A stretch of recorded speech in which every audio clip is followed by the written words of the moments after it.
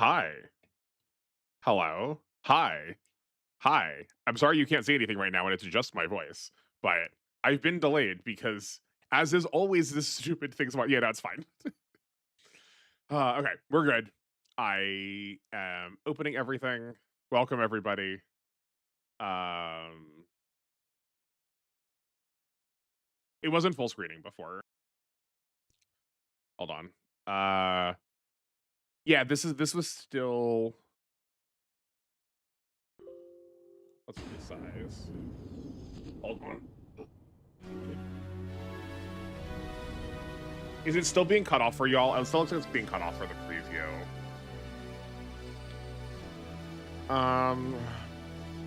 I guess this is not a good screen to see that on. This one is. Howdy, Llama.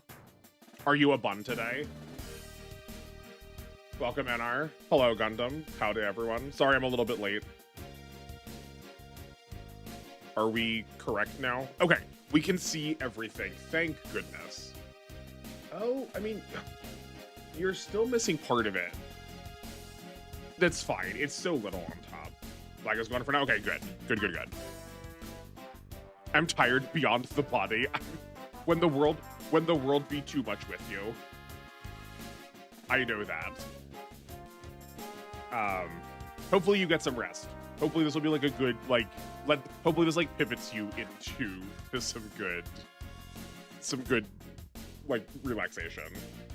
Also, kind of a shame that it's like the end of the weekend and you're tired. This doesn't bode well for starting Monday.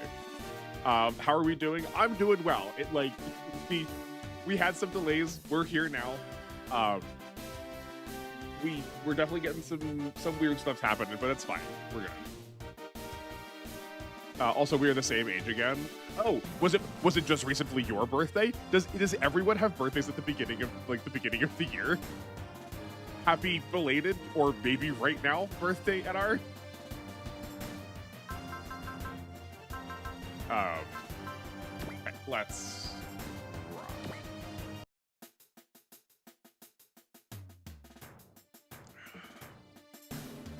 rock.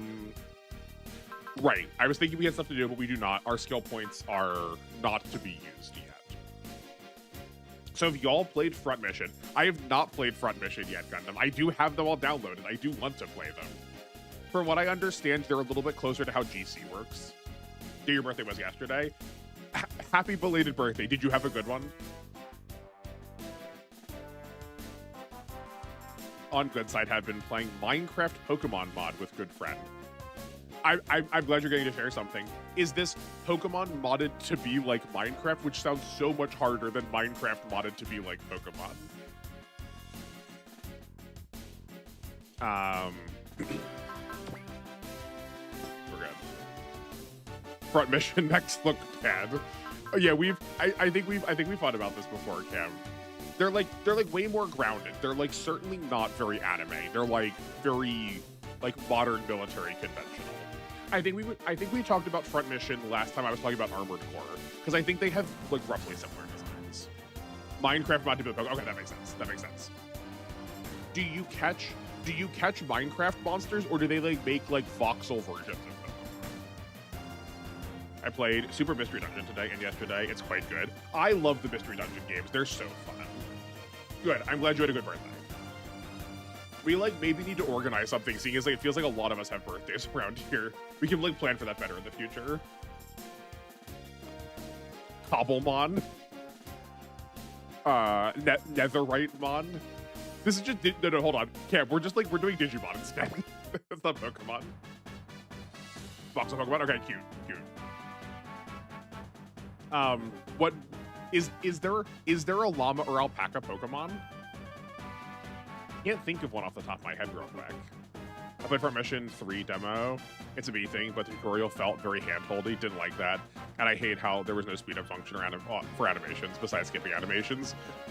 That does feel like some modern convenience that really ought to be present. Like,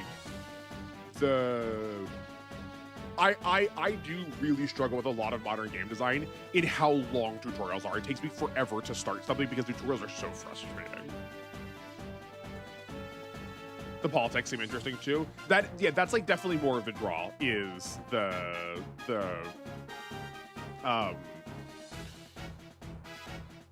yeah, the like social elements of it, like how Gundam are. Cobblemon is real. Oh, is he the little like boulder bear? Oh, the actual mod is called Cobblemon. Oh, got it. Okay.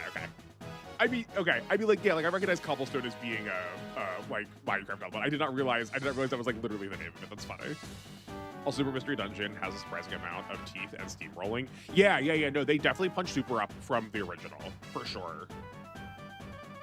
No, sadly, they can make 50 electric rats, but not a single lava. I'm so sorry for your loss. I mean, you do art. Tell me you have not designed a lava Pokemon before.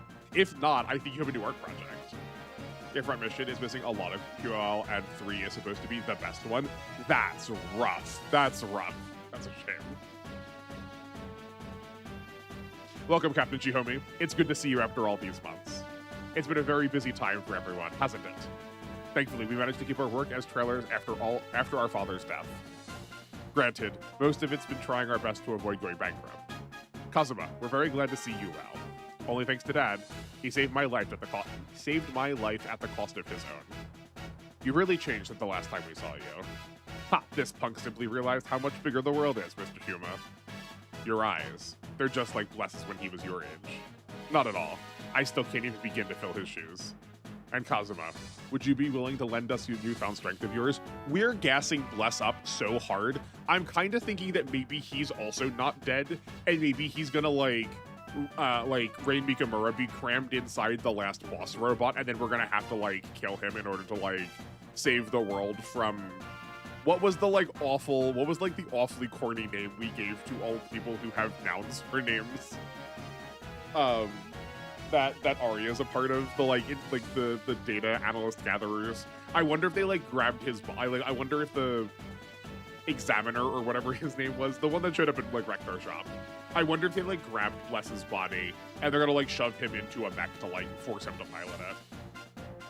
Also, somehow a guy on foot with a normal pistol can use confusion to a mech. That's very strange. I kind of like the balance between like humanoids and mechs though. Like I feel like there's some like potentially good interplay. Ooh, route split time, exciting. You should make one. The database, yeah, that's it. Howdy, Grant, welcome. We're just getting started. We've not really gotten very far yet. I was a little late getting in the stream, and we were all doing our like introductory pleasantries. We are right now debating the merits of have you played any of the front mission games? We're also bemoaning the fact that there are no good. I mean, there's no good lava Pokemon. There's also no bad lava Pokemon. There are no lava Pokemon, and that's a shame.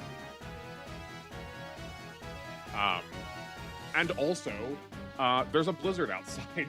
I think that may be affecting my internet a little bit. The snow is kind of going sideways.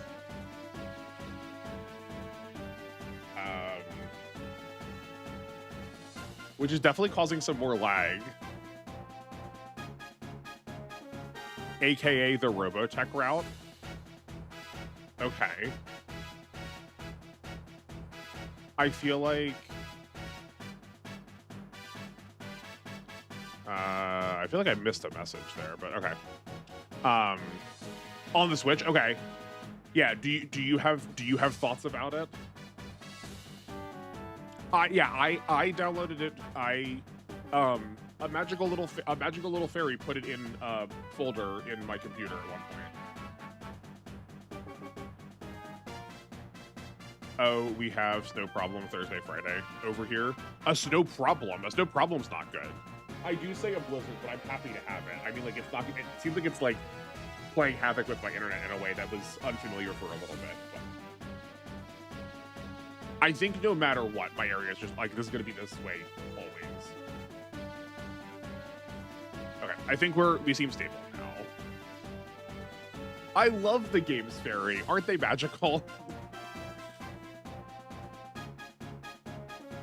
And Kazuma, would you lend us your newfound strength? I am not clicked on to the game. You're bringing Verter back together, aren't you? That's correct. Our old members are still around, working on their own missions, and we're already in the process of recalling them. GGG, obviously, and the Nadeshko are on board. With you, that'd be another group down. Admiral Misamaru helped us out transferring the ship from the Alliance to the UN Secretariat. What do you say, Captain Chihomi? Naturally, you'll be properly compensated. I admit that we have very few close encounters with many of the threats besieging Earth. Oh, not very few. We've had a few very close encounters. That's very different. That's very different. The Radom fleet's arrival from outer space has increased the spread of Radom trees tenfold. The evoluted are also on the rise. It's only a matter of time before their armadas arrive. All the while, the Alliance and Zaft continue to butt heads against each other. We need a force capable of standing up to all of that, hence Project W has to return. I really appreciate that we're not just like immediately taking the Alliance side because they're like the hero party in Seed. I appreciate that like the conflict that they are making it is part of the problem too. I think that's a very mature way of handling how Seed does. Magical little Dunbine fairy in the QWERTY. Yeah. I was gonna cop Wise X Proud, but the price quickly deterred me.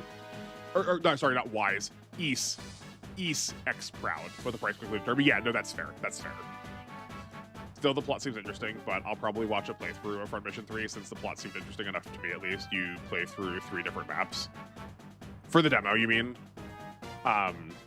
Yeah, I know. I'm like trying to be better about like not buying myself every game and then just like watching someone else play and like giving myself what will probably be roughly the same experience I'm gonna have. I do not have fondness for the Yakuza series, but I think a lot of people do. I think you should probably go for it if the Yakuza series seems like at all interesting. The spring sale is coming up somewhat short. I think it'll be like in less than a month at this point. If you could wait, like if you got something to do it until for a month. Kazuma, I'll defer to your judgment on this one. But you're the head of the Valstork family, sis. You spent these past 6 months by yourself and seen much of the world around us. So I want you to make this choice, not as a trailer, but as an individual. Whatever you choose, we'll follow. Really, there's no pressure. If you say no, we'll just keep working with the Junk Guild. Okay. Fascinating. All right, team, what's our play? If it's on sale, we're thinking about it, especially if you like Yakuza. Yeah, oh yeah. I thought the ending of Seed was beat them both. I mean, sure, but like the beginning is not, and we're just doing the beginning plot. Like, I feel like some of these games do falter by like doing the TV show plot-itis, where we sort of need to go through the beats of the experience also, rather than being able to take like a third-party perspective on what we know was going to be where the plot goes. The split between the UN Secretariat and the Earth Alliance is doing some heavy lifting. That's fair. That's fair. We don't even fade the Alliance being good in any SRW game. Okay, cool. You just played one? Oh, okay. How many are there? I feel like I thought like in PS2 I got up to, there was up to Front Mission 6. Are these like remakes? I can't like tell. I like don't know enough about the series to know. Just no love messing upstream. Annoying. Yeah, no, it's very frustrating. I'm sorry about that. That goes already 70%. Probably aren't beating that. Oh, if it's already on sale, then yeah, no, 70% is good. There's a website called SteamDB, Steam Database. If you ever want to look for a game, look at SteamDB, Steam Database, to find out what the price percent sale off is. It's such a useful resource. Either route is good. You are missing no secrets either way. Okay. I'm personally partial to accepting the offer. Also has new mech, which is always nice. I think we also just like morally kind of want to accept the offer.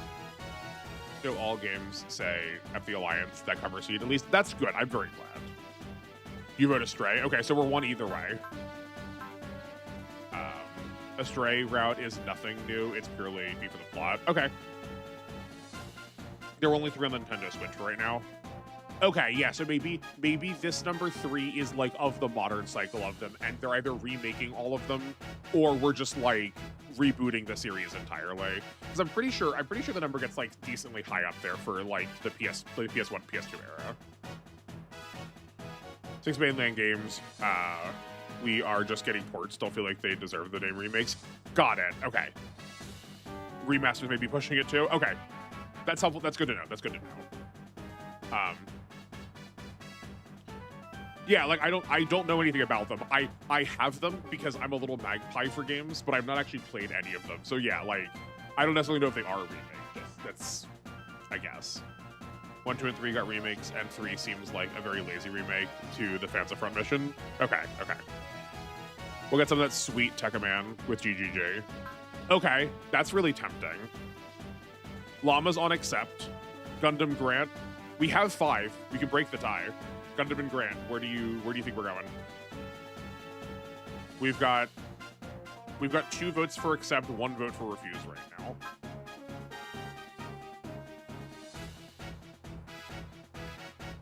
That's all of them. Apparently the DS game is better than 1 remake. Okay, okay. Then 2 had an awful PC launch. It feels like what game does not have an awful PC launch anymore? Also, speaking of awful PC, good gracious. While the other 2 of you are making up your mind, let me go just jiggle my Wi-Fi adapter and see if I can get this to correct itself a little bit better. I'll be right back.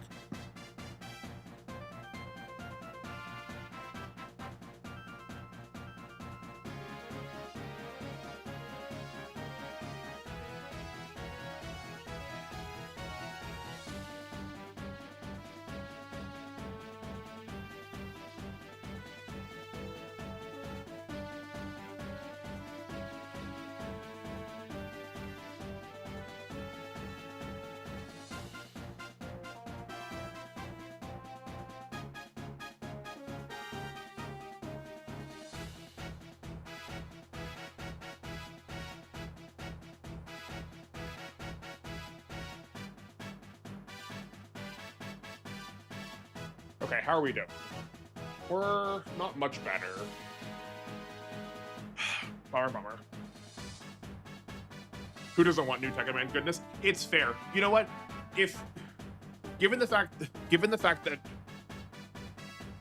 we are also talking about Tekkaman, Grant, I can't tell if Ad is supposed to be Accept or Ad is supposed to be Astray. I kinda do want to accept it for Tekkaman stuff.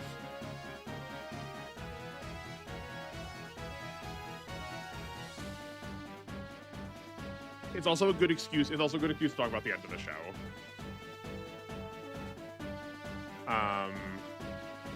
You know what? Also, are we?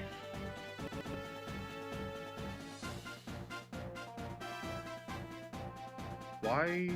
Oh, I bet these being open is not helping. I have some pretty intense tabs open because I am a buffoon.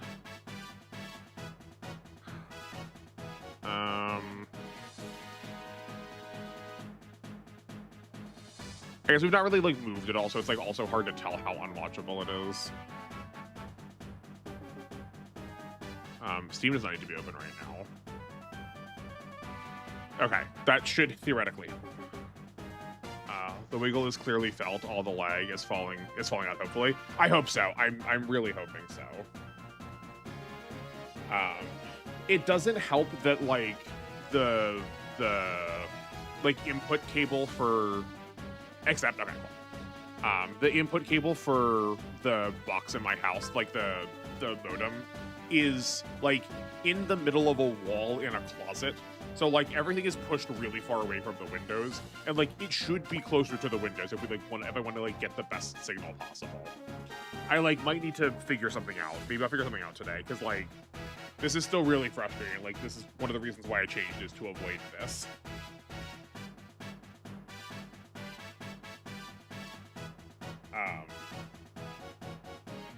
Yeah.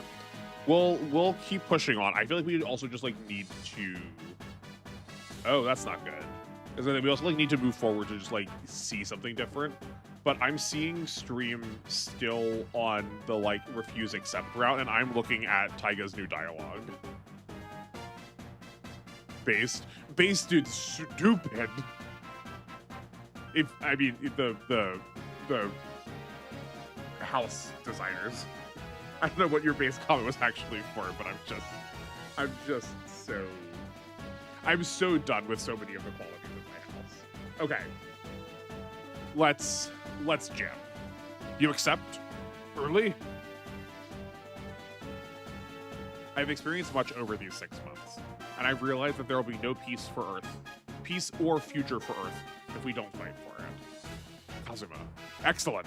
Then I hereby reinstate the UN Secretariat's Special Strike Force. You are now you're now new? Is this French? Is this how German spells the word new? Werther. The new guardians of the lighthouse called Earth. New Werther. Doesn't sound bad at all. Neo? New? Yeah? Forging onward. We had good times for too long. We did. It was working really well for so long. Y'all still haven't moved forward, have you? Yikes, yikes, yikes. The Dunbine Fairy and the Quirdius being a little snot. My fairies are always little snots with me. I wore my unlucky shirt. I don't know why I did. I mean, I know why I did because it was the last one in my drawer. But I should have expected this to happen. I was going to say this once we got to combat. That is like, be prepared for me to miss 99s and get hit by 1% today. But turns out this shirt is cursing my internet instead. Now we get the best map attacker in the game. Okay, cool. I'm curious who that is. YouTube ate your message. I'm sorry, Gundam. Yeah, I haven't seen anything from you in a minute. You is German. Okay. I'm probably saying it horrendously. As for your first assignment, I'd like you to head for GGG America. You're sending us to Earth? Yes, while the successors are a problem, the situation on the surface is just as critical. You'll be both carrying out the peacekeeping mission and gathering troops for our cause. Very well, Chief. We'll begin our preparations straight away.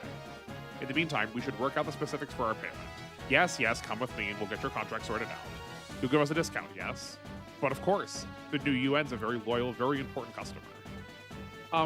Mr. Kazuma? Happy on, yes? I believe we met half a year ago. I must warn you that tragedy will befall your family in the near future. Huh? Did your sensing mind show you something? Yes, but it was very foggy. Thank you, Papillon. I'll be careful. I might be able to tell you more given a bit more time. Would you be willing to wait? Thanks, but there's no need. Tragedies can occur at any place, at any time. My life isn't my own anymore. Whatever happens, I'm going to face it head on. Perhaps I didn't need to worry. That strong spirit of yours will see you through.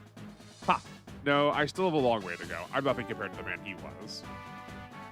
New equals new. I mean, I figured it was new. Thanks.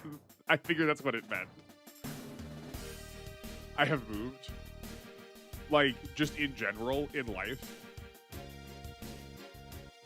You've been moved to tears. The Japanese really like German for mech stuff. Oh yeah, no, for sure. Yeah, no. There's so much German, like especially like randomly thrown in the middle of anime openings too. But because we had Gimlet or whoever it was, and he was like named after like he was like speaking in a terrible French accent, I wasn't. But yeah, I wanted to like front mission gameplay wise, but I think SRW spoiled me animations wise. Because I was like all the mech animations were just a punch and shooting a gun and not being. That's yeah. I think that was not being able to speed that up drove me wild.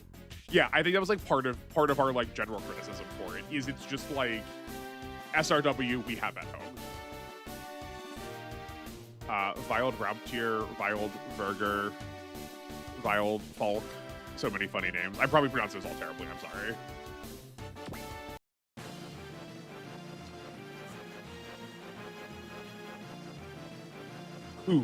Who are you? Who are these people?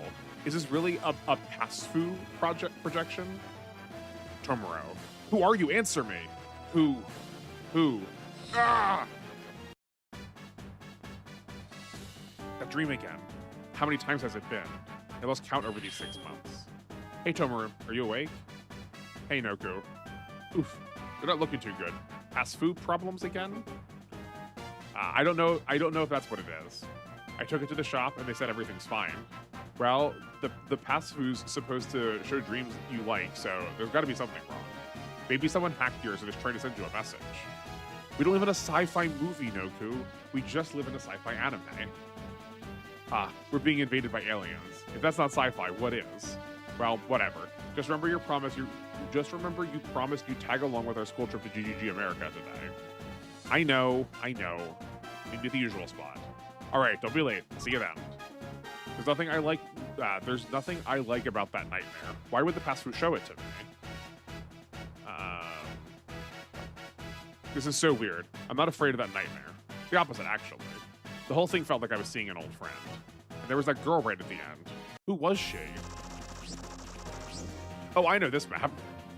Are you for real? We got jumped by Radam as soon as we made landfall?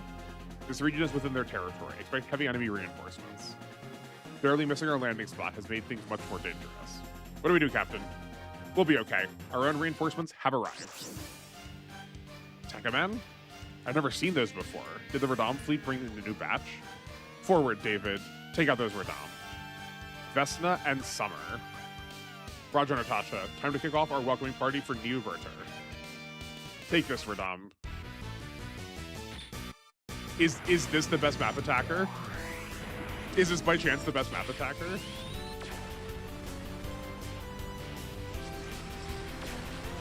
I told you front mission is boring. Oh yeah, no, I know you did. You weren't. Boring Max, boring design. I guess the appeal is the story and customizability, but I don't care to customize something that looks boring. I mean, I guess that's fair. I guess that's fair. Up next, hold still.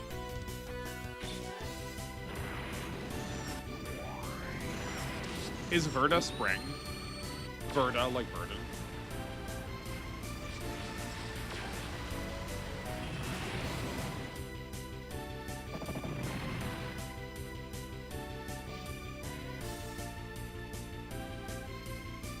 Like, I love Votoms, which is technically the scope dogs, just punch and shoot, but like, it's got character, and the fact that they blow up easily is very funny for grunt-like mechs. Yeah, like, you either have to, like, I said this a couple of times, you either have to do something new and fresh, or do the thing familiar really, really well. And I do feel like what I know about Votoms is definitely an example of the latter. Where it feels like front mission is a lot more of just like a, well, I guess. New Tekaman. Yeah, I'm very excited.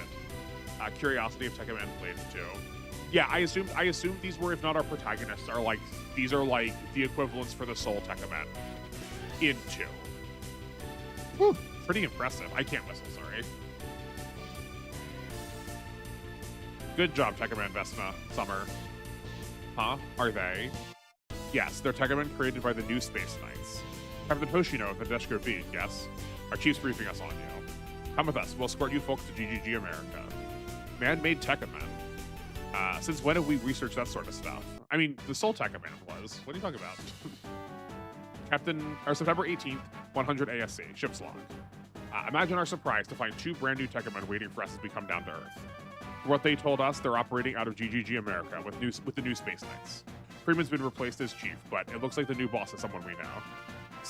Seems they've been hard at work finding ways to beat the Radam, even with D-Boy still MIA. We've set to meet the commander soon. We'll brief us on the new Tekaman and what have you. It's been ages, everyone. Yes, it has. I'm glad you're in good health, Chief Aki. Oh my word, I'm so happy. Tekaman 2 are named after the season. Summer is summer in German. Yeah, I remember them being. I knew there were seasons. That's why I was thinking the other one was spring. Trash cans with cottons. Yeah, kinda. Tekaman 2 is 10-year time skip. Okay. I'm curious. I'm curious how and why we're getting this now, seeing as we've not finished up the plot with like Tekaman season 1 at all. He has not transformed yet. He's not gotten his blaster form. Lance is still about. We've not finished our confrontation with Lance. So therefore, we're not finished our confrontation with Sword, Evil, or Omega. I'm assuming we're gonna like kind of shove that to the end and just like kind of combine those together, I guess. Notice how GGG America is in Florida, because of course it is. Where else are we supposed to put the like absolutely like baddie stuff? Only place you can keep that much crazy. Yeah, exactly. Yeah, no, I'm so glad that Aki got a promotion. This is very good. But, well, I guess while we're here, I have not finished the book club reading for tonight yet. I think I've got like 3 episodes left, which I'll do tonight and then post my notes. I like crashed out hard that we had another recap episode. It's only been 4 since the last one, and we're so close to the end. How did we get another recap episode? I was so tilted last night I couldn't keep going. Chief, then the commander of the new Space Knights is, yep, Aki's the new boss. Freeman, Noel, and Millie, meanwhile, were transferred to the UN's anti-Radom research facility. The plan was for me to go with them, but I asked for field work. And they made you chief of the whole thing. Color me impressed. But I see you've changed just as much yourself, Kazuma. Guess I was right. She's been looking to fight the Radom in D-Boy's stead. And Uncle Raiga, about the new Tekkamen? Surprised, are you? Yes, they're our secret weapon against the Radom. The Tekkamen team's arrived. Then, introduce yourselves to New Verter. Roger, I'm Natasha Pavlocheva. Tekkamen Vesna. Goliath Virginal. I support her in battle as the pilot of the Blue Earth Alpha. David Krugel, Tekkaman Summer. Anita Brannigan, pilot of the Blue Earth Beta. I run support for Summer. And I'm Hayato Kawakumi, pilot of the Blue Earth Gamma. Isn't that one support too many? We only had 2 Tekkamen bailing us out before. Right, I don't quite have a Tekkamen partner just yet. But I presume you have a third one planned since you already built that Blue Earth? We do. The creation of a total of 3 armed Tekkamen is our project's end goal. You're creating armed Tekkamen? Professor Kanzaki, would you care to explain it for them? Okay, there needs to be some justification for why they're making 3 of them, but you decided to name them after seasons. Like, that's definitely a choice. I mean, GGG also has to tap into Florida Craze too. Yeah. Actually, I think the front mission mechs appeal to people who like the Mech Warrior franchise. Oh yeah, for sure. It's like there's like definitely a different like. There was a route split for us. The people who are like us who like the weeb, and then there are the people who like the more like standard militarized stuff. Omega is sadly a route split. That's interesting. Yeah, like I said, Robotech, but that is much more niche. Yeah. Old anime loved recap episodes. Modern fans don't know what they have. It's fair. And I don't mind a recap episode. I think where the most recent recap episode was makes sense. I think it's a good choice to have Evil reflecting on all of the most important moments where D-Boy sort of stopped their progress. Like, I'm totally down with that. It's just the frequency of them. I would describe Tekkaman as a very good 24-episode show in 49 episodes. Or sorry, 47 episodes. Right? 42, 43, 44, 45, 46, 47. Is it 48? You get the point, though. It's like...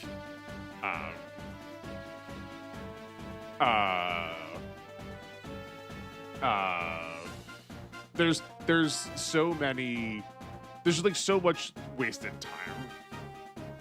Western mechs versus good mechs. Yeah, I wasn't gonna put it exactly like that, Cam, but I guess so. Aki's name means autumn in Japanese. Wow, gosh, golly. I wonder what that could mean. Of course, I remember I met many of you a few months back, but allow me to reintroduce myself. I'm Michi Kanzaki, an Earth Alliance researcher currently assigned to the GGG America. The perfect human being created by the Comprehend Project. He's a man-made person, just like me and Harry. Teresa Kanzaki has been working as my assistant, and she's been a key factor for the massive progress we've seen with our Tekkaman project. Why, she's got beauty and brains? Talk about being twice blessed. Too bad God skipped out on Akane. She could... What? Okay, no. Like Saburauta is still being, like, a little weird, but I appreciate the fact that he's like excited at the prospect that a woman is like intelligent. Like, good on him. Still weird to phrase it this way, but like Horus's obsession with breasts is why is this only character trait? So this is why there were no autumn, because Aki is that one. Yeah. I'm assuming that Aki gets to like. I've been trying to like. I think I've done a good job.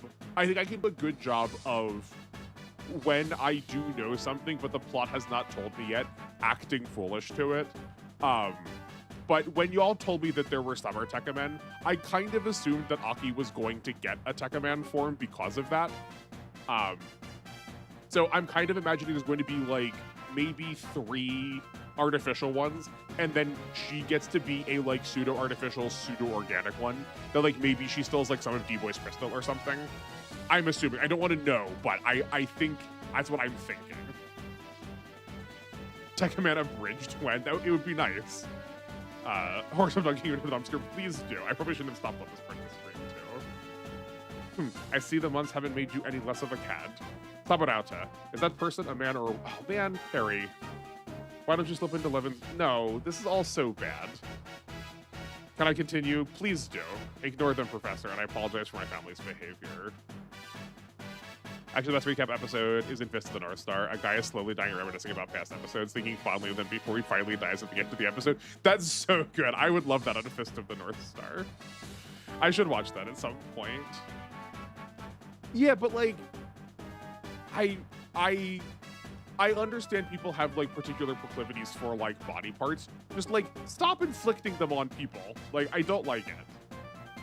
Especially when they've like described themselves as being uncomfortable with it. Like, it's one, like anything that describes someone's body,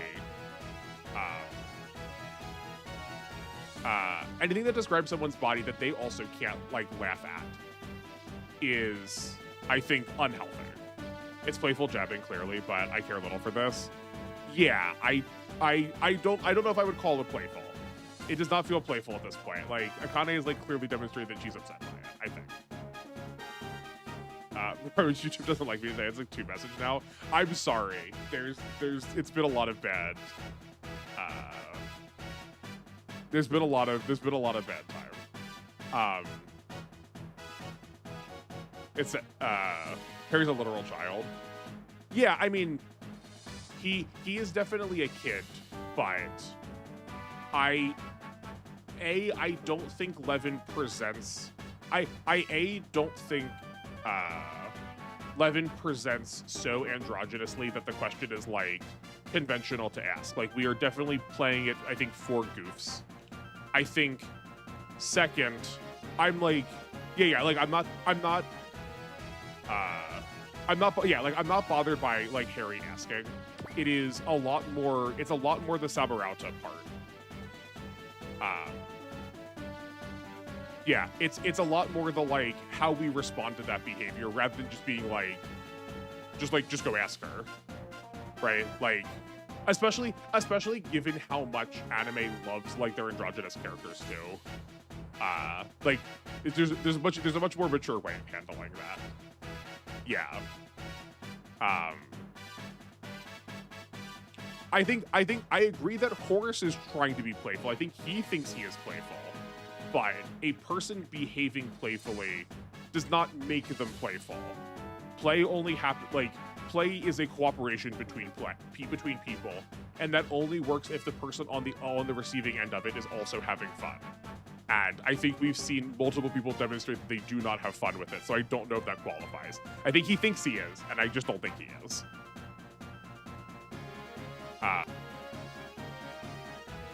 I think so far. Yeah, right. Yeah. It's the Sabarauta part that is like the thing that bothers me the most.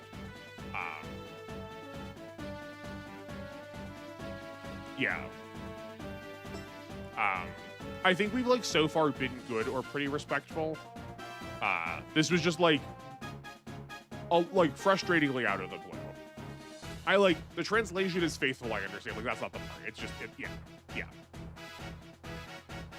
But he seems to be very out of pocket because there's a comment later that is far more cursed. Oh no.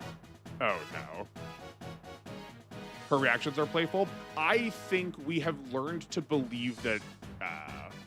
I think we've learned to believe that because it is so convention. Because it is so convention for that to be the only response when there is no recourse. Like, I have watched women in real life receive that feedback and then played along in that way, but like, they were clearly disquieted by it. Like, it was clearly upsetting. It's just that like, there's like what do you do when you've already asked them to stop and they keep going, right? It is this like you have to learn to laugh because otherwise you'll just cry.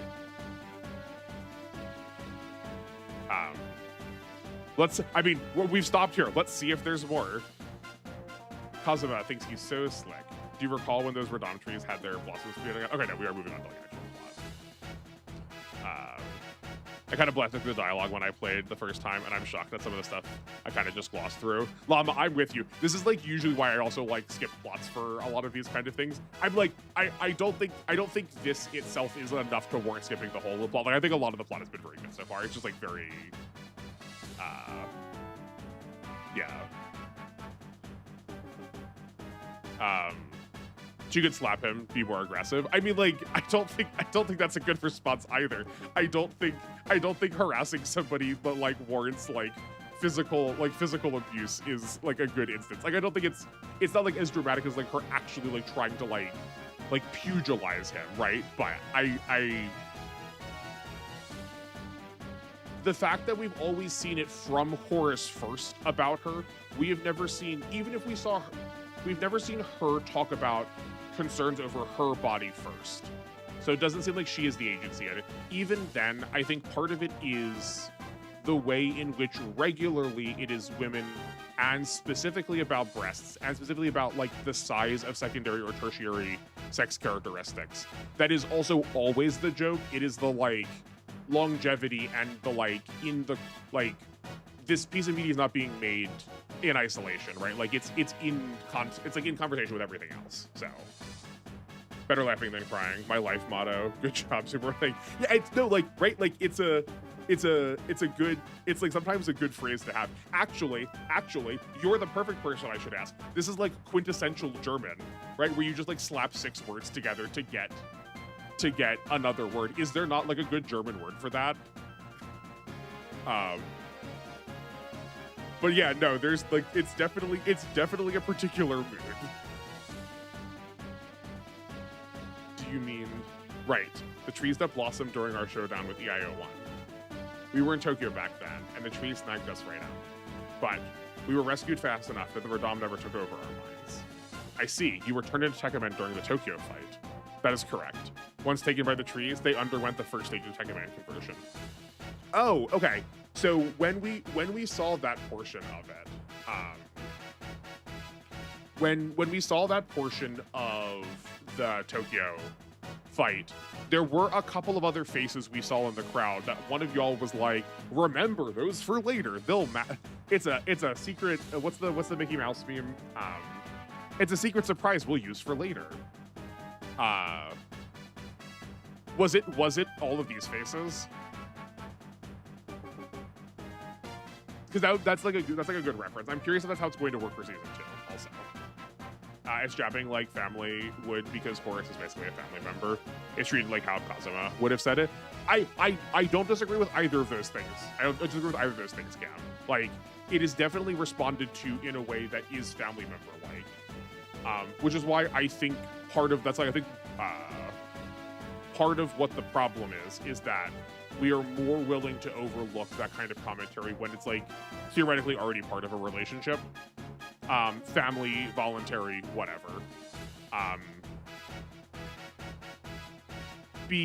think we can say like someone like Kazuma saying it, that's true, but like again, the persistence of like men commenting on women's bodies is like regularly played for laughs in like that very specific direction that like Japan especially takes like a great deal of like joy in when we accept it as common because we are just like so used to having like women's bodies be on display.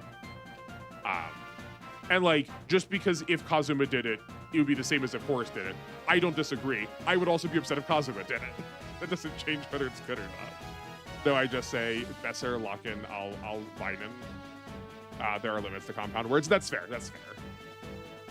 Yes, the crowd people are here at Tekkaman too. Okay, cool. Okay, I'm glad I remember that detail. Once taken by the trees, they underwent the first stage of Tekkaman conversion, but they were still just proto-Tekkaman when rescued. So what we did was analyze the data we got from D-Boy and use it to build our own tech plants. Those enabled us to provide them with weapons, making them armed Tekkamen. The battle in Tokyo brought about more tragedies than we'd realize. I'm so sorry. You wouldn't have gone through that if we'd been stronger. Hey, don't be like that. It's not like it killed us or anything. Huh? We're proud of being Tekkamen, and we swore to follow Chief Aki and our newfound strength to wipe out those Radam. Of course, our conversation's barely cleared its first step, so we're far from perfect. Or sorry, our conversion. We missed a conversation. But you can count on us to pick up the slack. It's our job to help Natasha and David bring out their full power. And we're very much counting on you two. They've got a very different vibe from D-Boy, huh? Yeah, they all look like they've get along really well. We did make caring for our team's mental health a priority, which helped them come to terms with what happened and see it as a chance to do good. Yes, the bond as fellow warriors truly is the highest weapon of these Tekkamen. Now that's a power now that's a power a loner like D-Boy never had. Yeah, like I'm glad we looked at D-Boy and went, this boy needs therapy, and then decided to make that a priority for the rest of the group. Guy, think before you speak. Aki's right here. Sorry, Aki, I got a little bit carried away. It's fine. I'm not bad, Guy. I've been too busy with the Radam to let stuff like that get to me. And, Aki, you already know who the third Tekkaman will be? Almost. All those who became Proto-Tekkaman are posted here in GGG America. We should be ready to choose one of them within a few days. And that person will be Hayato's partner. But if it was up to the man himself, we all know we'd pick that girl in a heartbeat. I have no idea what you mean, David. Oh, hell no. That airhead isn't cut out to fight anything. Relax, Pops. She's as likely to be picked as I am to sprout wings. By the way, Dr. Raiga, where are Mike and Stallion? Oh, they're busy mass-producing our Disc X and bringing down Radam trees across the globe. Problem is, the Radam are planting them just as fast. It's a bit of a battle of attrition out there. We must uproot those trees before their flowers bring about more sorrow. All that said, Harry and I will begin parsing the intel GGG America has gathered from across the world. Feel free to get some rest in the meantime, everyone. Right on, Rory. Now you're talking. Why don't you come with us? We'll show you around the base. Yeah, this is quite the popular tourist attraction. NASA used to run the place in the old era, so there's a lot of installations still here. Oh, Anita, I would love for you to show me around. Preferably just the two of us. You got skills, I see. Right back at you, brother. I hope to make a good rifle. What are they talking about? Nothing. Just make sure you keep away from them when you're older. And Natasha, I still need to talk with you and Goliath about the new weapon. Understood, Chief. There's just something I must do first, but I'll be right back.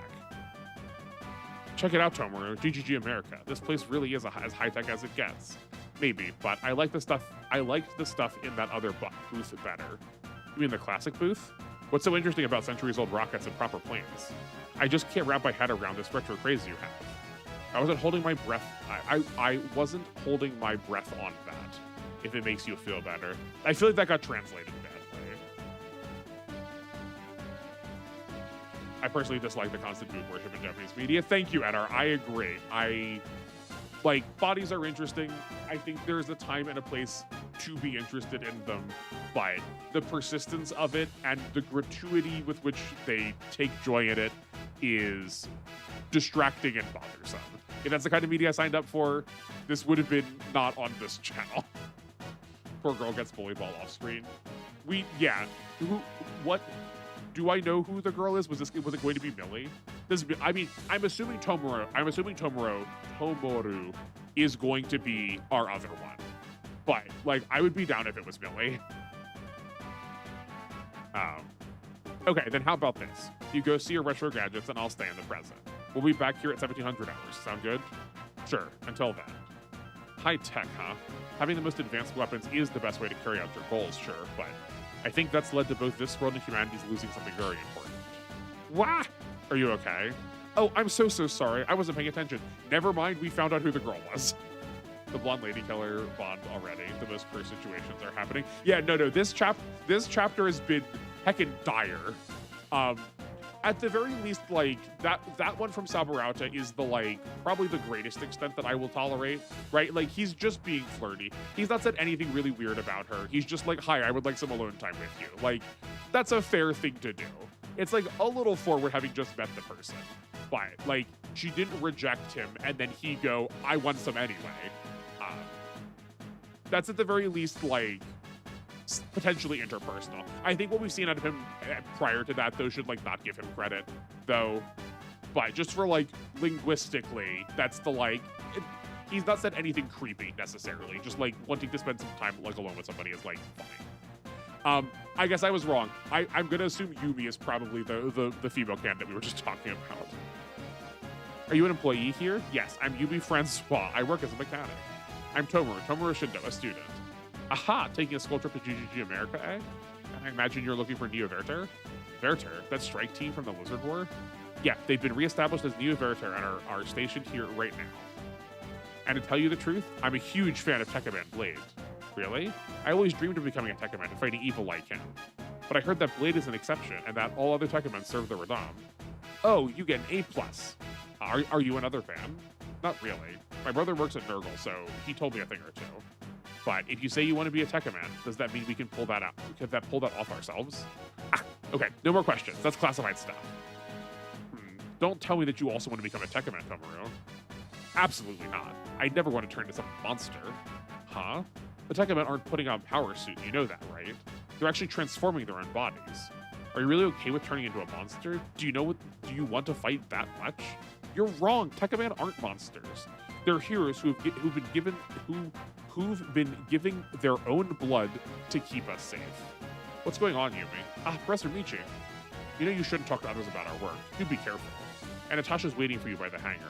Yes, ma'am. I apologize. I have to get going, Tomoru. Bye. What's up with her? She's just very energetic. I apologize if she bothered you. No, not at all. I don't really mind girls like her. Actually, I mean, smarter girls have always been more my type, but never mind, I'm rambling. You're visiting the base, right? I'll just leave you to it then. Please enjoy your stay. What a pretty girl. She looked about my age, but felt so much more mature. But why do I feel like I've met her before? I wonder if she was in your dream. Actually, I could see Slager along a situation like this. Oh, for sure, yeah. He is definitely like Gundam's version of that, 100%. No, the Blade Tekkaman is not Millie nor Tomoru. Tomoru is from Oregon, since you heard the Oregon theme. Oh, okay. I did not recognize that as the Oregon theme. Okay, my bad. So sorry I'm late. Are you the mechanic in charge of the Alpha's comm system? Yes, ma'am. Do you know why I called you? Take a look at this. Do you get it now? This is the pad that helps the pilot communicate with the Tekkaman. Yes, and it was damaged during training. I distinctly remembered asking for it to be fixed. I'm sorry. You're sorry? That's all you have to say? Every day we trust you mechanics with our lives. If you screw up, someone dies. If you call yourself a mechanic, then act like one. Are we clear? I'm really sorry? Apologies aren't going to make this right. Work well. The lady's mean, but she does have a point. Yeah, even the slightest mechanical failure can lead to someone dying on the field. Yumi? She's the one they told us about. Your little girlfriend? Girlfriend? No, we're not like that. Yeah, it's 100% her. Really? Now? Maybe I should toss my hat into the ring then. Oh, shall we make this a three-way race? Never mind, it's weird again. Is it an unspoken rule that every dude with long hair needs to be a total sleazebag? You may be onto something there. Anyway, shouldn't you go and cheer her up a bit? I think the lecture's just about done. Right. Hayato. Yeah, Yumi, you look pretty intense. It's fine. Natasha was absolutely right, but I won't screw this up again. Next time everything will be so perfect, she'll even compliment me. You're so strong, Yumi. Whatever happens, you always pick yourself back up. That's because I have a dream that you'll become a Tekkaman and fight together with Blade. Yup, and I won't let anything stop me from doing that. But Blade disappeared during the St. Valentine's Light incident 6 months ago. You can't be so negative, Hayato. We don't know what happened, so let's just assume the best. Yeah, you're right. Yumi Francois. Did I take a chance on her? She might just... Do you need something with us, Uncle? Yes, take a look at that. Some kind of purple object. It seems to be a fragment of something. We've called them Q parts, and they've been turning up around the planet over this month. We found 4 of the things. 2 are here in GGG America, 1 in China, 1 in South America. Q parts. Do we know what they're for? Research is still ongoing, but we've determined that they're each capable of emitting huge amounts of energy, exactly like the G-star. These Q parts would be the key to solving the energy crisis caused by the neutron chambers. That's incredible. Maybe all 4 used to be a single thing and were separated. That seems to be the logical conclusion, yeah. But even separate, these Q parts are giving out tremendous energy. Assembling them might outright make it impossible for us to control the gadget. That's why we're keeping them apart and only studying 2 of them here. What did you want to show us that? But why did you want to show us that? I thought that maybe the Q parts were made with the same tech as the G-star. Those are more relics of the Green Planet, then. We think so, and I called you here to try and verify that. Guy, Bisutsugi, you're both evolutors now, right? So do you feel anything? No, my G-Stone isn't sensing anything in particular. Neither do I. Granted, I'm only just a semi-evolutor, since just my nervous system was altered. I like that she gets to be one, though, too. I'm glad we get to, like, upgrade them, like, parallelly. Actually, a character archetype I like when done right is the Womanizer. I usually don't like them, but Kay from Oregon is my exception because I feel my man grows. I am pro a story presenting us a like person who is morally bankrupt, especially when it comes to interacting with people, but like grows to maturity. But in the way that like a lot of media is, like, when you have media that is trying to be critical of other media, also unfortunately sometimes trying to like unpack or like deconstruct the thing just like has you doing the thing for a while.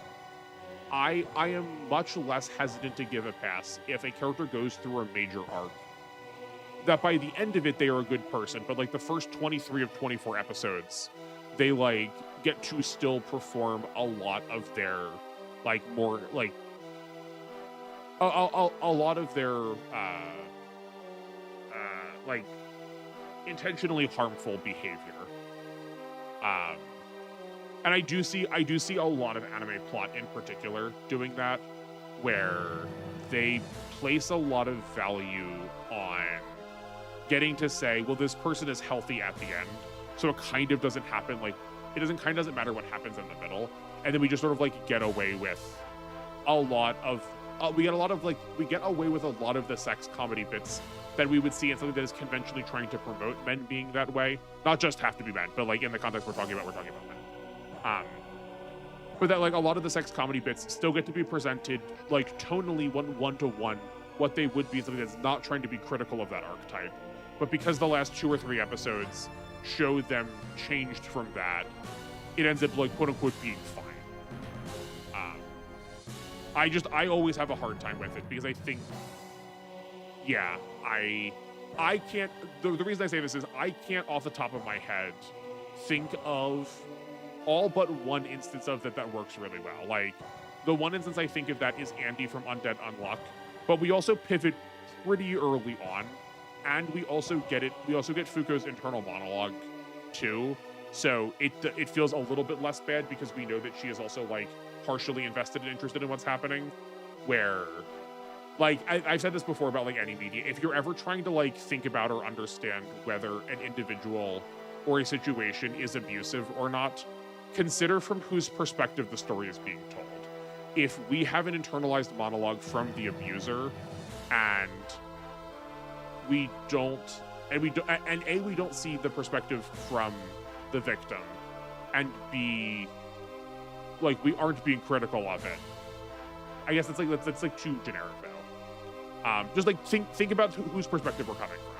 That if we're only seeing the perspective of the person who is like potentially the violator in question, odds are that's going to probably be worse.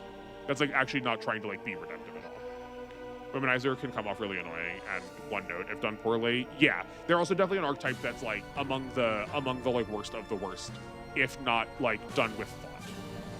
Because of plot reasons, Oregon makes his womanizing thing quickly, but can't say more because spoilers. That's fair. Yeah. I mean, Oregon is also just like short anyway, right? Or sorry, not Oregon, Orgus. It's just short anyway, right? Like, oh no, I'm still thinking Oregon though. Oregon is 6 episodes. Yeah. I see. Guess my hypothesis was wrong. An attack? Come on, guy. GGG America needs our help. Good luck, Neoverter. The Space Knights will be ready to deploy in a jiff. This has been like such, like everything's been so unfortunate. Like the title's called Virgin Flush. Oh, man.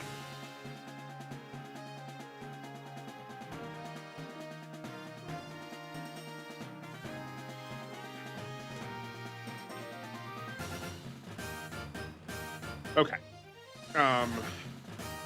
Let's actually check our position because I keep not doing that. And like, yeah, everyone's like not actually forward.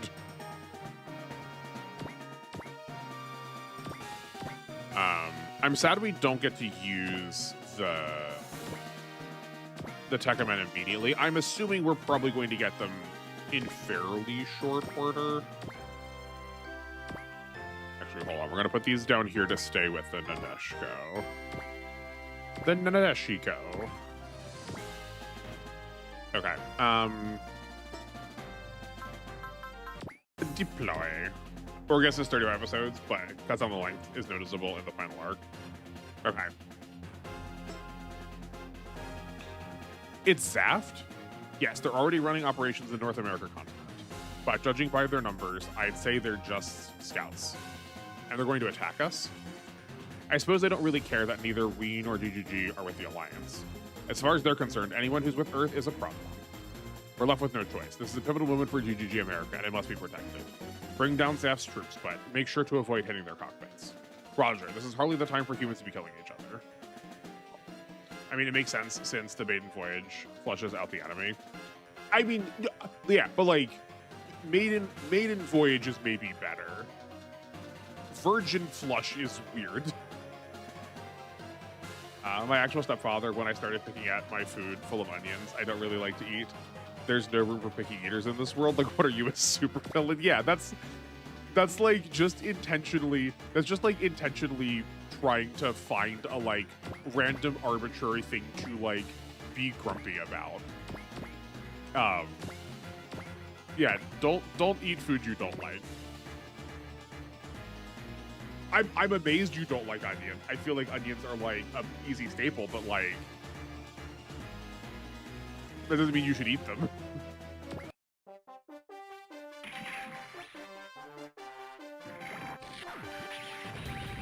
Oh, man, you like actively want to make me fight your stepfather so often.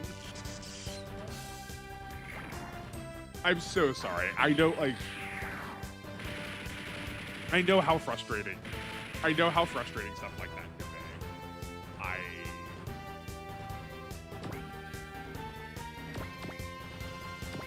I hope you don't have to deal with him regularly. I have a sneaking suspicion that you might. The olive shall go to hell. Get that out of my salad.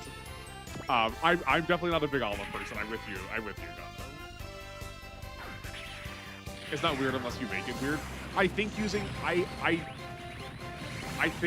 mean, yes, fair. That I am willing to call it out as being weird because I think actually, hold on. I'm willing to call it out as weird because word choice does matter. You're the one that has always been like, but word choice matters, Archives. You should think about the word specifically. And I think the choice of the word here is the one that makes it feel weird. I am a picky eater, so my vegetables need to be cut super small. Also, raw onions do not taste so good. I am not a big raw onion person. I know people just like take a big old bite out of like a raw red onion. I don't get that. But yeah, I mean, like, I don't understand our penchant for like really like weirdly arbitrary food rules. Just like I don't know, like if the food ain't good, like why are you putting it in your body? Just like don't eat it then. It feels so strange to me. I don't get it. There's like so much food to eat, and there's like so many ways. There's like so many ways to do things that make things easy for yourself. Like I've definitely been criticized for wanting to do all of my prep work before I like start my meals. But like, I don't know why. I don't like the panic and rush of feeling like I need to like cut or prepare something in the middle of me making food. Like that stresses me out.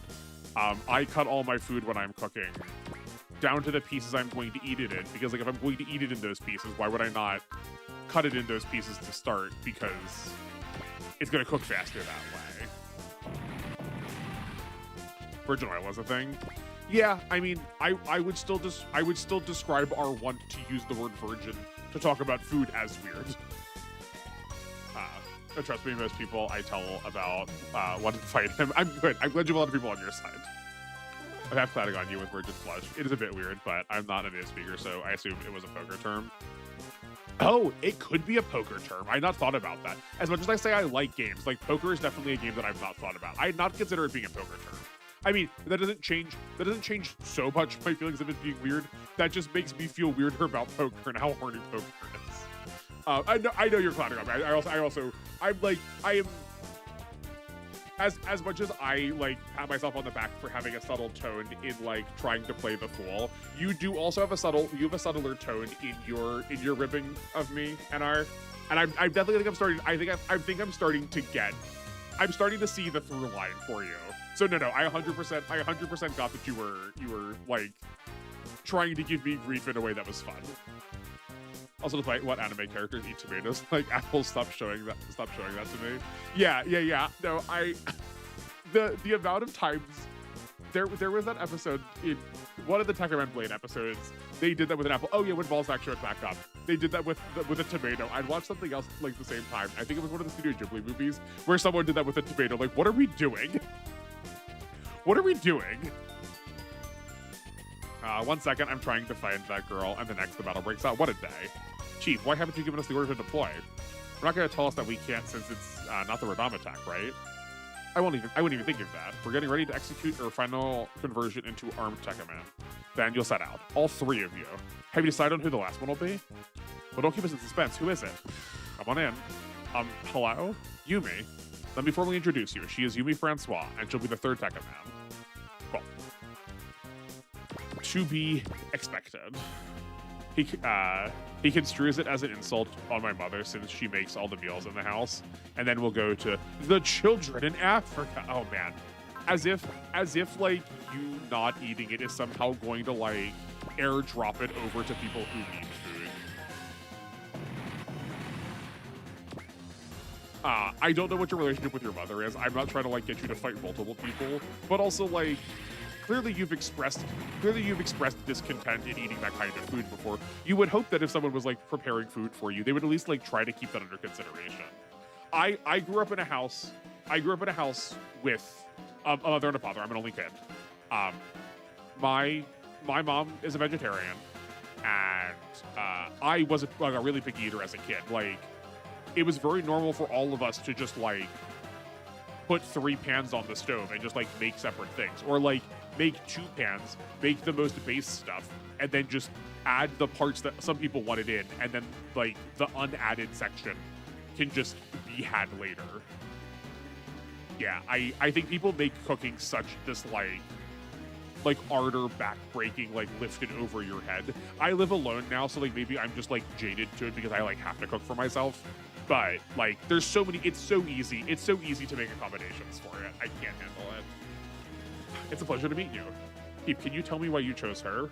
No particular reason. I just did. If you have any objections, I'm listening. Nah, I'm good. Our team can never have too many cuties. That's not a good reason. And if this is your decision, then I'll accept it, Chief. Good. The Radam have been growing more active recently, so we haven't a moment to lose. In positions, you three will engage our final conversion. Roger and Natasha will also be equipping you with new reactor Volteca. Roger, ma'am. Tough luck, David. It's cool. I'm not cut out to be the strongest anyway. This is really happening. I'm going to be a Tekkaman. Congrats, Yumi. We'll make them proud. Right. I mean, Roger. She's doing her best. Delicious tomato bosh. I would never try that. That's also, I think maybe that comes like, maybe Japanese tomatoes are just like a little bit different. Like I loathe bananas, and then I had a banana when I was in Costa Rica, and that was just like a very physically different experience. I wonder if maybe there's a little bit of that, but like, yeah, it just feels like you just like swoosh it and have like the tomato juice like be running down your chin, as if just like biting into savory fruit is delicious. I mean, I eat too much soup because my family makes it. I don't like the soup, but I at least eat it because it's in their house and I respect them. I mean, sure, but like that sounds like you're like opting into it, Gundam. That's like a very different thing. Like, you're choosing to do that. You can choose to not. Cooking is pretty time consuming. If I make a more complicated meal, I have to take an hour in cutting veggies. I mean, yeah, I mean, like, I do too.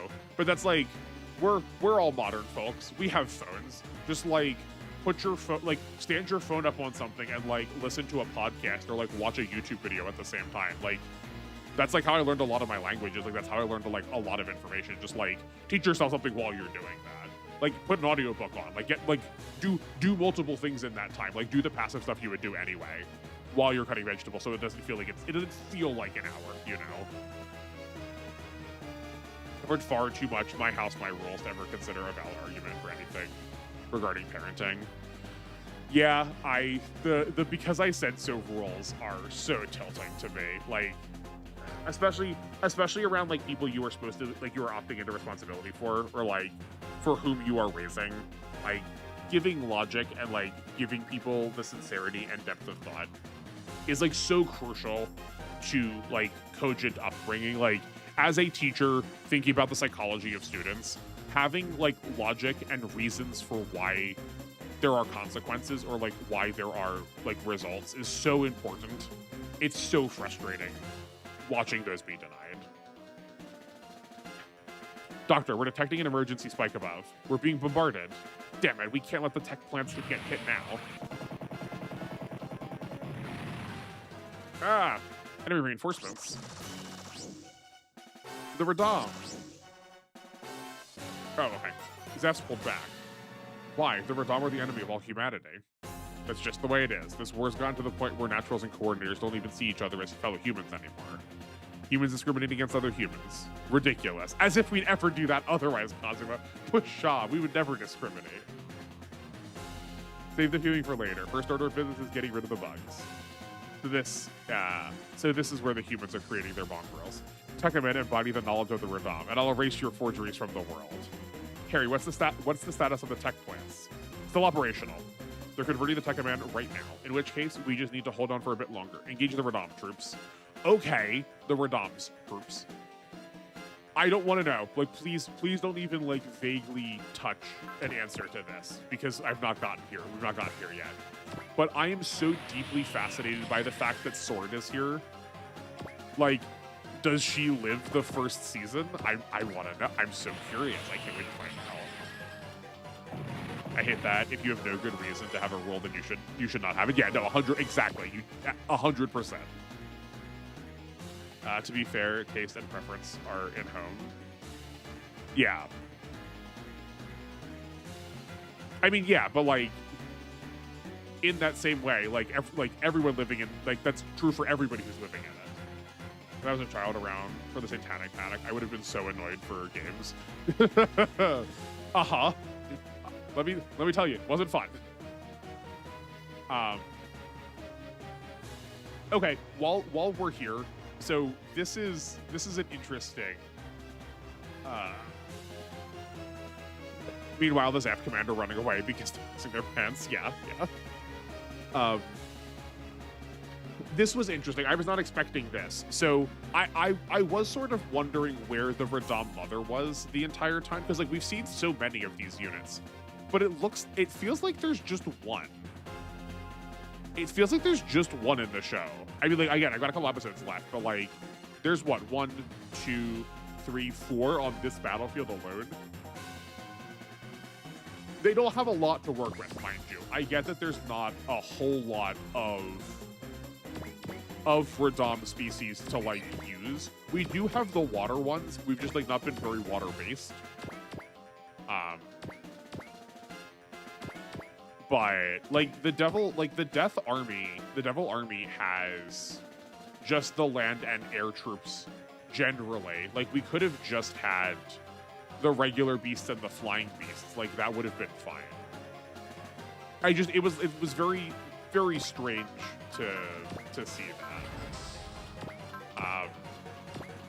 But I think this show in general is just such a fascinating anime. I didn't want to load. That's wrong.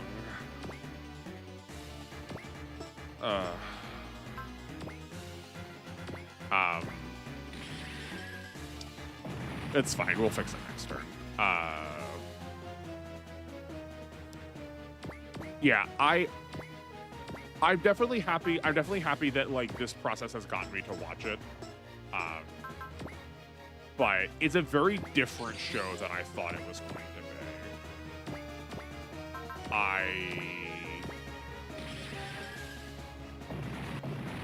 I described it before. I think I said it before. I know. I for sure said it. I for sure said it today. That it's a like very good. It's like double the length it needs to be. It's like there's so much stuff that's just like taking up space. That's not actually accomplishing anything for the plot. They like really padded it for some reason. The amount of just like random out of nowhere pulls for things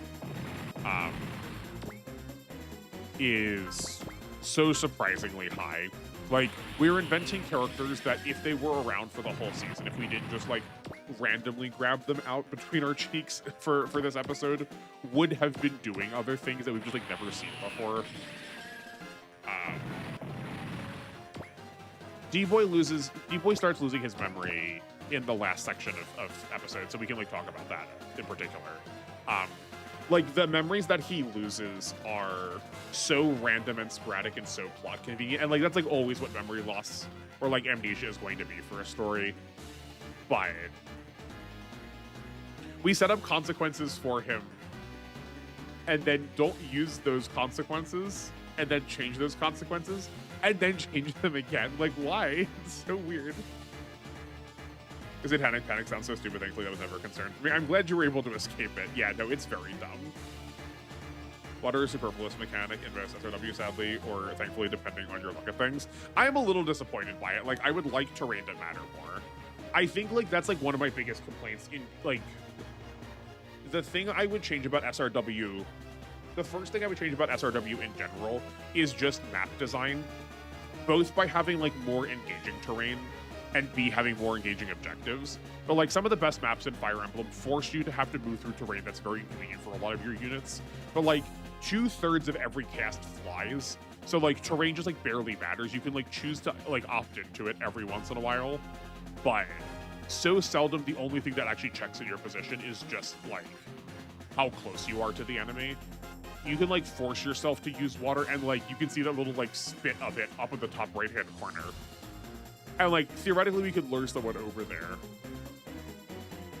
But it feels like I have to choose to opt into it more than it's, like, actually doing something. I do think the older games used it a lot better, though. Like, in Complete Box. I know I talk about the Complete Box all the time, but, like, it is still sort of the gold standard to me for mechanics-wise. There's a lot of big mountainous levels, and, like, a couple of your units fly in a way that like Pegasus Knights from Fire Emblem are like, oh cool, I've got flyers, I can go around this. But like a lot of things are like locked to the ground. So it's like, oh, we're like actually kind of stuck. We actually have to like think about the fact that it's gonna take a while to move through this, you know? It just sounds like a Kamen Rider show when the deal with Berserk forms, depending on the writer, it's either a problem for 2 episodes or it's a whole 7 to 8 episode arc to control. Yeah. I hope Kamen Rider does it better. I mean, like, but we initially described Tekkaman as just like a Super Sentai. So like I mean, yeah, like a Tokusatsu, like the masked hero show rather than a mecha, more so. So like that tracks to me. You waste your time. It's already fact that the people of this world will be remade as Tekkaman. I don't think so. D-Boy might not be here, but there's still tons of people ready to fight you. And I'm one of them. I say, not fighting back. Oh, does she have 2 turns? Or does she have hidden away? Blade's companions are as hard to kill as the traitor himself. Yeah, he may have become one with the planet, but, well, he might have become one with the planet, but will Enju Radam in his name. Guy, is that a spoiler? Is that a thing that you're telling us that we don't know yet? Belu, welcome. Buggle noises. How are you doing today? We've not gotten far. We've mostly been complaining about the sexist writing of this chapter for W. But we've gotten new Tekkaman units, which has been exciting. Yeah, he might have become one with the planet, but we'll end you Radam in his name. Shut your trap, Yamada. He's still just MIA, so don't you go tagging him as dead. Your hot air won't save you from this. I do kind of like that, like, the character who is supposed to be dead, who we've just, like, written back into the story, also has, like, fourth wall breaking, like, he kind of knows how the stories are, like, he knows all of the dramatic irony of the story. It would be fun. Damn it, she called for backup. We'll be fine, it's time. Yumi, tech set. Roger, tech setter. Personally, I would prefer more aerial denial. Yeah, no, 100%, 100%. I think those go hand in hand. Like, here would be neat, but the Alliance pulls you away. Also, it's sad that you cannot make too much enemy funneling. Yeah, no, I'm 100% with you. Like, I don't like the I don't always like the put Armor Knight at choke point strategy, but yeah, like the fact that there's like literally no choke points, and enemies have so much movement and so much range to their post-movement attacks, just like does preclude a number of strategies that I wish were present. Yeah, I'm with you. I was like, yo, a brand new toy, and then like second episode for another brand new toy. Wait, we're already done with this plot thread. How? Yeah, that like it. I don't like when shows do that a lot, but I kind of miss Blade doing that. I'm so surprised that we've gotten like basically nothing new. The end of Blade looks basically the same as the beginning of Blade. He has another form and he uses it every once in a while, but like we've gotten like nothing. No new gear, no new weapons. Like that's like what I expect out of those kind of shows. They're like, we'll add them at some point, but like nah, it's been really samey. Tekkaman, Heaver, it's winter. Tekkaman, summer. Tekkaman, Vesna. Okay, I think I said Verna earlier.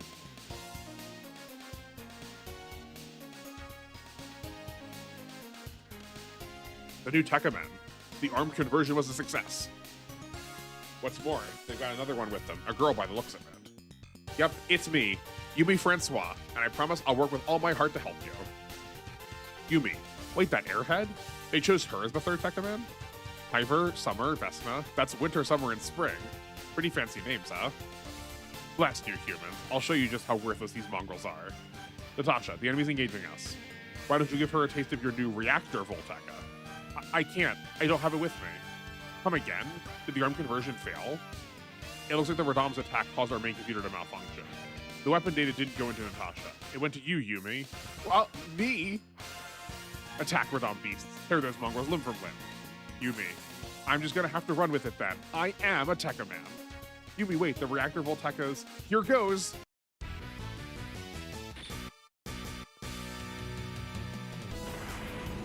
Okay, so rather than flying on Pegasus, I guess what they fly on are the Blue Earths.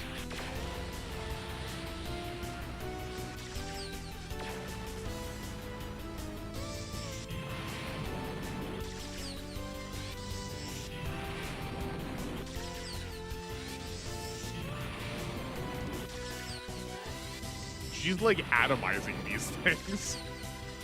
It's almost like Showa era, where they get only one form and sometimes maybe get a new gadget. But the strongest weapon of the Showa era is the Rider Punch and Kick. Yeah. Actually, yeah, no, that's a good way of describing it. It is definitely very Showa era. And I think because of the like stylization of it, I was expecting more Heisei. But you are probably right in calling it that. But at least with like, I think the other side to that though is something like a Kamen Rider benefits from having Tekkaman Blade shows off the strength of the monster of the week format that is often so maligned when we talk about modern plots by its absence in this sort of stylization. If we keep having the characters do the same thing, that's not a problem if we keep forcing them into new situations. I think one of them needs to adapt. On one hand, we can have characters who are constantly getting new effects, new powers, changing what they can do. Like very JoJo's Bizarre Adventure style, or like some more of the like early 2000s shonen, where like every couple episodes we get like a power upgrade. Or we have something like like a lot of Monster of the Week formats where the monsters force them into mini games where we're like fascinated by how the regular tool set's going to need to be applied creatively in order to like save the day, right? We might ride or punch or ride or kick, but like, are we doing so off of a ledge to get momentum? Are we going to like hit some crates in order to like activate the like stage hazard or whatever, you know? How is she this powerful? Reactor Volteca is a Volteca that's been complemented with a crystal field function. As the Volteca is unleashed, the crystal field forms around its target. The energy generated upon the impact utilizes that field to generate new antimatter, which in turn becomes a new Volteca blast and seeks out the next target. In short, by controlling the field, the attack can go on until no target remains. Wow, she destroyed all those Radam in the blink of an eye. All units, pull back. The Volteca isn't stopping. Huh? What's going on? What the hell are you doing, girl? The Dits can't get the Volteca to obey her. A strong mind's required to manage the Reactor Volteca. It's just too much to ask a newborn Tekkaman like Yumi. Stop! Someone stop it! Yumi, focus. You need to get under control. Easy for you to say. I don't know how. Her attack is running amok. Our only option is to knock her out then. Yeah, if she passes out, her brainwaves will stop and then Volteca will fade away. But how are we supposed to attack one of us? Is there really no other way? Yumi, stop the attack yourself. Beef, you are Tekkaman. You were given the power to defeat the Radam and defend Earth's future. If you cannot control it, then you've no right to be a Tekkaman. But do it, Yumi. The strength of the human heart is something not even the Radam can bind. Aki, D-boy, I'll do it, Chief, because I'm a Tekkaman. It's gone. The girl willed the Reactor Volteca into stopping. Yumi, are you okay? Yeah, thanks, Hayato. That Volteca injured me as well. I must retreat. We barely got to fight you. The enemy Tekkaman's booked in. Okay, now let's go and wrap up the last of the Radam. Boom. That was quite the exciting spectacle. Monsieur Ag, Silver, will certainly appreciate it as well. What kind of clown is this? Guy over there. Where? Not you, Yamada. I'm so glad they keep doing that. That's so good. It's bonjour, Guy Shishio. It's been some time since our separation in space. Yes? Him lived in Bionet. He came to the US as well. Guy, stop him. He stole a Q part. You broke into the base while we were busy with the Radam. Oh, no, no, no. Tunnel vision is a terrible thing, hero. And on that note, I shall be leaving with the Q part. Excusez-moi. Adieu. And goodbye. Captain, Bionet units are moving in to block his retreat. They sent a full force. The clown's no joke. He's got to escape all cover.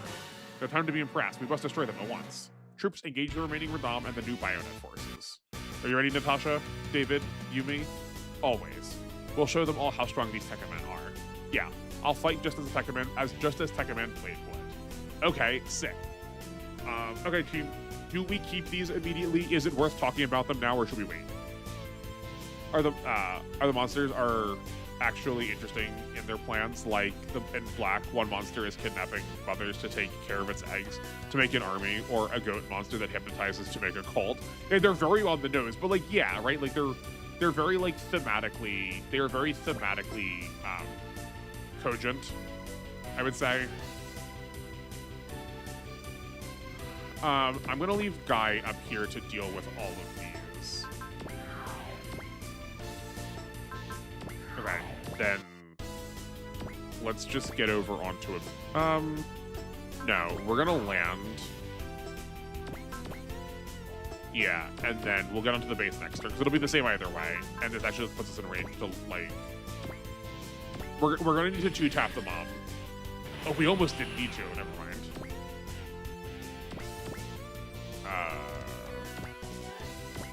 Okay, then you need to launch here, combine. Yeah, that should have been that way last turn, but I accidentally picked them up rather than. We keep them. You may not see all combination attacks. Okay, that's fine, that's fine.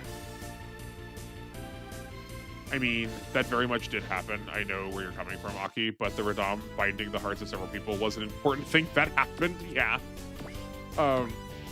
We do we do in fact have the large portion of the enemy cast still very clearly responding to the humanity of it.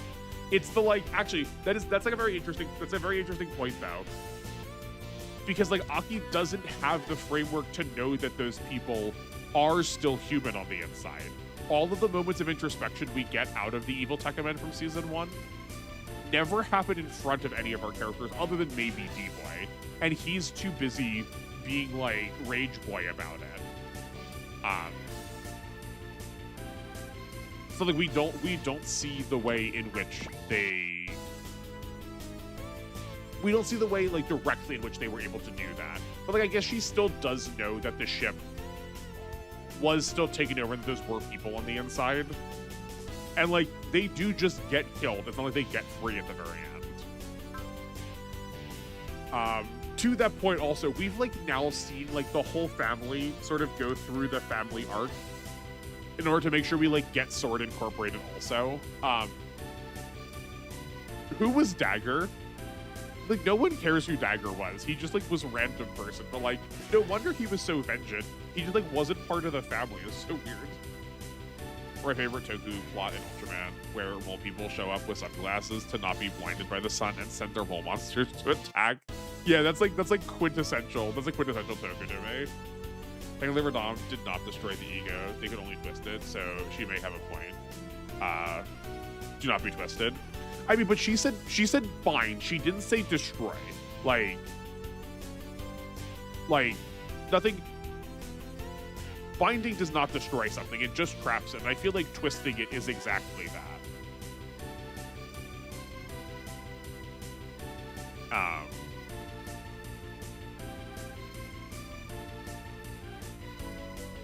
Yeah, I appreciate that we have. Where's her pilot page? Oh, I guess we're just gonna call her Hyper rather than what her human name is. Well, I'm glad we're getting these two paired together. It is nice. I know we open a lot of shonen stuff with the main character sort of losing control, but I think there's a difference between something like Naruto, where something outside of his control is making him lose control, where this is kind of framed as Yumi's incompetence. I mean, if you're not being binded, twisted, you will be fine, is what I mean. What Blade is doing. But D-Boy's not fine. Ivor's the best of the three because Reactor will attack up. I was gonna gather. But D-Boy's deeply not fine, right? At least from what we've seen. We've only got 3 or 4 episodes. I've only got 3 or 4 episodes left. But even still, so much of his motivation is through vengeance. I called him a rage boy on purpose. And he is being bound by the memories that he is losing because he's paying his present in order to fight a past that he's unable to let go of. He does not need to fight the Tekkamen so personally. He's taking it personally because it's a family that is now long since dead, but he could just be fighting them because they pose a literal threat to humanity. So I don't know if he's unbound. Great that they're small. Was Blade super small? I don't remember if Blade was super small. Maybe they're super small when they're off of the platforms. That could be. I did say that we could separate all of them. Okay, one level of combo. Ooh, I'm so tired. I did not sleep well. I was so toasty last night. Sorry, fine, in quotes. Yeah, he still has free will. Then again, my only context is W. Oh, okay. Have you not been watching along with us? It's no shame if you haven't. He kind of still has free will. But it is definitely a free will that is still kind of controlled. He has allowed himself to sort of be forced into a position that does not give him a lot of. He has willingly surrendered his agency to his circumstance in a lot of ways, I would say. The D-Boy and W looks a lot more valorous and a lot more in control than the D-Boy we see out of the show. Actually, this isn't my favorite. Actually, in Ultraman Taiga, the aliens kidnap people by shrinking them with a shrink ray to transport them to their home planet to use as slaves. I mean, like, that is like the sort of thing I would expect out of like Kamen Rider or Ultraman. Yeah. Okay, we have a Daunt, we have a Gain. That's nice. I always appreciate when like our actual like carry or like protagonist units get Gain. Focus, Valor, and Attune. Yeah, that's our skill set seems like decent. We have pretty punched up melee stat or like damage stats. I'm curious if we have any investment in us already from like points. I don't think we do. I think this is too low of damage for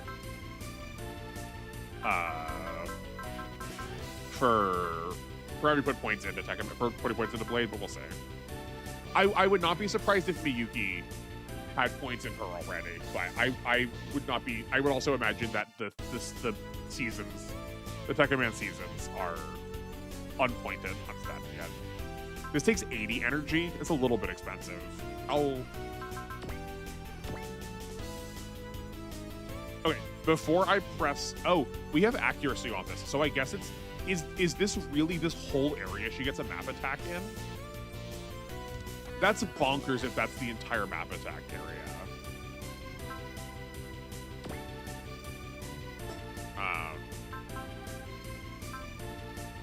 It's a little bit weird that, like, we can't hit our allies considering the cutscene we just had, but that's fine.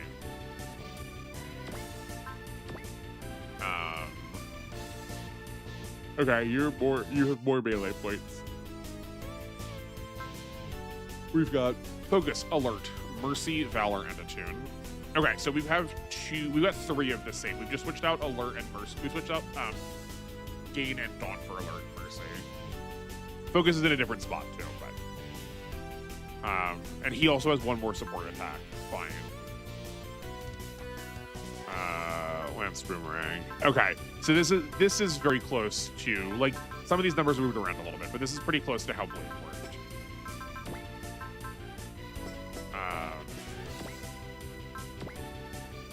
And then Spring is Alert, Focus, Metal, Valor, and Fear. So a bigger difference in skill set. 2 levels of combo, 2 support attacks. Okay. Yeah, okay, cool. I really need interesting monsters of the week or I get real bored fast. Yeah, hard agree. Hard agree. I forgot to check that they all have partner spirits too. Alert, Strike, Excel, Spirit, Trust. I'm down with this. Yeah, this is good.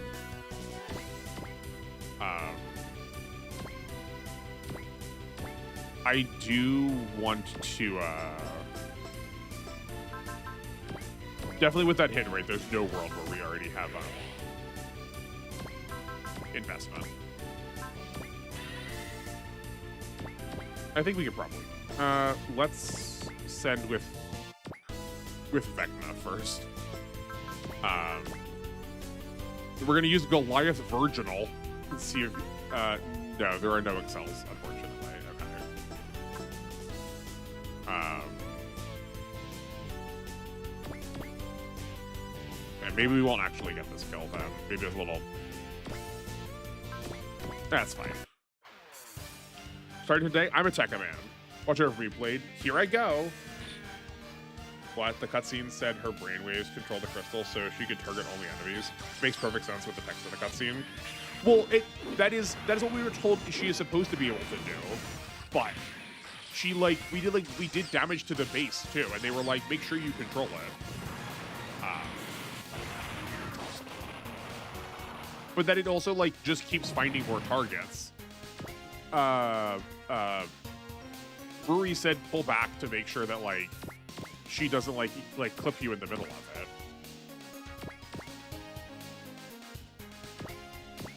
I think if you had it either way, I think you could have said the cutscene defended it. I think.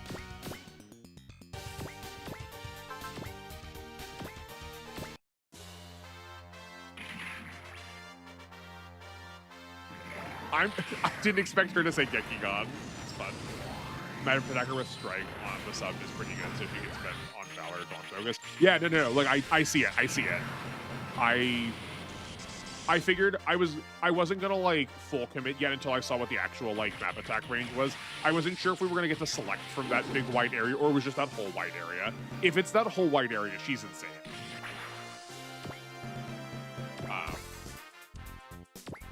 Based on how you've talked about her, I would not be surprised if it was that whole wide area, though.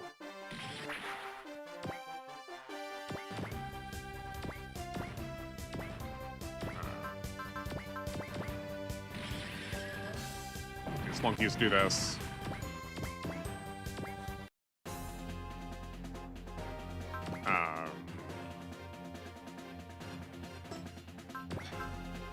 All right, we're just gonna evade these because I want a map attack instead, just to like, you know, see.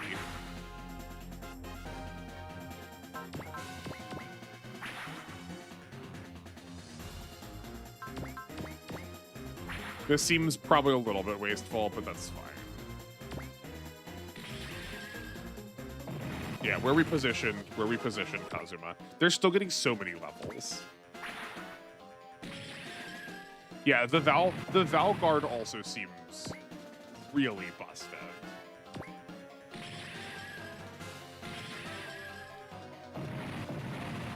And I don't think that's just because of the levels we put into it.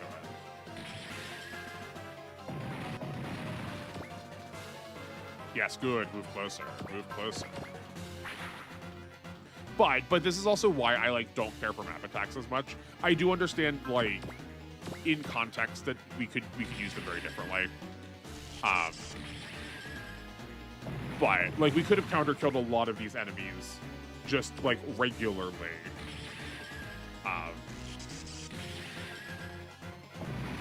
So it does like Distortion Field definitely feels like it's putting in a lot more work in this game where you can support defend with it to cut the damage. Distortion Field I think might be kicking in a little earlier than it would normally. So that when you're around the Nadeshiko, you can just like basically fade all damage because your damage is getting sent to your energy and your energy is getting re-restored from the antenna link. There's definitely some like really good defense going on there. Okay. This probably isn't even necessary, but just for the full feel of it.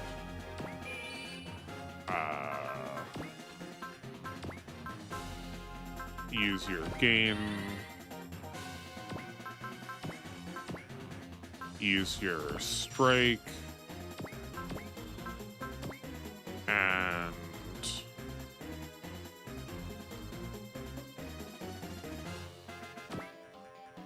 I mean, that's still a honking massive area. Actually, now that I think about it, it's a Sentai monster that would probably not be brought to the States. It was a monster that had the ability to change people's genders. I suspect that probably would not go over very well, correct? We're gonna miss one no matter what. Yeah, okay. I mean, like, this is still wild. I want a monster to swap my body gender. I could see a lot of people being very happy with it, yeah. If only if it were that easy for you.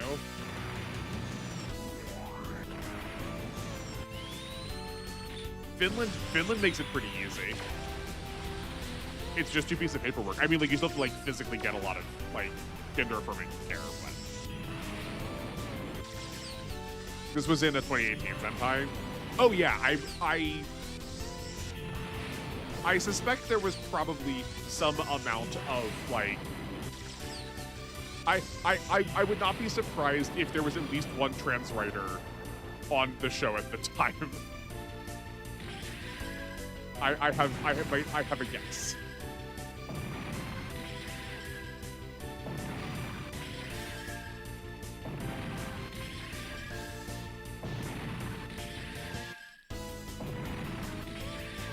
Yeah, no, this is a pretty wild.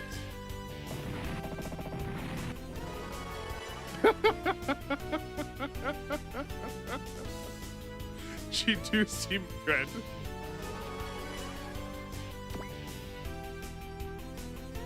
Yep. I think she's good. I guess we'll just leave her to get the last one, too. There's only one... Yeah, there's one enemy left. It's gigantic. I'm pretty sure it's as big as Lelouch's phase transition cannons, while easier to aim. Yeah, it seems... I do understand why you all were saying she was the best map attack unit. I think we're just gonna sink a lot of money into her basically right away. Now that we don't have to experience that for a little bit. It was a fun episode too because the guy who turned into a woman had almost no problems. He was just rolling with it and kept going about it like normal. Yeah, that definitely screams there was somebody familiar with like body dysmorphia or like trans identity in writing. It is like actually yeah no here we're gonna pivot that into Tekkaman also. It's so weird to me how often plots are like so obsessed with like when a body gets changed, how like distressed people are about it. Like everyone's so concerned about like, oh no, you're gonna turn into a monster. Or the like the deep inconvenience of like the body swap episodes.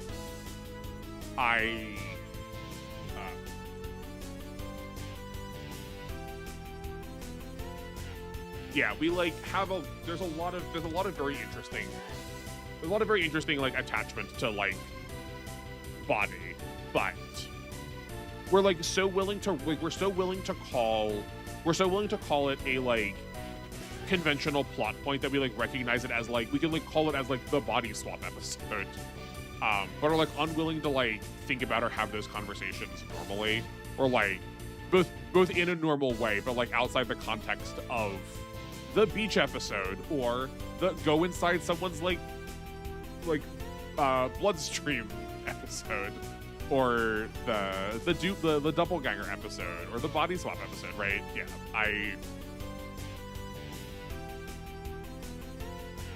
Japan in particular has a fascination with it, I think. Though so does Greece, like so does ancient Greece. No Radom or Bionet units left on the radar. Big Wolfhawk, do we have a fix on the stolen Q part? No, we've lost the signal. Yesterday wasn't quite a victory. Damn it, I didn't think Bionet would be after the Q parts. We need to consider our next move. Return to base, everyone. Great job today, Yumi. Thanks, Hayato, but I need to work even harder. And someday, I'll fight side by side with Tekkaman Blade. Oh, bud, no, I think you're doing well. That'll always be my dream.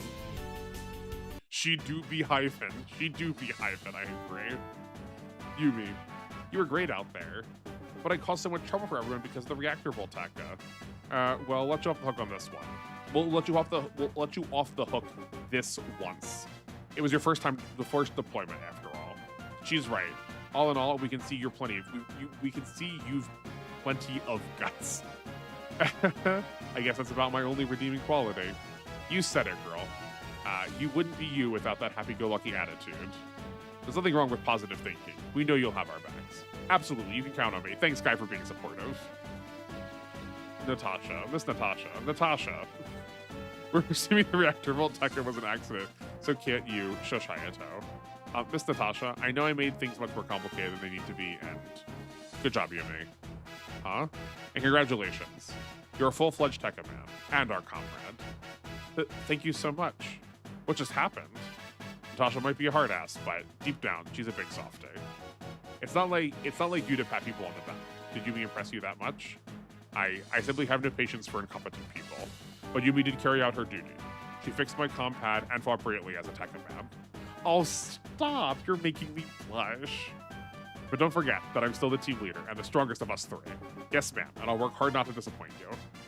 Yumi, what's up, Hayato? You're looking kind of fidgety there. What? Can I show concern for my partner?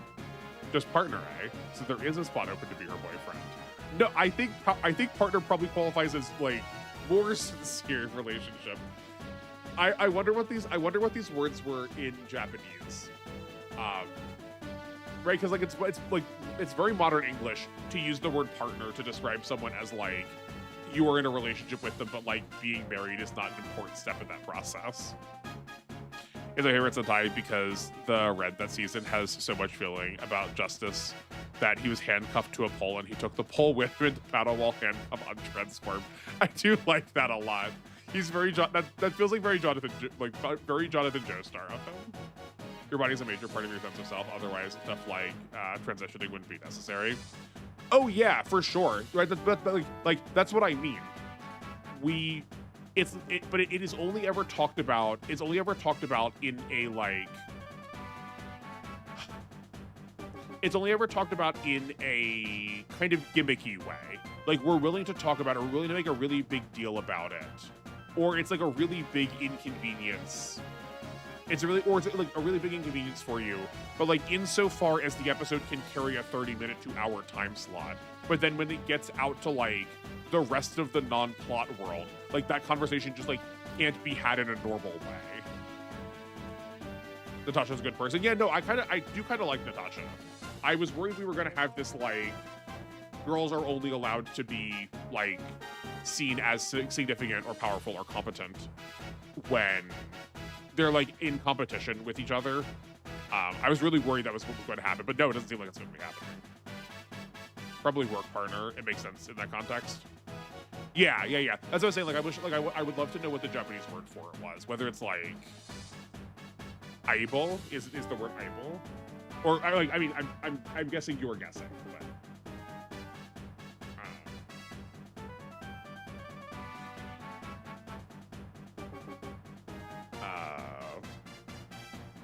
Let's learn some Japanese together.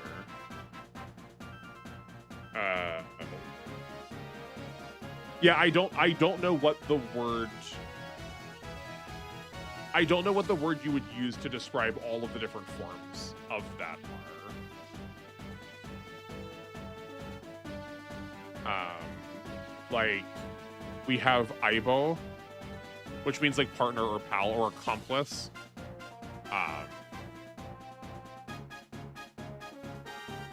Like this is the kind, to my knowledge, this is the kind that like police chiefs would use, like, or like a police officer would use with like another police officer. I feel like I've heard people say this in Detective Conan. This feels at the very least, this is this is at minimum the work relationship one. Let me see if I can like quick find the like life partner.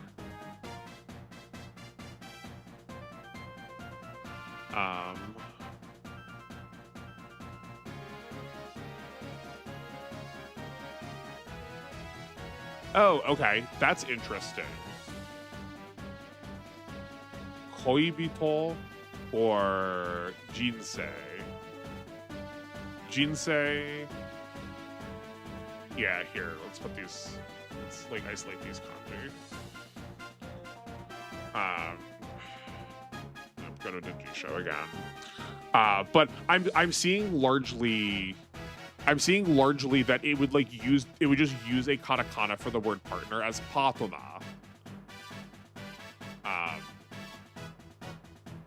Yeah, so we're using like, I mean, so in English, if you like wanted to expound the phrase, you might say life partner. So like maybe this is not exactly like one-to-one concept-wise, like it might be like too literal.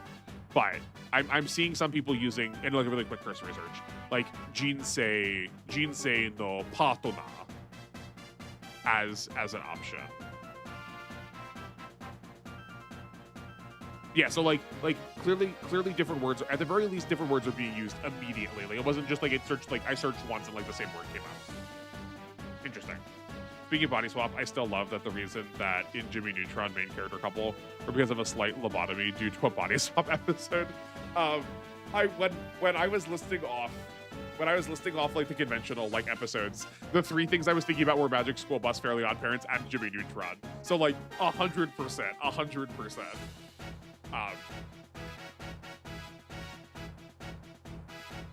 Yeah, I do think Jimmy Neutron has a like surprising hold on my gen's knowledge of like conventional American plot structure.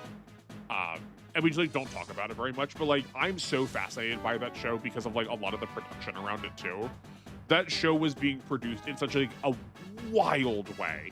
if you like slow down the amount of animation that just like doesn't work, like things clipping through each other, things that just are like so goofed up constantly, because they just like were working on like the thinnest of budgets. Like the power would go out constantly. They would like lose access to running water for a couple of days. They were working the most dire of constraints. So that like that's also like why the show is just manic sometimes.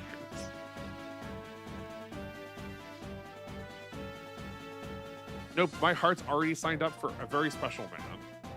That scaredy cat from before now has fire in her eyes. Still, I'd say you're her equal when it comes to major character changes. This is what it's like to be part of a team, huh? I'm so happy. That's the way Yumi. I'm taking a chance on that sunny disposition of yours. You might just overcome the fate of all Tekkamen someday. I have faith that the three of you will be capable of prevailing over the trials ahead. I do like Yumi, she's very good. Yumi Neutron was a very strange and fun show. Yeah. It wore its weirdness on its sleeve, for sure. For all our success with the Tekkamen project, Bionet still made off with a cute part. God giveth and God taketh away, I suppose. And it seems like the base sustained some heavy damage. Granted, about 70% of that was due to the Volteka incident. See, this is what I mean. Like, wait, like the text is justifying why I was saying that she could have hit her allies too. We're truly sorry, Dr. Raiga. I apologize in the name of all Space Knights. Forget about it. I kind of like the extra the ventilation. Achoo! It's almost autumn, so perhaps that's not the healthiest thing. Regardless, Uncle, if that Q part is misused, we could have a catastrophe on our hands. We need a specialist to help us track down Bionet, don't you think? You want to call her, don't you? You need to grin and bear it, Doctor. This is more important than your family matters. Okay, but you'll have to make the call yourself, Ruri. Very well. Huh, actually, where's Mikoto? He's checking in on the visitor who was caught in the fracas. The fracas? That wasn't your lucky day, was it, Mr. Shinto? Good news is, your injuries are nothing serious. I'm glad to hear it, but thank you for patching me up regardless. Can I ask what you're doing there? You were very far away from the sightseeing path. Well, I kinda got lost. Don't have the best sense of direction, do we? If I may ask, is there a girl around my age working here? She wears glasses, has straight hair, and looks really smart. That sounds like Professor Kanzaki to me. Professor? Mm-hmm. She might be young, but she's a brilliant scientist.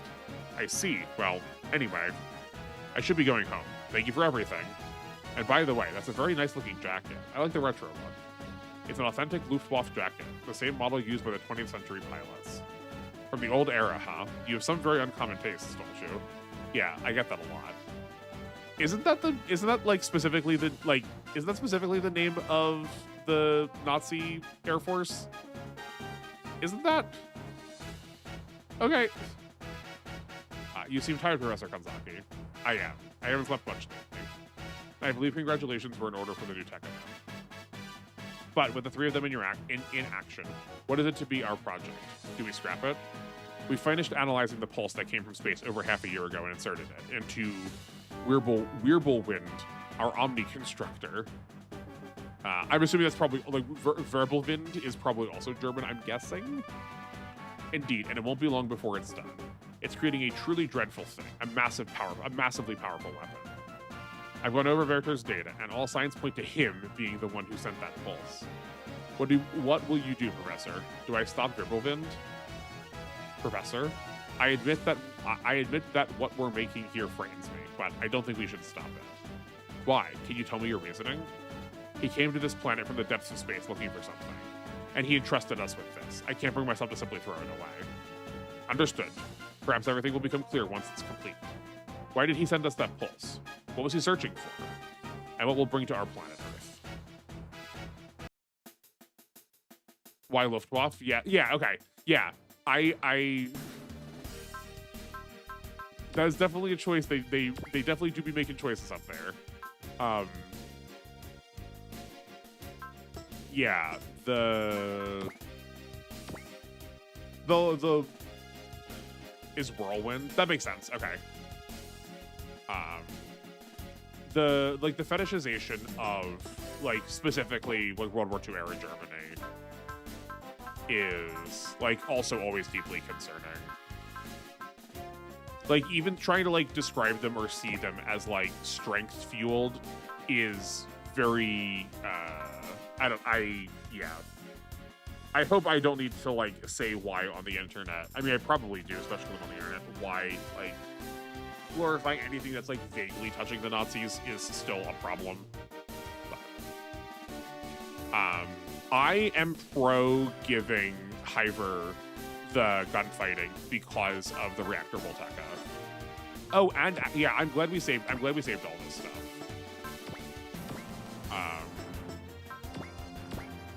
Right, give her all the gunfighting. Seeing as we're gonna mostly be using the map attack. I know she like has melee attacks or whatever. Also give her ignore size, seeing as she's small. I think it's fine. Also, to be fair, it could be that after Nazi lift-off, since it's still called that. Oh, is it? Okay, okay. I mean, I think though it is I think it is close enough to it that it's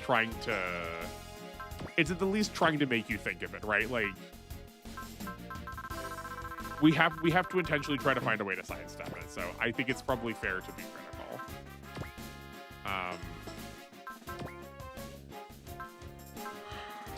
You are you do have beta formation. We could at least give you some punch fight.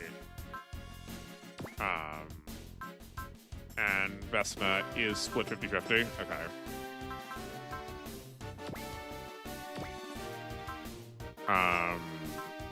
This is the wrong menu. Yeah, we'll just give him melee. That's fine.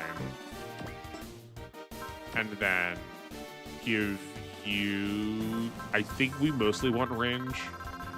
Yeah, yeah, we'll split a little bit.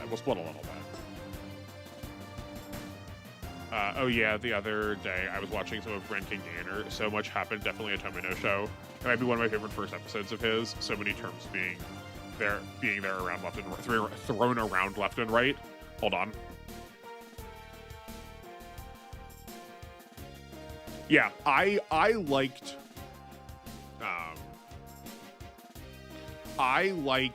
the opening of Over Ren King Gainer. I think it fell flat a little bit. For some parts, I think they just sort of like rushed through it kind of quickly. But yeah, no, it's very Tomino. Also, ignore size does not work, only weapon modifiers. Oh yeah. I guess I did put this on a way that like does not let me test it. But I mean, if I want to test, I can just go through that mission again to check it out. But given the fact that the like regular size does matter, I wonder if this also does. And that was just like all of it was just incorrect.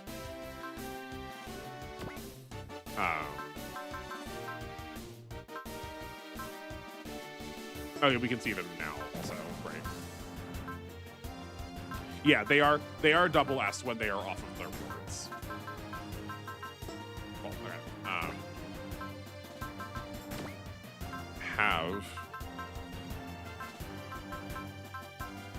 Have some damage.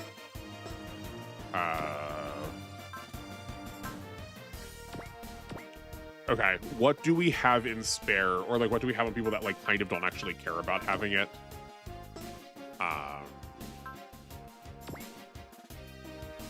Oh yeah, like this is 100% coming off of the Astray frame.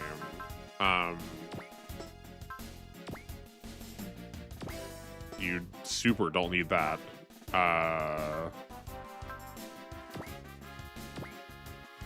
Let's give you some accuracy. I'm down with that.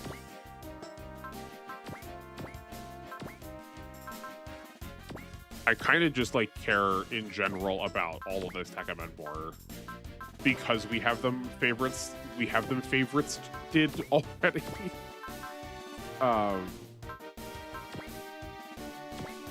Sure, we can make him some cred. Oh, we'll also, yeah, we'll just use like energy, I guess, on him. That's fine. I don't know. Regain some energy. You know what? We'll just like make him like full energy boy, not energy chip. Those don't usually stack. Have some more max energy. That seems fine. You can have the crit back. Sure. Oh, right, we were gonna put terrain in. I'm imagining because of where we are, we're probably gonna be like staying on the ground. So like you have the dust proofing, and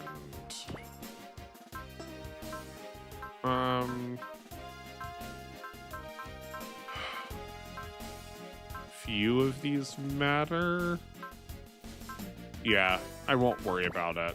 Giving them an S on the ground, I don't think that like changes anything. Oh, someone like giving an S in flying though to somebody is probably going to be a big deal. Okay, maybe we drop the servo motor then off of Hyver. Yeah, let's drop the servo motor off of Hyver to give her an A in the air. Yeah, I'm down with that. Because that should also give her an S for this. Yeah. Okay.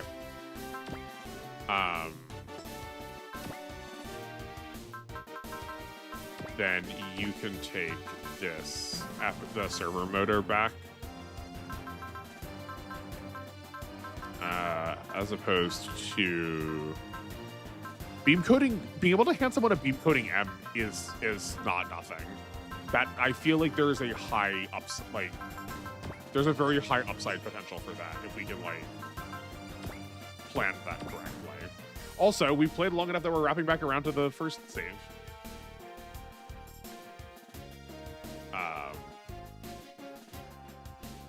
I just wanted to note it as an active participating viewer. Looking forward to the result.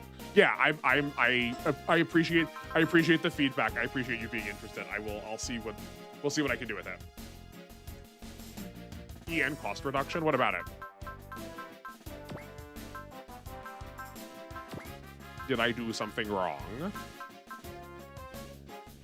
Or were you did you send that at a time where you were recommending putting EN cost reduction on? Right, but like that matters for him. He's got 3 things that cost energy. I was like too busy in the tank trying to like get through menuing. I just like did not see when you sent that message. Oh. Also, we've been going for 2 hours already. I don't know how. I mean, I do know how. We just like I got to be angry about gender stuff for a while. But I think now's a good time to take a break. I need to go get some more water. My throat is rough.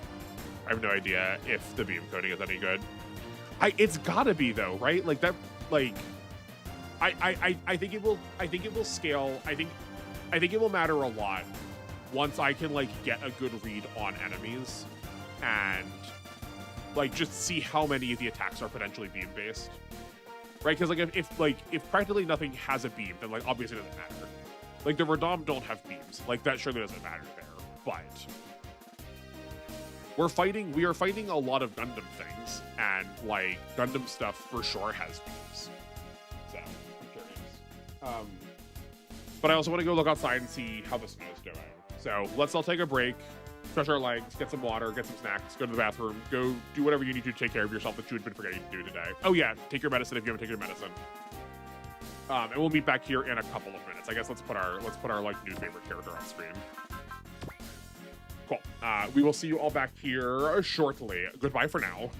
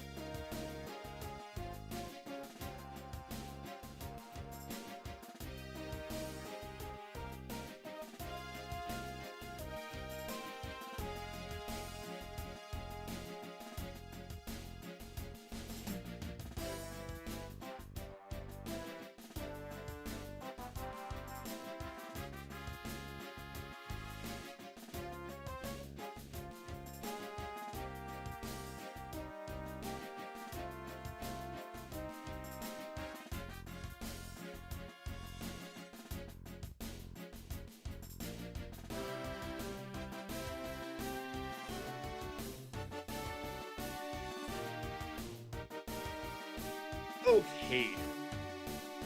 I am returned. Looking forward to the results of the beam evaluations. I guess I promised that now. I guess I gotta go do it. You know what? You know what? This is my stream. There are no rules. Let's just do it actively. If I remember to. I guess let's do this so you can see me doing it, so you're not just looking at a blank screen. A chlor to you too? Are you okay? I'm assuming you were going for like a goofy way of hello. Okay. Super Robot Wars, not Y, W. Beam eval. Stage. Number of units. Number of units with beam weapon.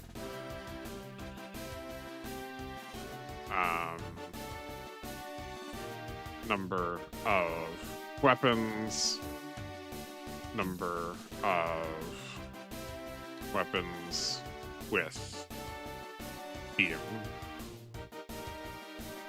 Yes, this is your stream. Thank you.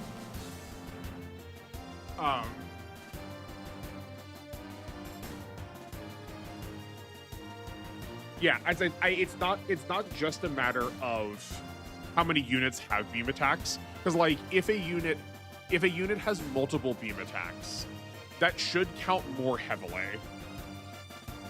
than a unit that has only one. I do think ultimately bosses should count more again, but we can worry about that later.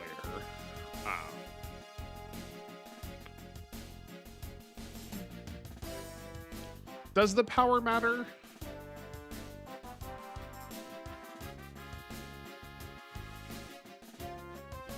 How much does the power actually matter about whether we're putting the beam coating on?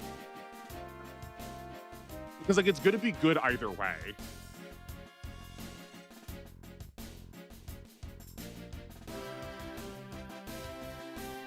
I guess like it is definitely a piece of data we could record. What are you thinking we're getting out of knowing the power? Is that going to change your evaluation of whether you're using a beam coating or not? Maybe the size of the one, but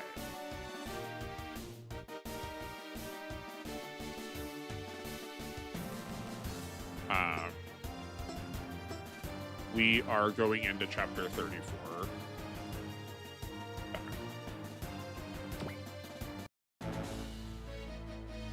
Uncertainty and resolve. We're going to jump right into it. Also, was the background for this always red? Or did this switch to red once we went to like second season? Or was it, I think it was blue before.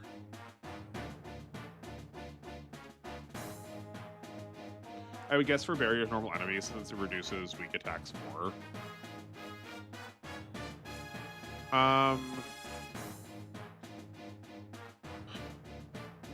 For barriers normal enemies since it reduces weak attacks more. Yeah. I guess it can't hurt. But then I've got to like record each attack individually. I guess let's just like get this group scanned. Let's come back to this question when we're just like actually looking at our sample pool. Because maybe try to like write this down will answer itself. I'm just trying to figure out how I would do that without then just like writing down the each individual weapon rather than like trying to write it as like a percentage, you know? Don't see a whole lot of them. Must be a scouting party. What a surprise to bump into a bunch during our training run. But we can easily deal with a handful of Rodon without Neoverter's help. Right, so let's get to it. We'll end this quickly, team. Roger. Good luck, Yume. Thanks, Hayato. Let's show them how much stronger we are now. Do we have a scan on somebody?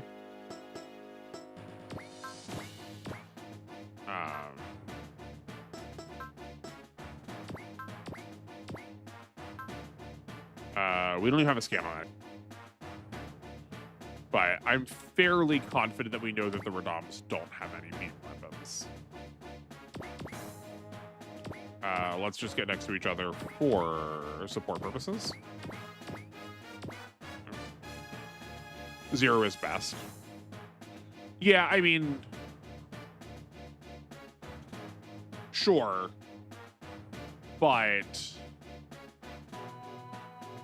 I don't know how often we're gonna. I don't know how often we're gonna drop things to 0, but I'm also thinking that like putting these on someone that already has a barrier is gonna stack more. That like, oh yeah, no, I'm not fighting you on it. I'm just like, again, I'm like as is usual in our like most recent debates. I'm just like trying to talk it out loud. Like I have to like argue with it to like think about all the confines of it.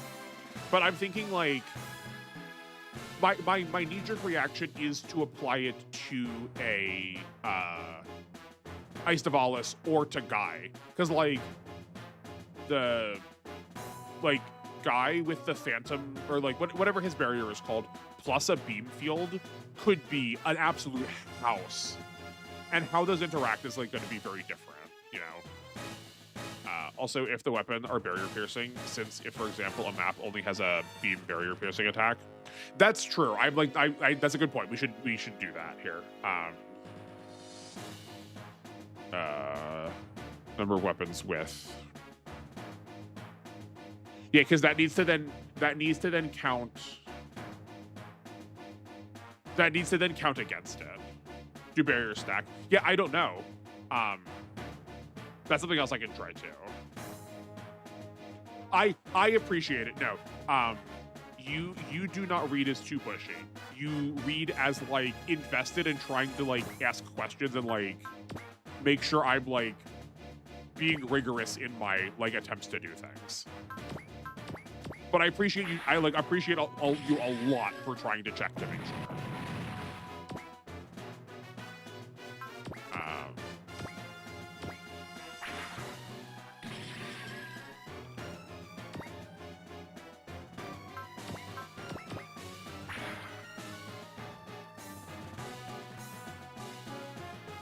This is why we can counter this one.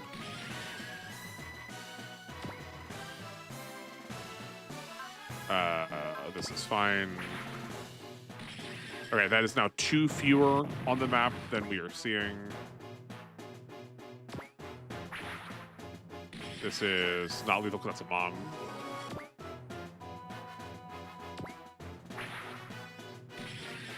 This is not 3. Okay.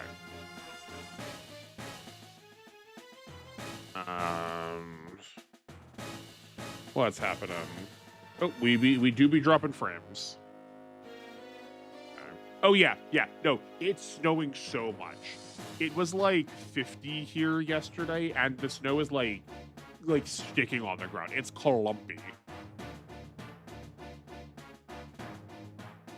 Distortion field is ignore 1500 beam. Does that not contradict with a beam coding? Yeah, I don't know.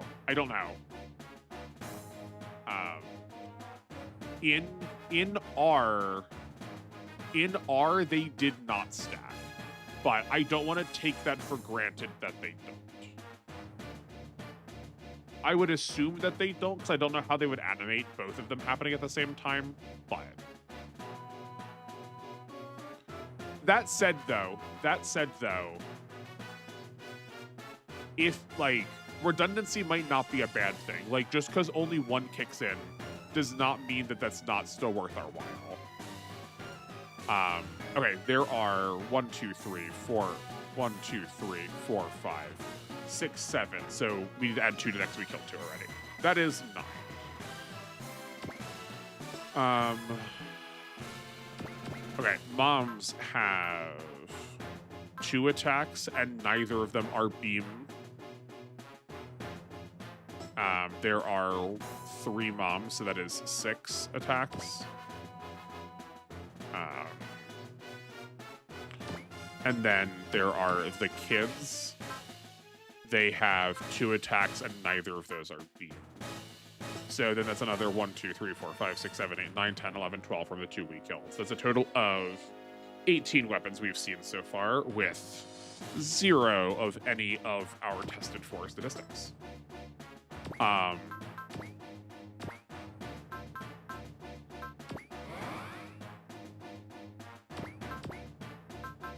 Oh, this takes up to 130. That's a shame. Okay, well.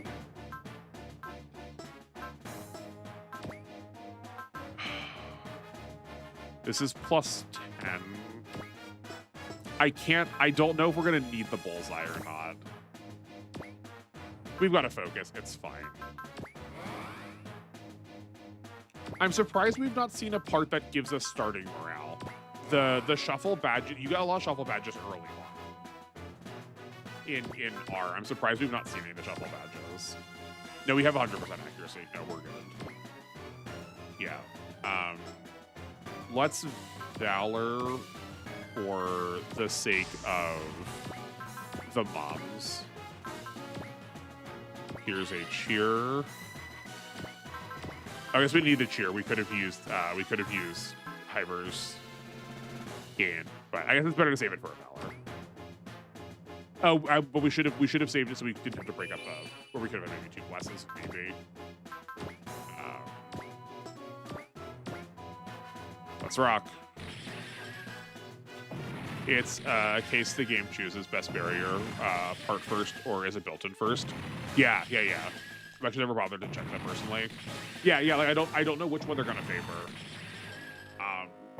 What I do know is I have a plan for post stream now. That feels very testable. Woohoo! That's the stuff. We had the bugs on the ropes. Yumi's playing for keeps, huh? He's really coming to her own over this week. Got a new hit on the radar. It's Tekkamen. Judging by their looks, these must be the ones that came in with the Radom's new fleet. Meaning that inside that armor is probably beings from planets the Radom captured, making these actual alien Tekkamen. Oh, okay. I thought this was sword, lance, and axe again, and like maybe that's what we're supposed to do. That's what we're supposed to believe. But I was like, didn't we kill axe already? We've not killed lance yet, though. I'm like so fascinated how we're like integrating these stories together. Archive already addicted to the reactor Voltaica. I mean, like, what do you want me to do? Not blow things up with it? They grouped up so perfectly for it. What am I supposed to do? I can stop anytime, I swear. And we're gonna show them just how strong the Tekkamen of Earth are. Okay, Yumi. Alien TKM. What? Oh, Alien Tekkamen. Okay. Atta girl, Yumi. Now finish him off before he regains his balance. I'm on it. Here we come, Radom. You want to fight? I'll give you one.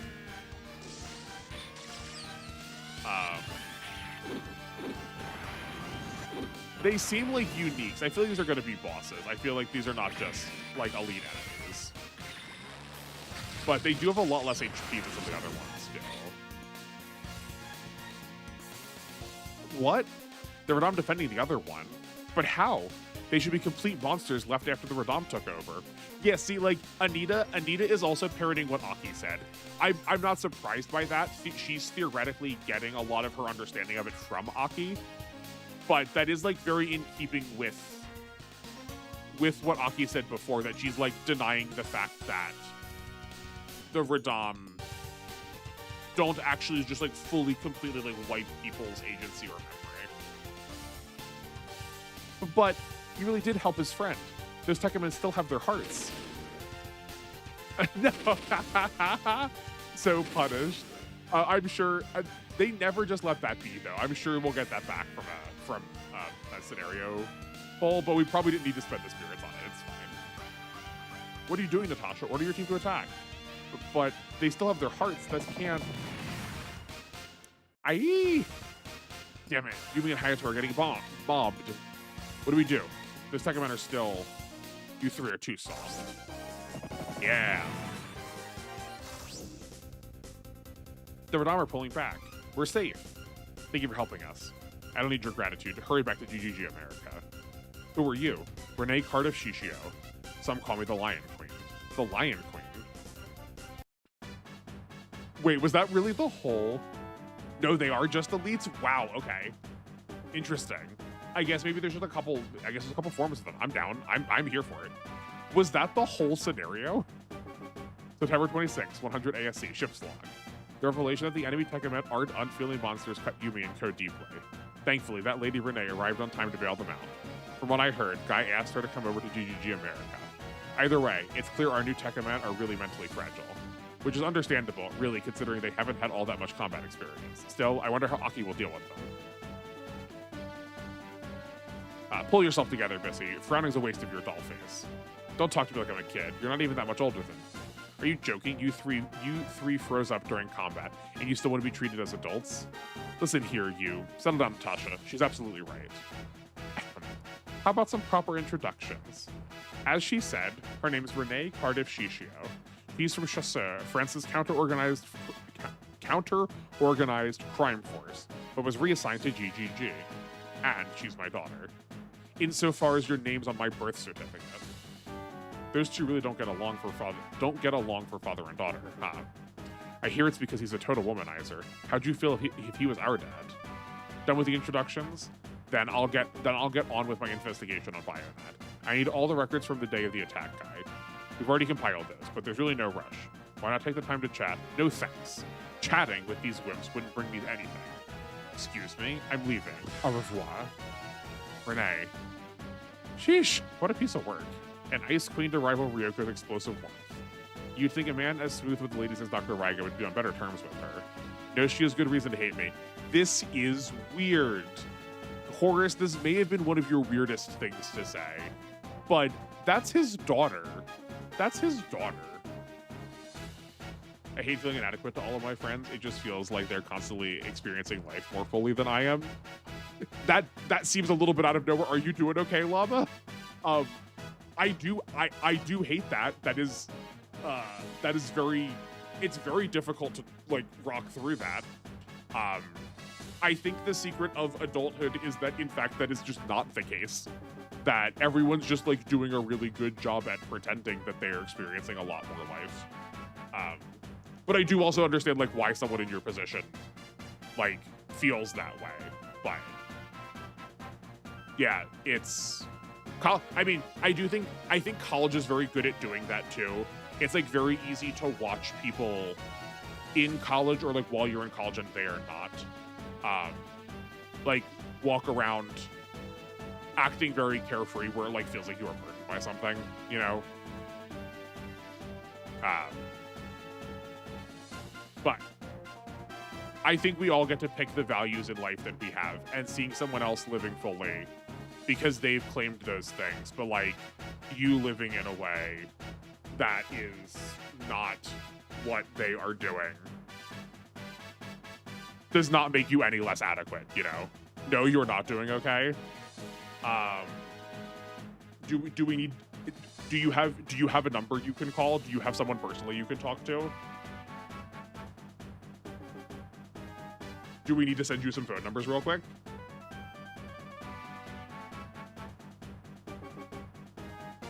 I'm very worried.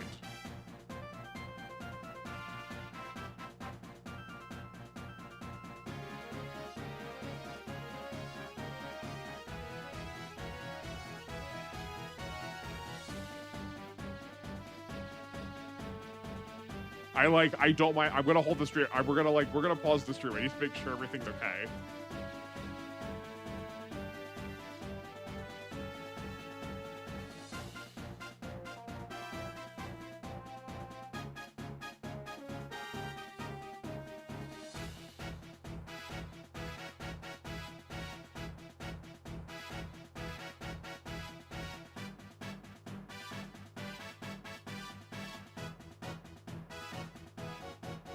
I guess probably being quiet is not also helpful.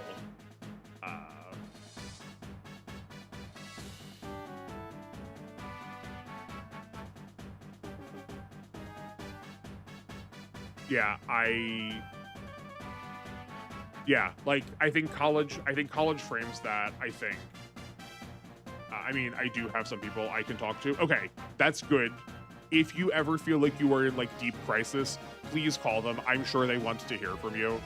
Um, it is like transitioning is very hard. I say not having experienced it, but talking to people that I know personally and knowing really well who have like gone through it. College is very difficult. I believe you've described yourself as some amount of neurodivergent before. Like you have a family that's like not being supportive. Um, yeah, the like ardor of trying to like, right? Like, I mean, oh, hold on, yeah. Help you better. Those kind of things are pretty nasty. Yeah. No, like that's. I'm sorry, I'm like struggling to get my thoughts together. Like I want to try and be like helpful and constructive from the side of a microphone. But yeah, like the like isolation and driving into more isolation is only going to reinforce like the problem that is happening. Yeah, like please do try to. I also understand, like, especially if you're in America, that like things like therapy feel deeply inaccessible. But like there are definitely steps and avenues that you can take that have like grants or funds or resources available for someone who's in your situation also. I don't know how safe or comfortable your campus feels, but like I do know that like one of the biggest uses of the like medical clinic on my campus was getting people referred to either a school-based or someone out of school therapist or psychologist. Like your school might have resources for that too. I also understand if that feels like a little too clinical, but yeah, like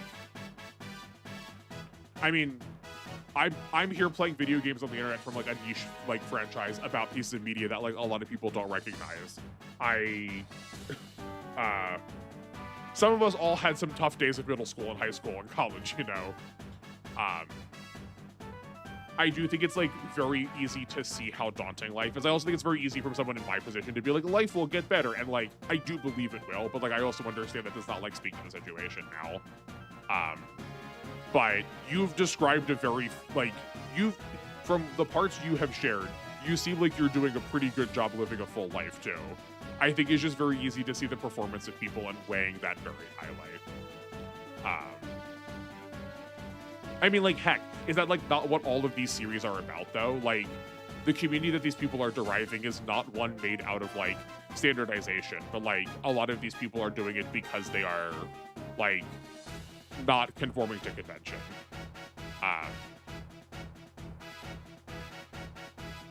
There's a lot. I like trying to get a degree is very convention driven too.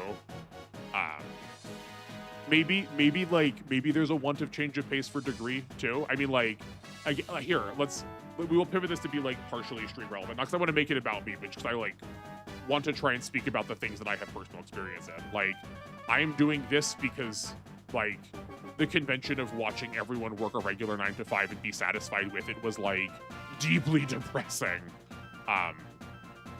It's surprising how easy it is to like once you are on the other, like once you get over the hump, to just like get to keep existing in a way that is much more convenient for you. I understand that getting over the hump part is hard. Like strategizing about that is very difficult, but finding other people who have similar ideas as you is very helpful for getting over that hump. Who wrote Night of the Living Dead, the really famous like horror movie? John Romero. I think it was John Romero. I don't know about him as a person, but I do know a quote that I really like from him that like talk to everybody that you know. It's surprising how many like barbers or like greengrocers who also have very similar ideas of like what you want out of art or like what you want out of living, and everyone's just like too scared to talk about it. And like talking to those people or like finding those communities, because like everyone is also like just kind of pretending to be okay, is also like very fulfilling and very rewarding. I don't know what your experience is with like clubs on campus. I don't know how accessible those are, but I definitely found like a much more cohesive sense of belonging when I found a community, not that I forced myself into, but one that was already sort of like matching a lot of the energy, like finding people who like this kind of thing, finding people who like the kind of art that you do. Like I would imagine that there's probably some sort of like GSA LGBTQ org there. I don't know how like accessible that is, because unfortunately even amongst like pride communities, transness is still sort of exclusionary. Like a lot of like especially a lot of like college campus like queer communities tend to be very like sexuality focused rather than gender focused. So just like please stay safe, but it's definitely a worthwhile time. It's at least worth exploring.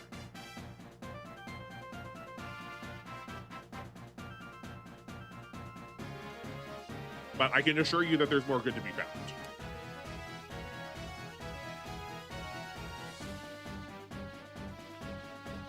But please keep talking. Please keep talking if you like need community. Because like, I mean, as far as I'm concerned, you're part of my community now. Like, you are unapologetically part of the team. So you have space here. You are part of this life.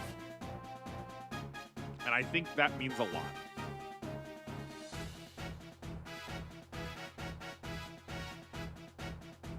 I just like also need to hear, I do kind of also want to hear from you that you're like doing okay immediately, that I don't need to like send you some phone numbers right now. I just feel like I'm constantly trying to force a depth of connection that others have developed naturally. Oh, buddy. Oh, buddy. Yeah, that is a quintessential neurodivergent experience. As I am like gaining a friendship right now, that is the other side of that. I promise you there is someone or someones that have a very similar frame of mind as you that will come along. I know it's going to be hard in the meantime, but gosh golly, there also people who have that same like, oh, everyone seems to just be able to do this really normally. How does everyone handle this? This is such like a deliberate, performative, like active experience. Everyone just seems to like be able to coast and it just works out. But you will find some, like, I can assure you that there is someone with your like flavor of brain operation too. It is just that like neurotypicality is pushed so hard. It is pushed so hard, and like it's very hard to overcome that.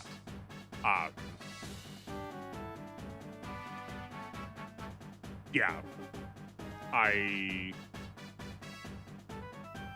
think being in college too, where there's like a lot of very conventional, there's a lot of very conventional expectations about how people think. It's very easy to like feel like you're stuck in a rut. I don't know what sort of accessibility you have to like transport or travel around other places, but like, do you have like availability of like any kind of vehicle or public transit to also like maybe get you to a space that is like kind of a little bit different? I know a lot of like nature-oriented volunteer work tends to feel, people in those spaces tend to feel not in that kind of way. It feels there are more people who tend to not operate quite so like neurotypically. Or like magic stores or crystal stores are like probably pretty decent places to go. Like you don't have to like believe in the value of like the spirituality that's happening there. But there's definitely, I can assure you that there's a lot of us weirdos that are all hanging around the world. You just have to like lift up the right rock to find us. It might help also. I am no therapist. I am no doctor. I just spent a lot of time learning about like social psychology for like being a teacher. It might help to write down like things you value or want to prioritize in like what sorts of things feel like are absent that you're looking for, and like write those down in categories of like musts, wants, and like no's. I think having like organized lists is, I find having organized lists is really helpful, but like I also could see where that's like too rigid.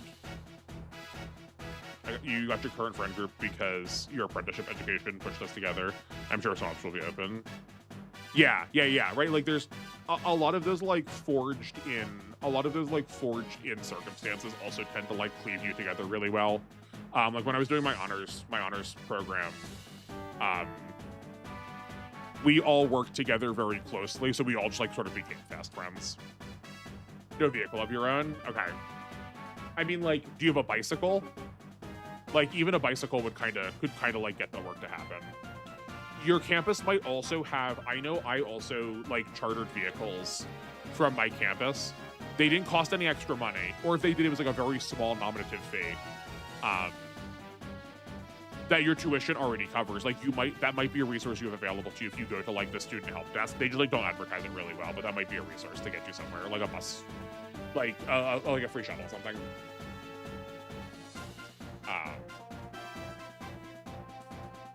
I also don't like how, I don't know how organizing you are, or like if this is like way more strained than is relevant, but like you could also be the one to start a community.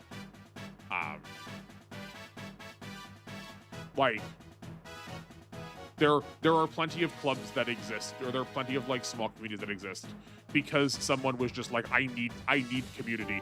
I will be the one to make it if I can't find it.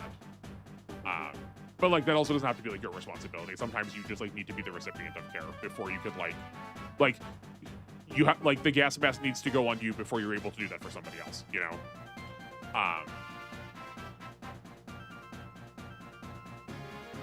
What else?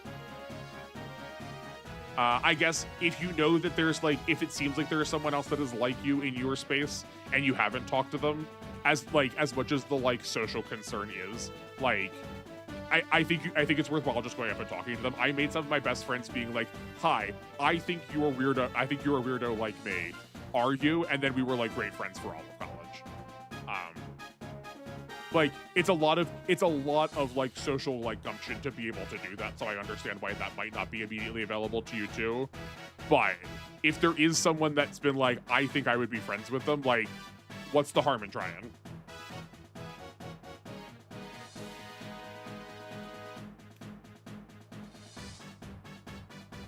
But I do think spending time trying to reflect on specifically what elements feel like they are forced and what elements feel natural might be able to help you organize what you can do to try and like stem that problem immediately. It just could be a good binder. My friend group is connected by video games and we all have issues. Yeah, right. Like find some common ground. I mean, like Llama, you said that you do art. I feel like that might be a very good intersectionality for a lot of people. Like, trying to express and communicate through art feels like a very common element of, like people who do not find themselves, like, people who find themselves trying to force connection with others.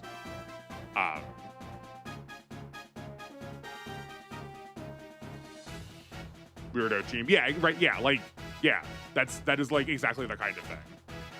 I mean, heck, there's like a lot of like online weirdo art communities. I am sure that there's probably some sort of like art meetup Discord for your area. Again, I don't know if that's safe. Like, please be safe on the internet. But there are for sure like online communities that exist that are also like that will be very friendly towards like you as a person.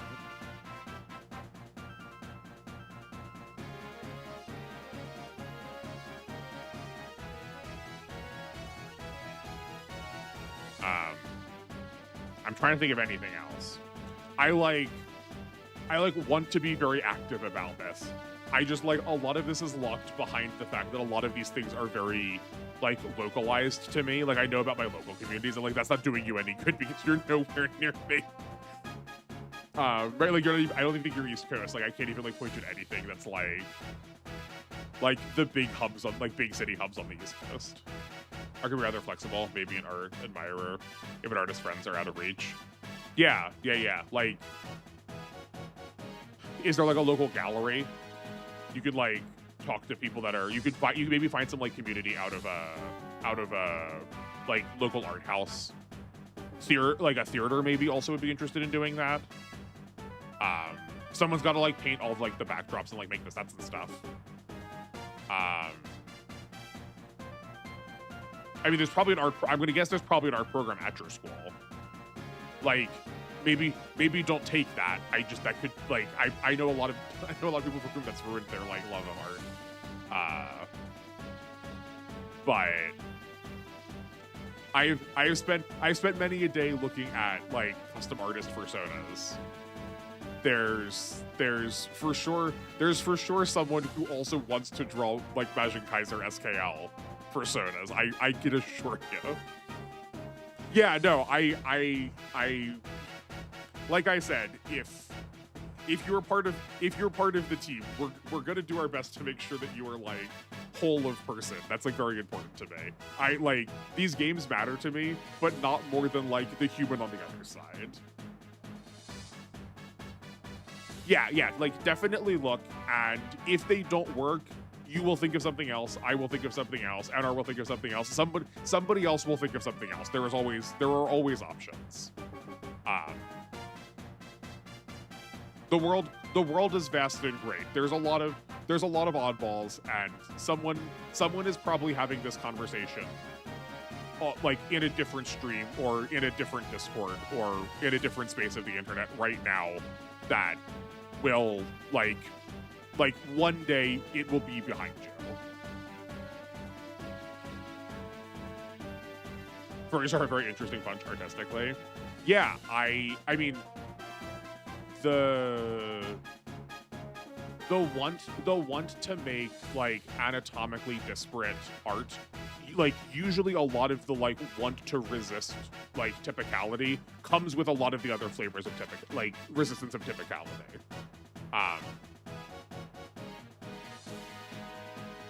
I think there's a lot to be found in that community.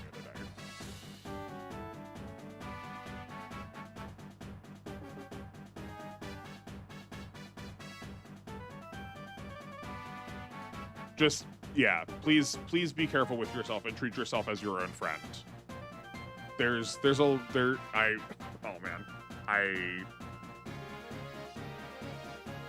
Yeah. Sorry, I'm like not doing like I'm like failing at like the one job of like public theoretically forward-facing figure is supposed to be. Like I'm supposed to be organized to make sure I can like give you good advice. I hope any of this has been helpful. Do you feel like you have a plan? Like do you feel like you have something you can tackle? I mean, the heart says at least like something went well here. I really hope so.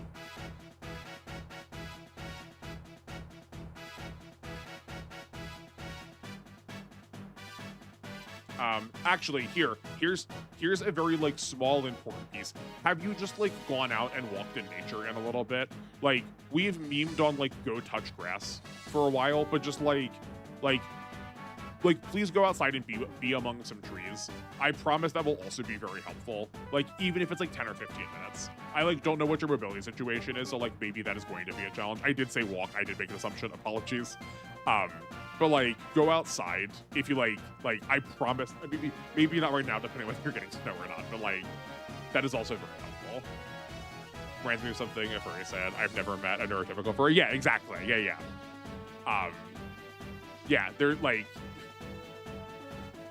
I from having like joined a Discord recently of like 80 plus people who are like all my same flavor of weird. After like years of being like, man, nah, I'm forcing every one of these friendships. Like sometimes it takes a minute, but I can assure you. Thank you. Oh yeah, of course, absolutely. That is like what these communities are founded on. My community is a community of vulnerability, not a community of strength. You are welcome here, and we are here to support. I can assure you that I am here to support, and I will drag the rest of my teammates with me if we need to. Vaguely, the listening one I want to worm out. Sounds good. Yeah. Listening, not listening. Yeah, I think it is a very good first step. I think it's a good first step for literally any project. It's just like, especially if you have a brain that likes to sort of like spiral in on itself or like wrap around ideas a lot. Being able to pin down like concrete ideas, not even of all of it, just like general ideas, can be very, very helpful to like get you focused. Know it's cold outside. I mean fair. But like going out, like it is super understated how important it is going out in nature. Like we try so hard to be like exercise, like you need to like get sun, and like yeah, kind of, but just like the times that I have been alone and have just stayed inside versus the times when I've been alone and I like went for a walk around like a cemetery, felt very different. They felt very different. Like I don't know what exactly you are feeling. I'm just trying to interpret what you've explained to me. But I do think we have a lot of similarities. And I can tell you personally that when I have felt like intensely alone, going out and being amongst a space that was populated but not necessarily by people did have a lot. It was very helpful.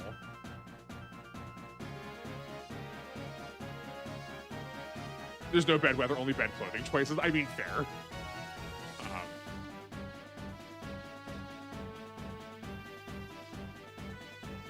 Yeah.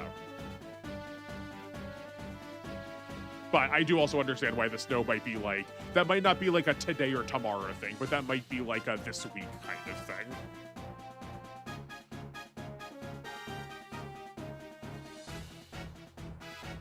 Yeah, and like also remember that like not all of this has to be done right away, right? Like not every one of these steps is, you don't need to do all of this tomorrow. Like you can go to bed, sleep on it, and then like accomplish one of these things tomorrow, and then accomplish one of them the next day. Like you have, like you do have time to work on it. I know that makes it like the problem persists longer, but I can like, again, for having been a teacher, from having done a lot of jobs that worked with people, actually pretty much all of my jobs have been very publicly facing.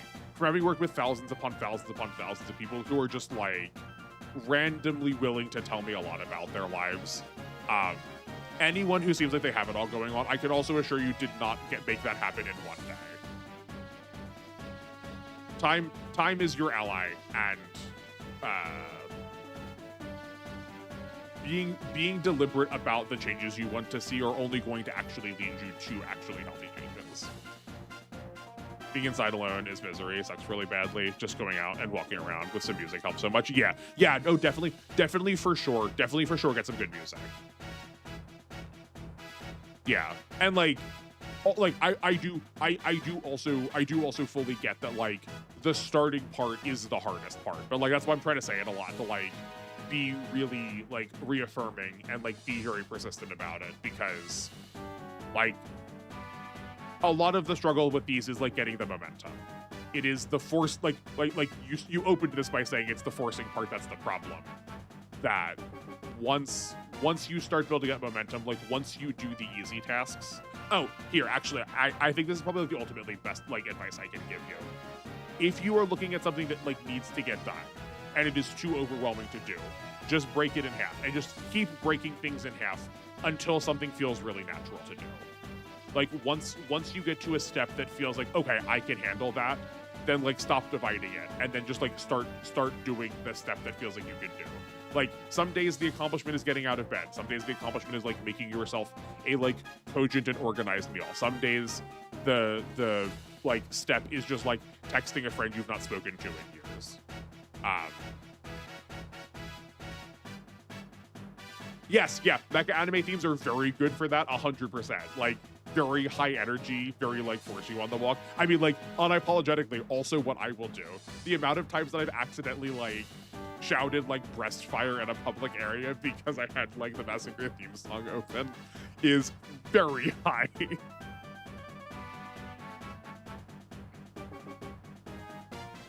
Working in pieces, yeah.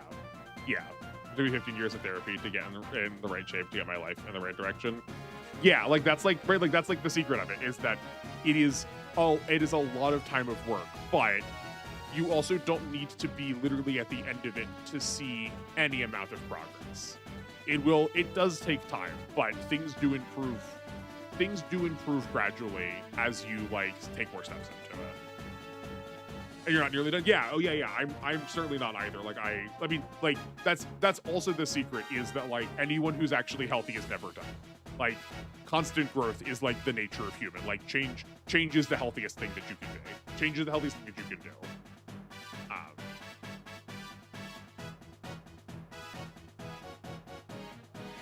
Maintain all from Char's counterattack. That's a good choice too. That's a very good choice. I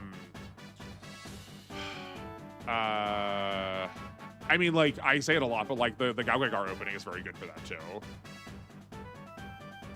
Oh, to have the confidence to sing in public? Oh, no, no, no. This is not me having confidence. This is me getting so into the music in my own head that I forget that I'm in public. I have very sheepishly had to like scurry out there because I like genuinely forgot that I was around people. I was just getting so into the song.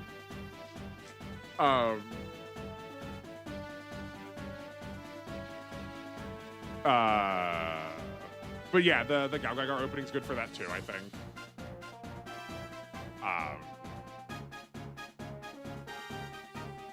Yeah, no, I mean, like you said it already. You have a lot of mecha anime openings. It's very good.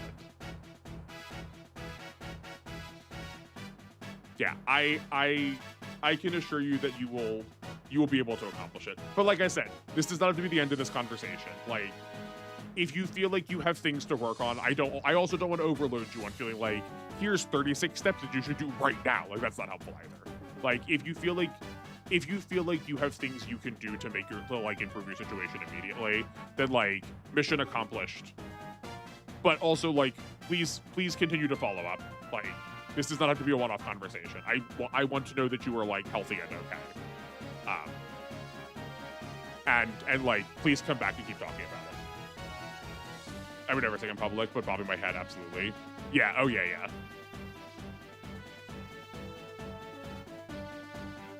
Oh yeah, right, yeah, like never on purpose. Cruel Angel's Thesis. Oh boy, I love the mashup of Cruel Angel's Thesis and APT apartment. Is it supposed to be an abbreviation of apartment? It's from Rosé and Bruno Mars. It's a really good mashup of the two of them. It's very funny.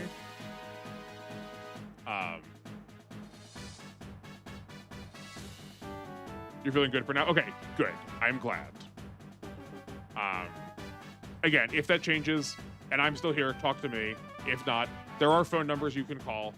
If not, like, I do think early on in your steps should definitely be like finding out if your school has like professionals that are like free or cheap of charge for you, and if not, figuring out like what kind of health insurance can do for you for like finding a therapist. Everyone should go to therapy. It's very good. It's very important. The Cruel Angel's Thesis Super Robo Pinball version is so cursed. Just like every time, I would love if the pinball version is just like every time you hit one of the like bumpers or like score parts and play the next note in line, ding, ding, ding, ding, ding, ding, ding, ding, ding, ding, ding, ding, ding, ding, ding. It's very funny. Okay, if you're good for now, I'm going to keep going. But like I said, if something changes, please let us know. Or again, like, it would not, I don't think it would hurt to have a couple of numbers either like in your mind, saved on speed dial, or just like up on your like most recently used tabs. I think many of us have had that. Many of us have had those available to us in the immediacy, and I don't think it's a bad choice to do so. Call some people that you know, call people that you will talk to. I assure you that your friends, I assure you that anyone that you do think would be easy to talk to also wants to talk to you. But yeah, please keep the messages coming. Let us know. I will hop back into things to see if that was just the shortest chapter on the planet. No, she has good reason to hate me. Doctor, what happened to her wasn't your fault. That doesn't make up for it, though. Dr. Ryga, what do you mean, Guy? Do you mind telling us? I don't mean to pry mind. I just hope knowing more will help us get along with her. Uncle, may I? You handle this guy. You handle this guy, Aki. I'll be waiting outside. Doctor, I've never seen him look like that. He feels responsible for Nate becoming a cyborg. Oh, what? That lady's a cyborg? I had a feeling. Renee's mother and my uncle divorced before she was... Okay. Oh, yeah. I thought she, like, switched parents. Super Revore's archive comes with a counseling option. Yeah. I wish if I could, like, I wish if I could, like, get my subscriptions to, like, give you, like, actual healthcare, but I also live in the US, so, like, I also barely have access to that myself. I mean, not to say that, like, we weren't trying to do so, but, like, I am no therapist, I am no counselor, I am no substitute for any of these things. I can tell you what worked for me. That doesn't mean they'll necessarily work. I can, like, the human on the other side of this matters to me so much more than playing these games do. We just got to do our best to, like, see the thing that is in front of us and, like, try to confront it together, you know?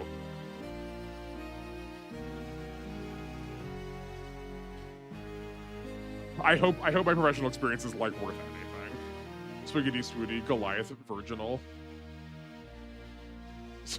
Swiggity swooty Goliath virginality. Yeah. Why is he named that? Like, do they not know? Renee's mother and my uncle divorced before she was born. She never knew him growing up.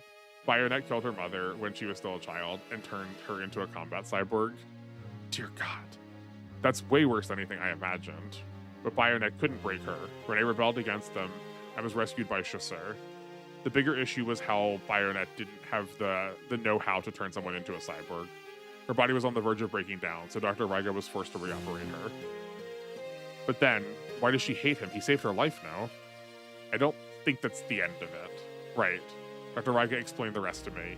It looks like at that time, he was the one Bayonet was truly after. So what they did to Renee and her mother was just a means to send him a message. So he was indirectly responsible for the tragedy that befell them. It's complicated, but I think that's what it boils down to. Complicated is putting it mildly. The man she hates is also the one who saved her life. And the best Renee can do is redirect her rage at Bayonet. That's why she's obsessed with hunting them down. Do you understand now why she was so tough on you, Yumi? Huh? You, like her, had your bodies transformed by forces beyond your control. So she ends up projecting her own personal worries onto you. That's why your failure made her so angry. But Chief, they feel like we do. Anyone would get a bit queasy after learning that. You need to get it into your head that those are Radam. And, lest you forget, the Radam aren't the only enemies the Space Knights are fighting against. Huh? If I have my way, you'll all be assigned to Neoverter once your training's complete. We have to fight other enemies, even other people like Zaft. If need be, yes. Wait, you're actually telling us to fight people? Grow up already. Chief, Tekkaman are beings whose minds were enslaved by the Radam. Any emotions and memories they have serve just as a basis for the Radam to build upon. You need to stand against them, but be they friend or even family. And if you're not strong enough to do that, then leave right now.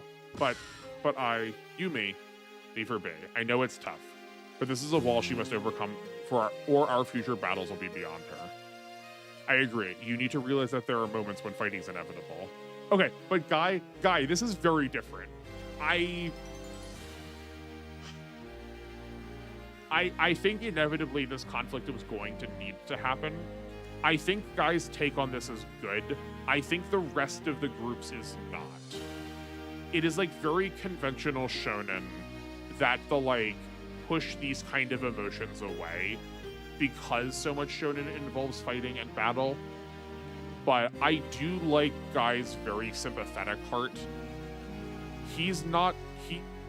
The way Aki talks about it, the way Kazuma talks about it, feels a little bit more like you were kind of trying to reject that feeling.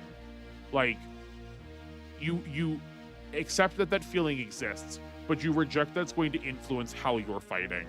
Where Guy is more saying, I hear from Guy more like, you are going to need to fight in spite of that feeling.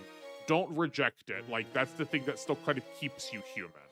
Because, like, an important element to Guy, and probably what we're going to find out about Renee is, too, that, like, they are human. Like, they're, like, the thing that keeps them human is their emotion. Well, I guess that's true for the Tekkaman also. It feels like it's a different way, though. For the Tekkaman, emotion pulls them back from being human. Or pulls them back from being Tekkaman. That's what lets them return to their humanity. but like Guy's humanity keeps him human first and lets the cyborg modify that. Where sometimes it feels much more like the human element is modifying the mechanical element with the Tekkamen. It does sort of feel like we're coming at it from the separate, like we're coming at it from opposite directions, you know?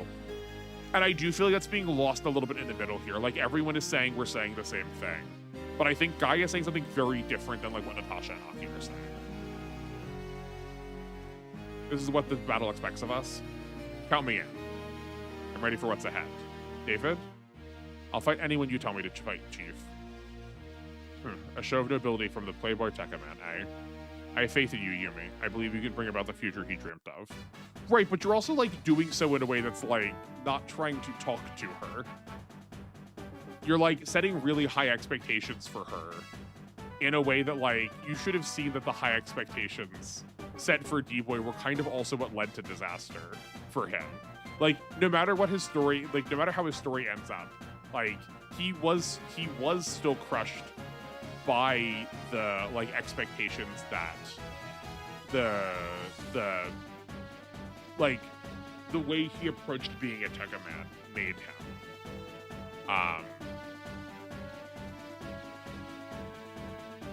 And that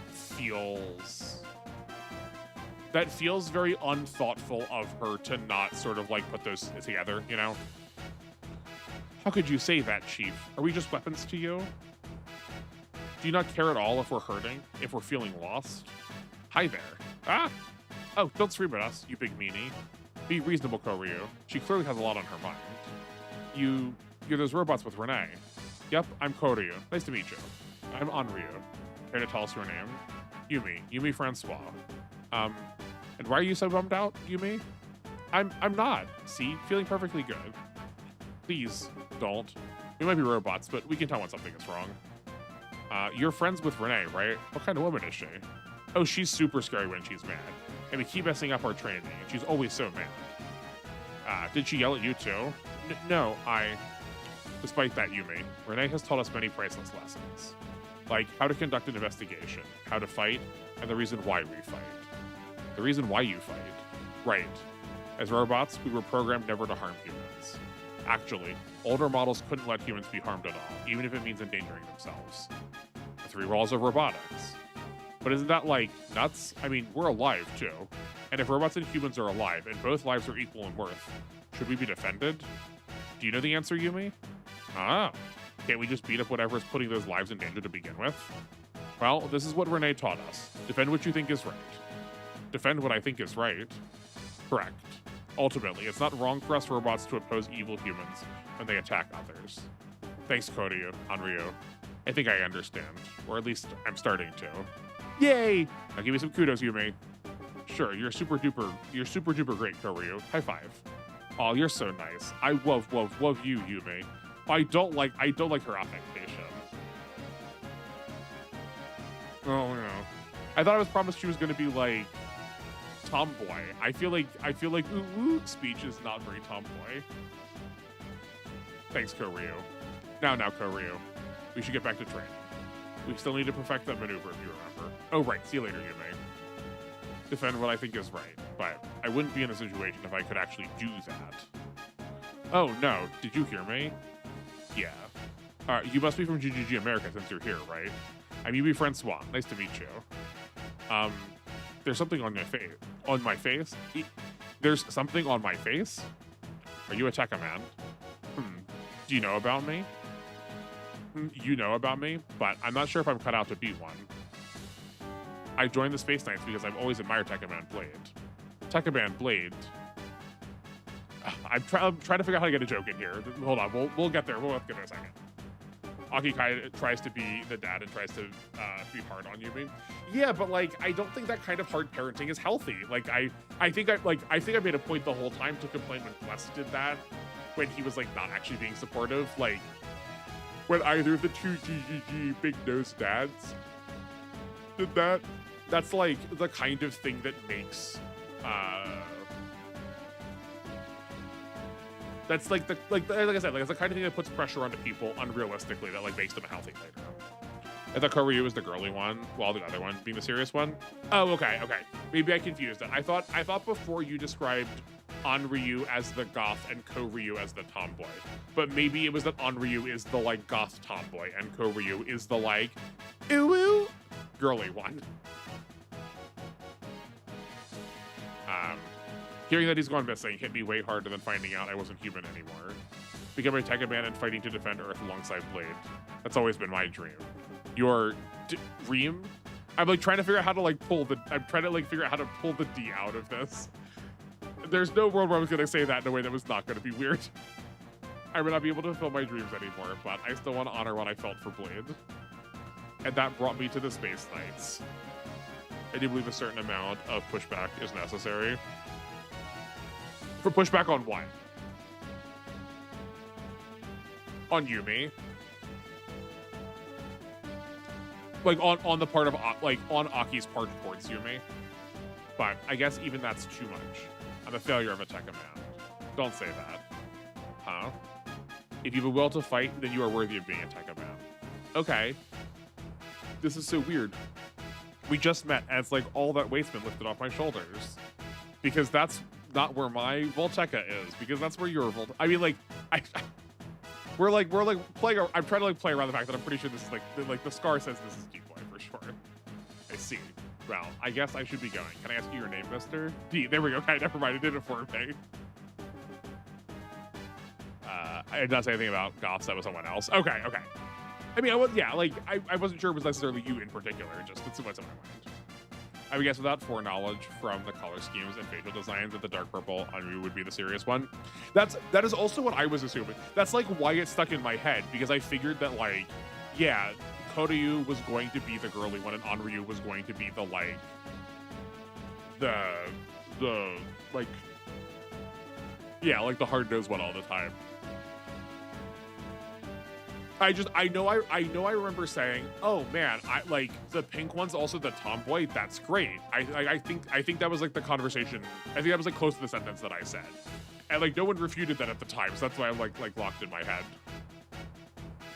But that was also a stream where we were like rapid firing with everybody, so.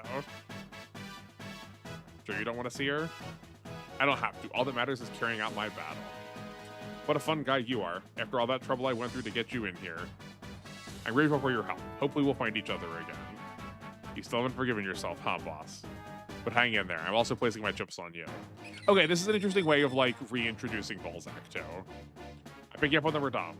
I suppose they figured out this is where the new Tekken men are stationed. Good luck, Neoverter. Go teach them a lesson. Okay. I was like, that was, like, a way too... That was, like, a way too short stage for like, an actual map. Lucky did it. We're doing. Yeah. Okay. Yeah. So if you're saying that there should be some amount of pushback, I don't disagree that like the mentality that the new Tekken men are having right now is detrimental to actually completing their objective. I don't think that's that's not the feedback or the criticism. It is the way in which Aki sets up expectations and like teaching people how to deal with what it is that they are confronting. She is like, it feels like she is trying to reject the emotional side of the conversation rather than trying to like teach people to embrace it and like redirect that as motivational energy. Like a lot of Tekken Man Blade Season 1's narrative has been like very much about like shoving down all of the feelings that aren't convenient for you and substituting them with the feelings that are relevant. Like it's never said that overtly, but every time D-Boy gets emotional about something, he is always told he's wrong and he's always told to be a different way, and then like that also makes him murder somebody. Like as soon as he like wants to cry or as soon as he wants to try to like reject the space that he has made for himself, the show tells him that he is like sorry, sleepy. The show tells him that he's a failure for that. Like we have Balzac like replacing him when he starts to question like why is he fighting, or like what is being wrought if he's just gonna keep killing people, and like that's just incorrect. Like that's producing more trauma for him. Like that's making him unhealthy. Like I was trying to say with Guy, he resists. Like he also pushes back, and he says that like the maturity is knowing that you are going to need to fight at some point. But he is not saying that in like opposition to those feelings or those emotions. He's saying there's parallel to it, that you need like yes, you are going to feel apprehension, and like that is the thing that makes you a hero as opposed to like a just like average person. Like a hero, bravery is not about not being scared. Bravery is going, I'm scared and I will anyway. So I guess like the show meant to, and it almost blew up in her face, and the Reforged D-Boy fixed it. I mean, did the Reforged D-Boy fix it?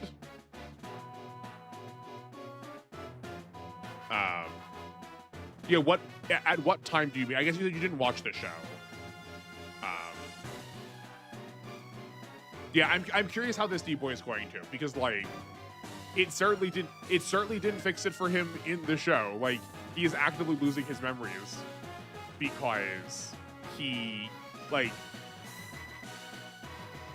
never learned to emote in a way that was healthy. So the consequences of his actions are that he like doesn't get to have it anymore now. I told them to sort out their feelings, which is correct. Yes, yeah.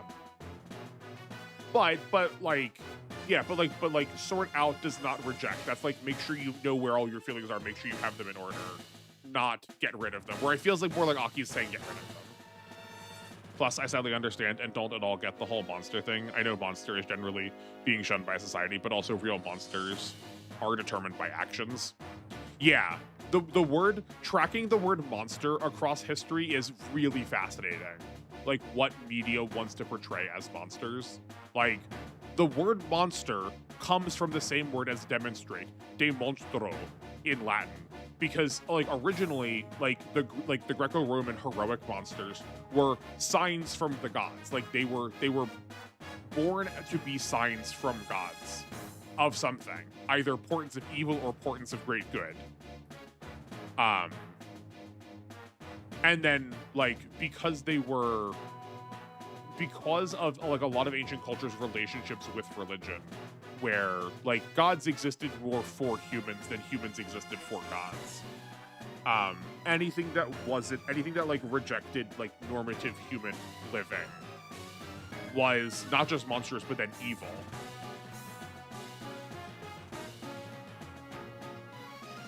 Alright, big sneeze. And then like that coupled, like that kind of mentality coupled with Japan's belief that like basically conform or die. That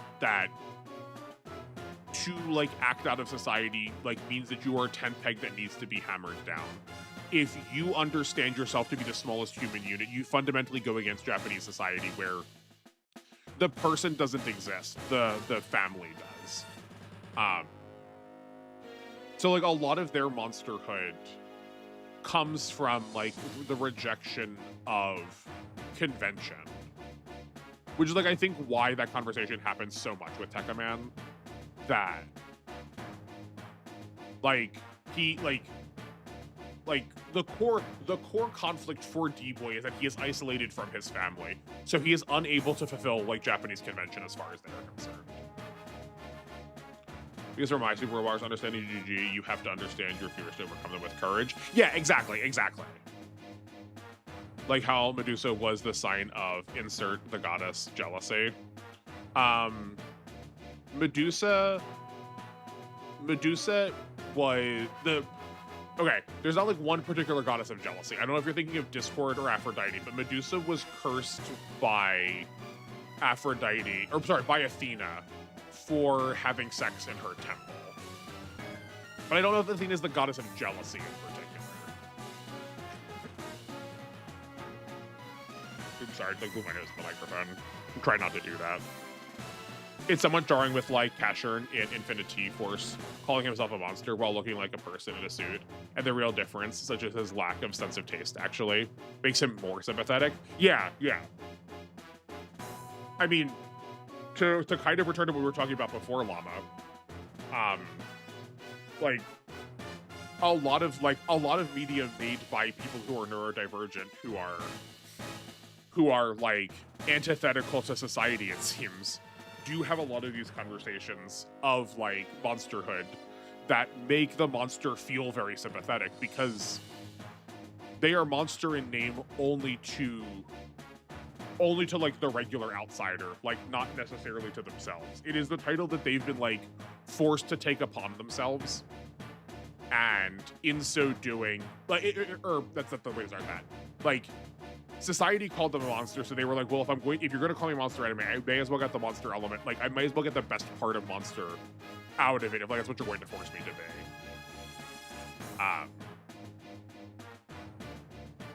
Yeah, but like especially now, there are so many stories where like the monster feels sympathetic, where like the human does not, or like the character that's given more sentience or more personhood does not. I mean, a goddess jealously forgot which one. I clearly mixed something up. My bad. No, it's okay. It's okay. Yeah. It's a little different than jealousy for Medusa. It is about the value of like it's about the value of sex and how that relates to Athena. She is a virginal goddess. She was born from Zeus's head. She was not born through like procreation. But there's also like a relationship of sacred sex. I believe I've used the term, like, this is not the term we would use to describe this person modernly, but like the classical term, the like word used to understand the old world tradition is the divine prostitute. That there is like very religious based sex that has a very specific connotation to it. And like breaking from that mold is to like create pollution in the world. It's not so much that Athena's like, oh, you think you're better than me. It's a lot more about the like societal sense of cleanliness. I think it's very often to see the story of Medusa reflected in media as being one of vanity because mirror and reflection is also like her undoing. So like we want that like full arc. But I think that is like not a fully... I think that is a more modern corruption of the classical understanding of it. I say this with like some amount of authority, having like translated these stories from Latin. Can you do this, Yumi? Tell you the truth, I'm not really sure, Yumi. But I have a promise to him, so I'll give this everything I've got. We'll see if you can deliver on that promise, girl. Nope, I'm not doing this for you. I'm doing this for me. What? All right, then make it happen, Yumi. You better take point after telling us off like that. Will do. Cover me, Ryoko. Yumi, who'd you make that promise to? Was it Honda? Levin, maybe? It was really wonderful. It was a really wonderful man. Also, we did just like casually sneak in a man, was it Levin? Comment in here that this chapter has been like so heinous about so far. Sacred sex is such a cursed compound. I mean, it's like, it was like actively very important for a lot of religions' understanding. I mean, like, heck, modern religions do it too. Like, tell me, is that not what the Virgin Mary is? Like, sex is held as sacred to like Judeo-Christian Catholic. I mean, like, Jesus is not from Judaism, but like, it's still present in their other ways. But like the Christian Catholic concept of like the virgin birth is like exactly still that. Huh? Oh snap! Hayato, you're in serious danger of getting friend-zoned. Why? Get to work, Tiger. You ought to show her that you got the goods or be left in the dust. David, it's a real nice glass house you have there. Thank you for that sub route. Cut the chatter. They're here. Yeah, or like, man. Yeah, no, I love Yumi in this. I'm very pleased with her. I'm really looking forward to season 2 if like this is the character we get. I appreciate that she was able to like go from being so like ridiculed by Aki to being like motivated for herself.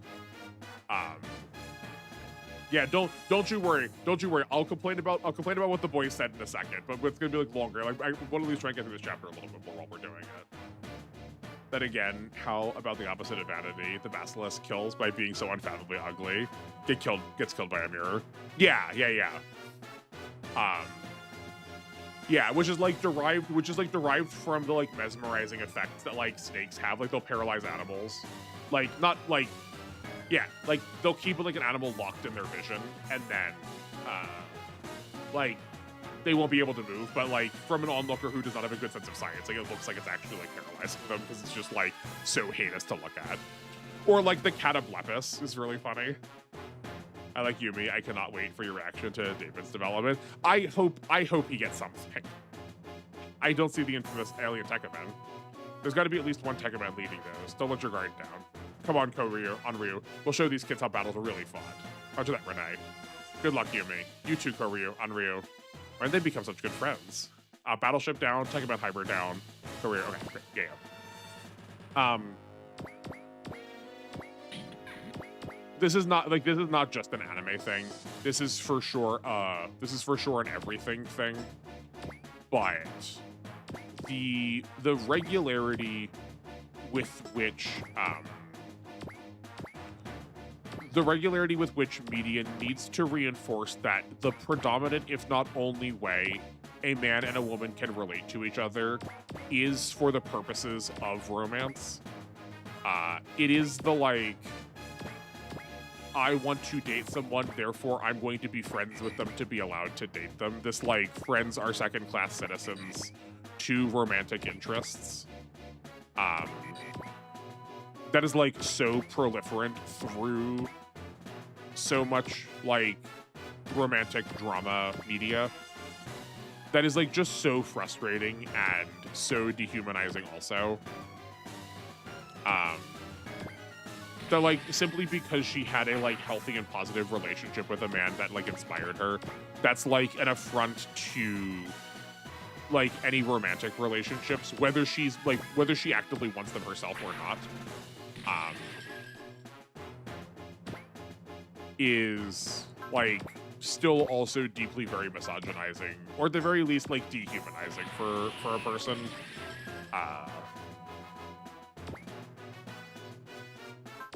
Like I think the difference that I feel like is important to draw here is if a man said that about a man, no one would bat an eye. They would just be like, oh yeah, he's being inspired. But as soon as a woman says that about a man, more so than if a man says that about a woman, but definitely a little bit if a man says that about a woman too. Like we're equal opportunities problems.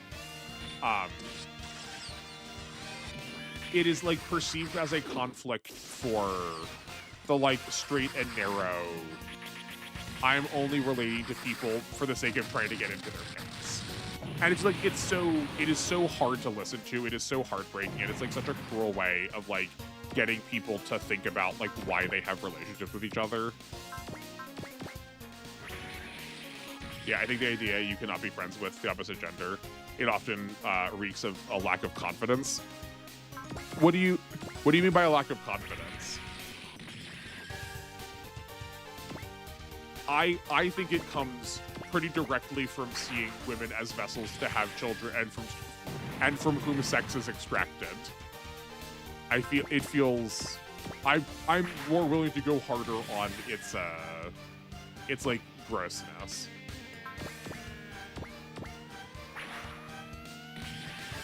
I mean, like I think like implicit to what you said in there too is I think like perhaps why that happens. In that, like, what the words you used were the opposite gender, but like, yeah, this system does not account well for in any way like anyone who is non-binary or anyone who is like any form of agender does not fit into this space well, because they can't fit into the paradigm that has been set up for them to perform in. It's very clearly and very easily a tool designed to keep people locked to like a very like rigid sense of heteronormativity. that there are like very strict structure rules for like each gender has a very strict set of structure rules that it's supposed to adhere to, and like breaking those rules is just like it cannot be done. Like we can't let that happen. I mean, if you have seen that actual happen, it's tragic too. Oh yeah, no, yeah. Like this is not just coming from like pieces of media. I was framing this in terms of media because I think we see it the most overtly there because it is like prioritized and valued as a like very important part of the plot.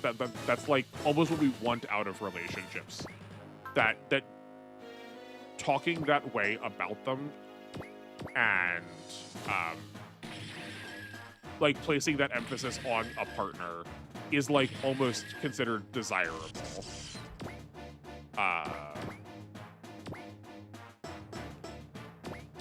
And that feels like it I would rather call it out of specific pieces of media because it's like easier to see, where like the nuance of doing it with like a real human life is harder to talk about, you know? I mean, lack of confidence that you are worthy of being. Oh, sure, okay, I see the direction you're taking it from. I mean, yeah, I still will not frame it that way because I think that's still putting like emphasis on the romantic relationship over the friendship relationship, but I do think that is like also true that like you can't feel confident or like affirmed in the relationship that you, in the like romantic relationship that you have, such that like everyone is perceived of as a threat because you are so worried that anything could upend what is like actually a very fragile, like tenuous piece you have. Have you heard how some people talk about bisexual, both men and women, as just a complete lack of trust and confidence? Oh yeah, no, like identifying as trans or identifying as bisexual in like queer spaces is still like also actively very hard because of like how harsh anyone is towards anything that is perceived of as a threat towards sexuality. Yeah, that like, I mean, there's like, consider the abbreviation LGBTQ. Like pansexuality and asexuality are removed from those lists entirely because they are still so difficult for people to like deal with. Also, I have no way of talking about nonconformity, so I can only talk what I can observe. Oh, for sure. I mean, like, I will be the first person to say that I think just because it is not directly your experience does not mean you should not have a perspective on it. I think making sure that you are willing to listen when someone who is part of that community, who has that experience, who knows that thing to be true about themselves, like leaving space to listen and prioritize their perspectives is a must. But I think we're also like actively failing living in a world that is more complex than ourselves if we can't also just like have a perspective on things that we are witnessing and just like continue to refine it as we learn more and more and more. But I like it feels very weird to ask my chat and like interview every person like, hi, welcome, what's your name? How shall I call you? Are you cishet? Like it feels weird. But like it is helpful. It's helpful context to know. So I appreciate you also just like throwing that in there for like context's sake. Picking up a new signal on the radar, and here comes the tech amends. Sure. Ha, those aren't Radom. It's the Evoluted. They're the Radom's chief rivals. The Evoluted, warriors covered by their solid armor. Okay, I get that we've been calling this season 2, but why are we like reintroducing characters like this is a second season of this game? This feels like I'm playing W Part 1 and W Part 2 that were sold on separate cartridges the way sometimes we're reintroducing these people. All troops be warned, the Evoluted will attack us in the Radom alike. So we have a 3-way battle on our hands. Be careful, troops, or we'll be caught in their crossfire. Or better put, we need to take out both groups before that becomes an issue. I like the way you think, Queen, and I reckon we can pull it off with no problem with you around. Ah. Oh wow, she can actually smile. Leave? I know he's not a Tekaman, but Tekaman leave is very funny to me. I'm always ready to listen, which sometimes means I let things slide. I should have not. Potentially. I think being willing to listen is probably the best thing you can be, though. I am immediately rejecting because there is potentially a problem is I think, only going to keep you staying that way. Listening and knowing what you can do better next time is like the healthiest possible way you can be. If my words mean anything to you, you have my vote of approval. That's how you're handling things. Is how it feels like Super Robot Wars Impact. You know what? You know what, Llama? Probably. That's probably right. These are the people who fascinate Oregon so. That man is also here. I must ascertain what it was that brought Oregon to Earth. For those who are less familiar with the Super Robot Wars canon, Impact is a combination of Compact. Is it all of Compact 2 or all of Compact 3? I was going to tell you with confidence that I myself don't remember. It's a collection of a series of the Compact games, all on one disc. So we have a lot of you can see a lot of plot that's gonna like eventually have to like aeroberize itself, because we're gonna be like re-explaining things when like otherwise it was gonna be on a different game. Speaking of though, someone a long while ago came into chat asking about Impact, and they were like trying to find they were trying to get help just like turning it on. No. They wanted help with something else, and I couldn't get my copy to turn on. I still can't get my copy of Impact to turn on. I have gotten different ROMs, and even still, it just will never boot no matter what I do. I've done all of the like things you are supposed to, and I just like can't get it to boot for the life of me. I don't know.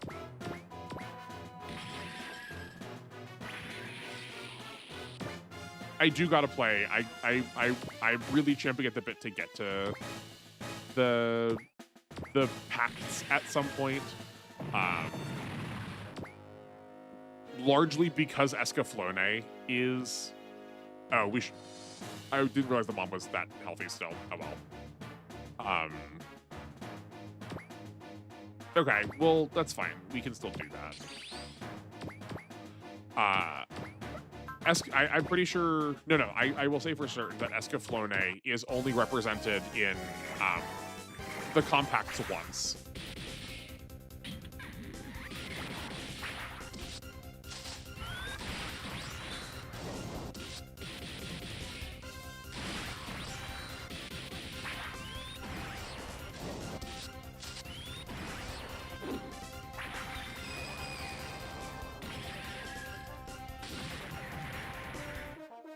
That attack's still so cool.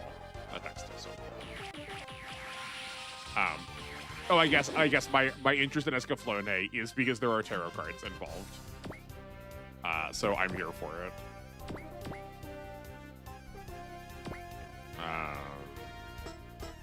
I guess being one step away isn't actually doing any good, so we should just be next. Reminds me of the SRW on GBA that I could not get to boot on anything other than a homebrew 2DS. Which GBA one was that? Also, 2DS? What's a 2DS? Did they sell a 3DS that just like did not get to like turn on 3D hardware? So now like you can like emulate that particular way.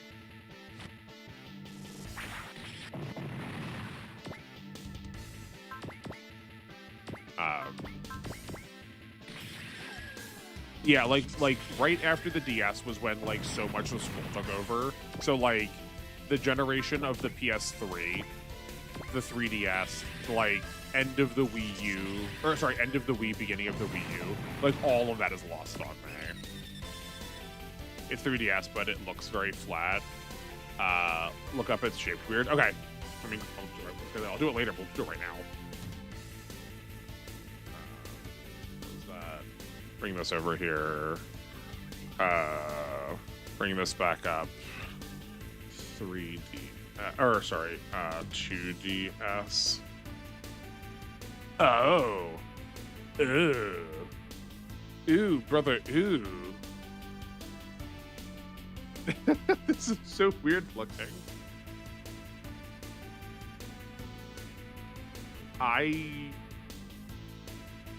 I don't like it. This is like Uncanny Valley. This is like this is someone asked AI to show them a picture of the 3DS, and this is what we got. This is so weird. Okay. Well, thanks for cursing me with that, I guess. Escaflowne is so good. I'm glad it has your vote, Grant. I really want to like it. I started it a while ago and just like never picked it back up. I think I watched like the first episode or two and went, yeah, that'll be good. I'll get to that later. A 2DS. New 2DS XL is a 3DS without 3D. It's cheaper. Also, 2DS XL is amazing for homebrew for the SD slot location. Oh, neat. Okay, that's good. I have a 2DS, my beautiful scrunched baby. Is it also smaller? Is that why it's scrunch? It's also like 80 euros cheaper. That's nice. That is a, hold on, wait. That's €1, right? I'm not like a complete idiot. Yeah, it's €1, okay. I'm like worried now. Now we're fine. You've seen it all on DVD. Oh man. Oh yeah. No, I was gonna say I didn't realize it was a DVD copy of it, but that's not true. I do know that to be true. I feel like there's a couple of those old shows that you could just like not find a collector set of at all. There's definitely some anime that I've like seen some like really heinous bootlegs of that was being sold as the original version because there was just like never like a box set collection released for it. Incoming Radom reinforcement. Oh. Incoming Radom reinforcements. It's them. Hey, are they singling Yumi out? I guess they want some payback from before. Yumi, they're coming. I can't. I'm just. Yumi, why does she balk every time the enemies show up? I should watch Escaflowne too. It apparently has an amazing German dub. Oh, another rare instance. Definitely should then if it like finally gets some like good German.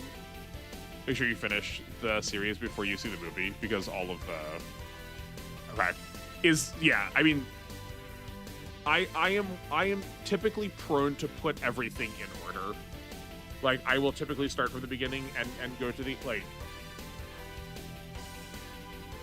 cover everything until the end.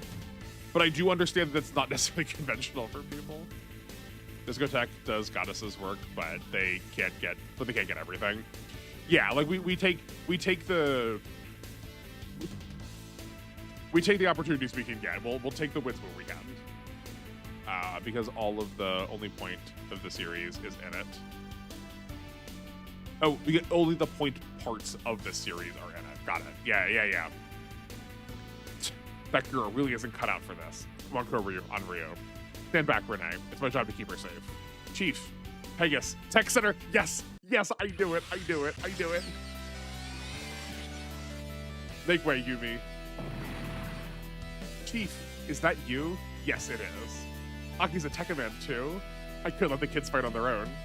Aki was the very first subject of our Tekkaman project. She gave herself to a Radom tree in order to make Earth 4 Tekkaman a reality. What? Aki, this is what I chose. To shoulder the same pain he did. To fight as he did. And I regret none of it. That's what you're fighting for. I see it now. That man, he experienced something far worse than hell. And you wanted to show us firsthand what it truly means to fight. Tekkaman's sword. You sicken me, mongrel. I don't care what you think. I'm going to fight for him and for myself. Chief, I got your back. I want to defend what's dear to me and what I think is right. Be gone, girl. Nuh-uh. I'm staying right here because I'm a Tekkaman. You go, Yumi. Renee, what is going on? I feel this fire coursing through me as I watch her. Do they combine now also? Me too, Renee. Could it be? Koryu and Onryu's simple rate has exceeded 90%. Koryu, Onryu, show us that you have the mark of true heroines. Have it your way. My Volteka will obliterate you all. No, it won't. Go, Koryu, Onryu. Symmetrical. Docking. Tenryujin.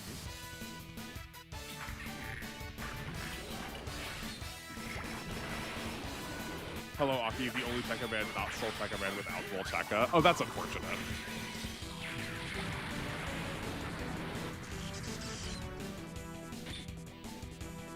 We've gotten this has been like such a roller coaster of a day. We've gotten like so many like good women out of this. It's a shame we've like locked them all together in one chapter rather than like spreading them out. Like, that we had to do like the girl chapter.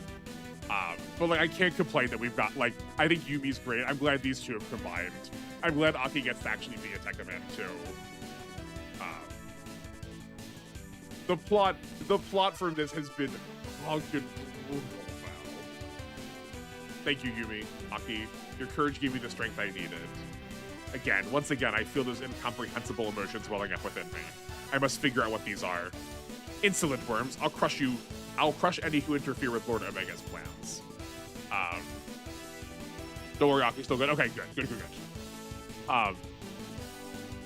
Sword talks like she is a Disney villain from like the 1990s. Like, her and Jafar could swap lines with how much she's like, curse, insolent worms, be gone. Like, I don't remember her being like that in the show. Like, where did that come from? Was that just like not translated in like the subs I'm reading? Shut your mouth, Sword. We're fighting in the name of all that's righteous. And that's why we'll never be beaten. Now that's art right there. Nope. Don't you forget about me. Oop, hold on. Sorry, another big sneeze. Yes, we may as well join them under the spotlight. Form of around Aki, Yumi, and Tenryujin and begin our counterattack. Aye aye. And we men won't be left in the dust. Oh crap, I totally missed out on the girl power moment. Poor Ryoko.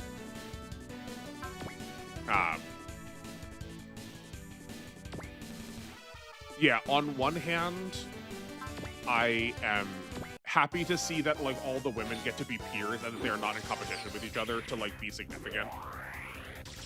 But on the other hand, we do sort of like, in so doing, we sort of like shove them into a corner altogether at the same time.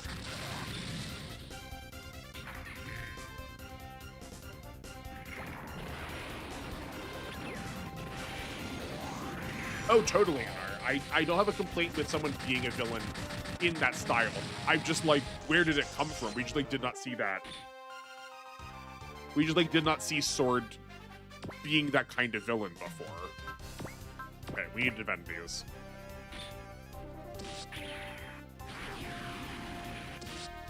Nice. Okay, I think we're good now.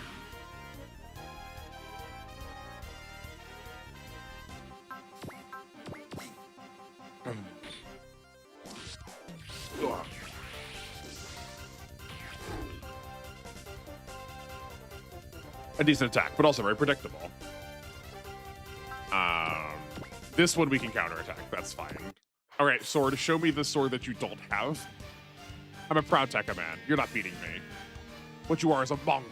Tekkaman are the instruments of the Radam's will. Wrong. Way I see it, Tekkaman are strong and kind heroes, like Blade. We like super, like, I understand why she has, but like she like super idealized elements of him that are just like not true. Die in Lord Omega's name feels like he's still alive. Maybe not though.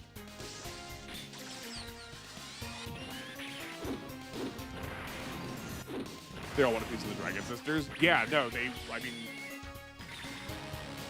like, mechanically a sound move, like that would have killed her if that had all landed and had we not been blocking.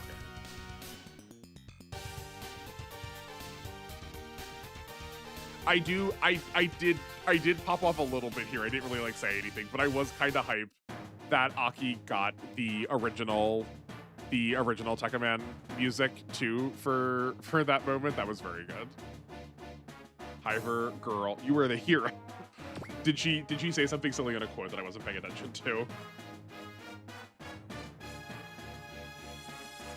Oh, or just that like she's trying to like emulate. She's trying to like emulate him. Yeah, I would like to see her outgrow this like need to qualify her heroism as like trying to emulate a guy. I'm wondering, have you watched the anime called Blue Seed? Is that the one with all the, like, is that aliens? I know that's like so freaking generic. Hold on. It's a mecha, right? Maybe not. What am I thinking of? Am I thinking of Blue Gender? The two genders, red and blue. Oh, I was thinking of Blue Gender. Do you mean Blue Gender? No. Blue Seed. That's the one with the plant boy in the background. That's like rip off Tokiro from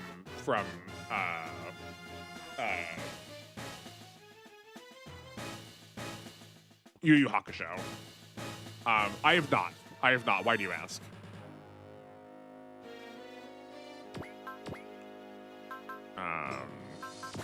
Well, you did stack everybody up right here. Blue Gender is opposed to Lock one with bugs, right?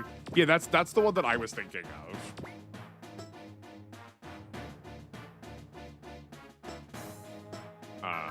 Spirit and Valor and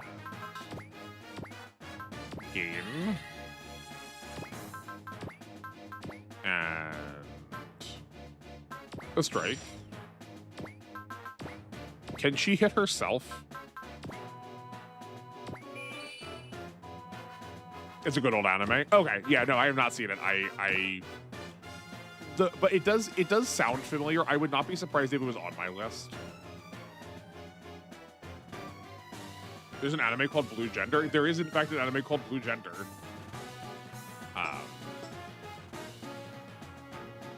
Yeah, Blue Seed is for sure on my list. I struggled. I watched the first couple episodes of Blue Gender a couple of times, but it was very slow.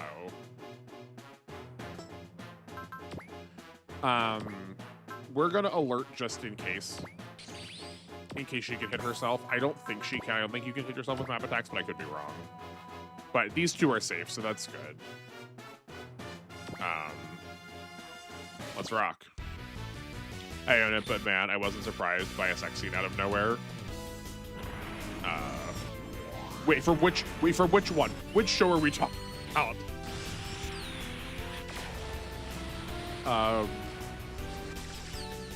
From Blue Seed. Good to know. Thank you for the heads up. What is this Blue Gender about? That's what Llama said. It's post-apocalyptic with bugs. Blue Gender. Oh yeah, yeah. The bugs do have a little like tentacle hentai that should get like turduckets together a little better. But it's like, from the experience I had, it was like generic military shooter against like alien bug villain was kind of all I got up to. So like I accept that maybe I do not have like a full good scope of it. If someone who is more experienced wants to chime in, that'd be helpful. Blue Gender is slow in the beginning. Okay. How am I ever going to face Lord Omega after this? Mark my words, humans. It'll be Tekkaman's sword who ends the lot of you. You can try as many times as you'd like. I won't fall until I see the Radom defeated. Oh, okay. Oh, Pegasus 2. Cute. No Between Humans. I don't remember any bugs doing nothing wild except killing humans. Oh, sure. Yeah. No, but the fact that they are willing to be a bit descriptive with their tentacle visuals tells me that that's on the table. I'm glad that no bugs were involved though. Okay, Aki's got focus, alert, guard. Interesting. That feels like that's never going to come up. I feel like we're never going to get hit. Valor. Oh. Pegasus the second.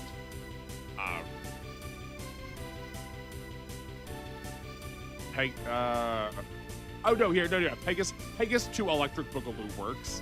The first Pegasus knew how to sing, the second Pegasus will know how to dance.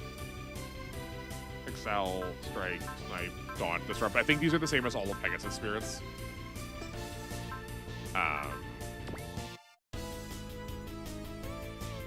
Oh, I have a sneaky suspicion that Aki might have gotten the points from Blade. Pegasus is an exact replica. Yeah, that's okay. That's what I was thinking. Looking at him. Potential 7's nice. And she's got 2 levels of leadership and 2 levels of combo. I do like Aki a lot. She seems pretty good. Yeah, no, I'm with you. I accept that. Right? Like I know for certain we have used Excel, Strike, Snipe, and Daunt off of Pegasus 1. I don't know if we've used Disrupt. Then again, I watched like 4 episodes and felt like I could predict a little girl was going to be killed next episode when she was introduced. Oh yeah. Sometimes your plot senses are tingling, and I do feel like that show like plays things very normal. Also, she inherits. Yes, okay, that's what I was saying. Yeah, right. Like she got her point from Blade. Yeah. Okay, she is mostly melee focused, which okay, it's like basically the same. Split, switch. That's interesting. Hold on. Can switch the unit's frame during intermissions. Do all of them have that? Is just that the way of saying that, like... Okay, that's just the way of saying that, like, we could also start with them off of the boards. Oh, okay. That's so much less exciting. Aki has a combo attack too, but you cannot see it yet. I mean, she has combo too, and she's got a combo here, but 3 attacks felt a little bit not there. I assume she's going to get it once we get Blade back. I'm assuming we're going to get Blade back based on the fact that he showed up with glasses. But, or sorry, no, I guess he didn't. That's D, but also the guy we met at first was Kite.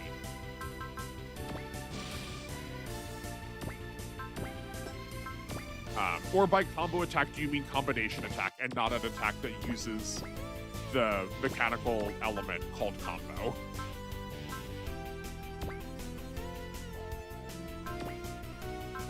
Split.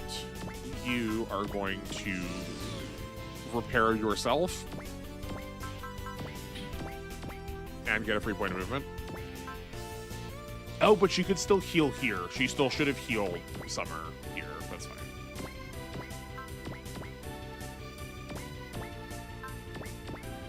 Just like full send everybody.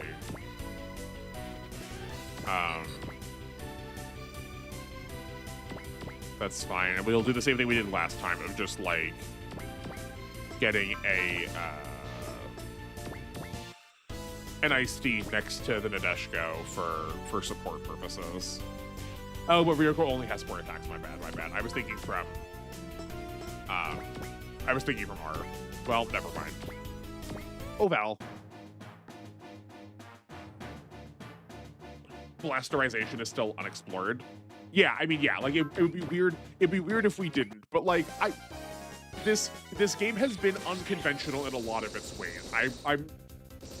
I'm trying not to say things with certainty because also in the past when I've said things with certainty on this channel, sometimes y'all have like come for me. So I just gotta be sure, you know. Combination attack. Okay, yeah. Like, I would not be surprised if she got 2. I would not be surprised if she got 1 with Blade and 1 with the rest of the season's team. Repair yourself with Fennec Energy. Yeah, I mean, like, as much as I complain about the women characters always getting repair, I do think it's very good for the Ryu, separate strats we've been doing. Like, it works really well for them. Because sometimes, like, we definitely had situations where some of the Ryu siblings did not have something relevant to do with their split, where we can basically always guarantee we have something relevant to do with our split. Like, it's effective, in a way, that split effectively gives us a free spirit every turn. Because rather than needing to use an alert on somebody, we can instead just use that healing.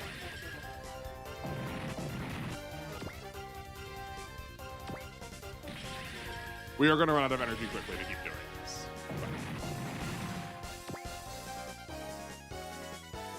That's fine. We're already over time, so we'll just get through this. I'm not worried about it too much. And then we'll do preps on Thursday for this. Because it's getting late.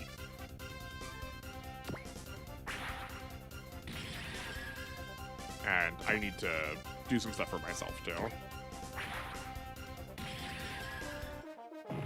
Sweet.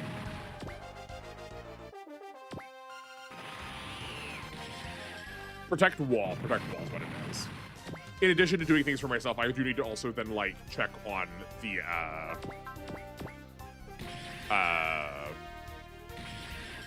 stuff we've talked about, like checking how barriers work. -1000 from distortion field is really good. Yeah, no, I'm really impressed with how defensive the ISDs are. That's like, to go back to where we started this, like, if I can stack a beam field out on top of the distortion field, I am going to be in heaven. Well, I mean, yeah, you get the idea. It's going to, like, the extent to which I'm going to be able to tank things is going to be very exciting for me.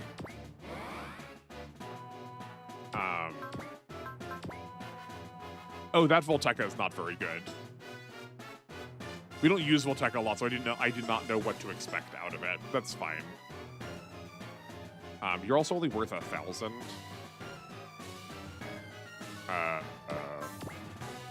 This Volteca will be better.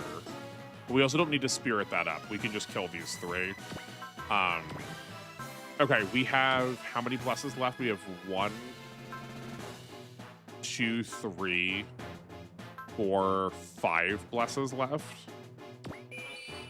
And then we should have some amount. We should have some amount of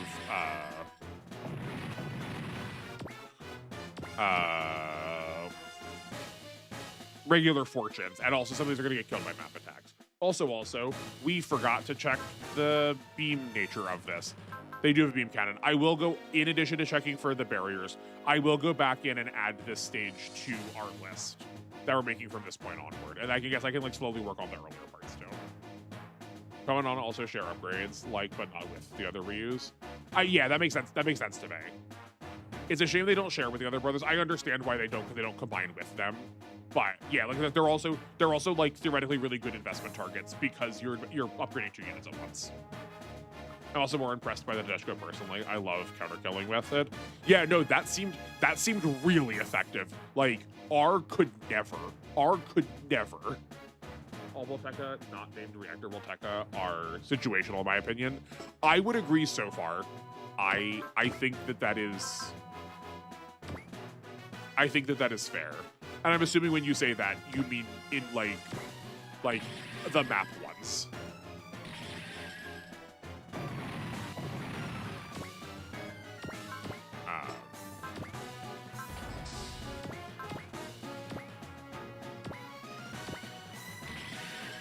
Yeah, the Reactor Volteca is like absolutely wild. I don't know who decided that was going to be how it was going to work, but I'm glad they did. I'm also assuming that all of the Volteca have roughly the same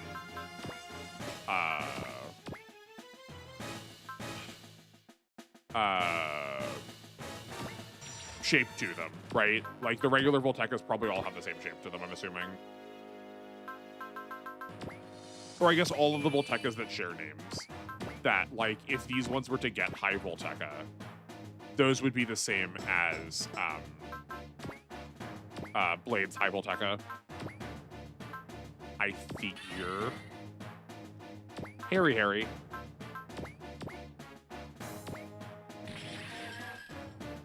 Also in J, the Nadeshko can pull the same thing. Okay, cool. Good to know. Yeah, the map one's okay.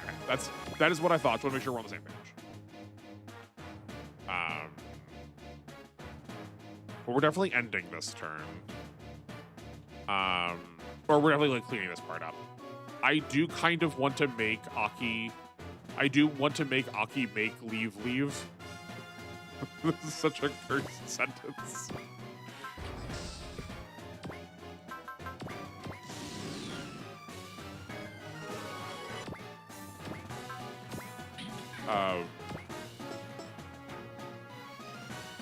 I guess we could just have you heal. Yeah, it's better to have you heal again, seeing as we're kind of already overcapped on things to kill things. I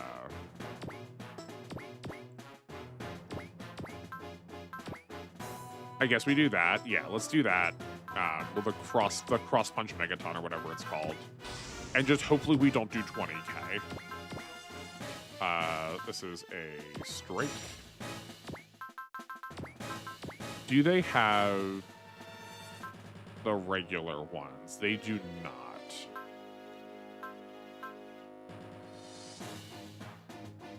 Well, we can use a cheer for me hero, and then Horace can alert, and let's use this cheer on Aki now. And I mean, we may as well get a support attack.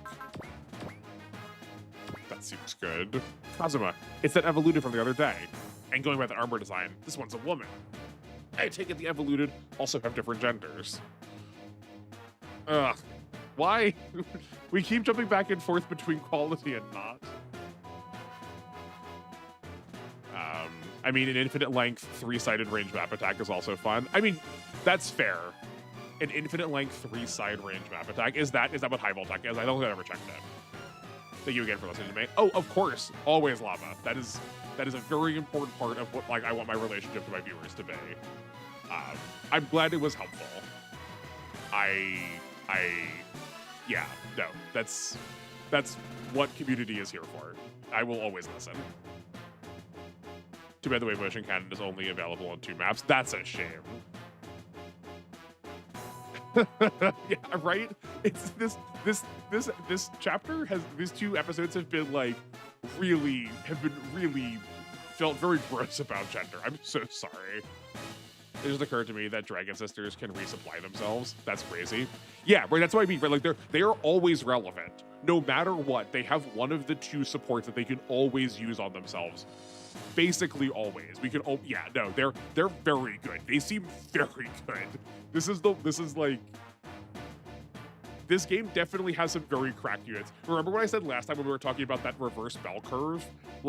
These units seem like they do either so much or just are they're 2/3 of what somebody else can do. And all of the dragon siblings, now for different reasons, are 100% in my mind in S.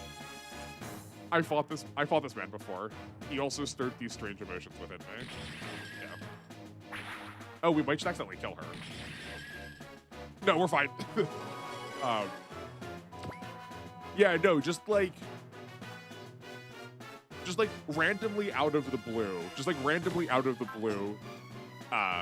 we're just suddenly making everyone very acutely aware of gender feelings. It's very disappointing. Or not making people feel acutely aware of gender feelings in a way that is satisfying or rewarding. I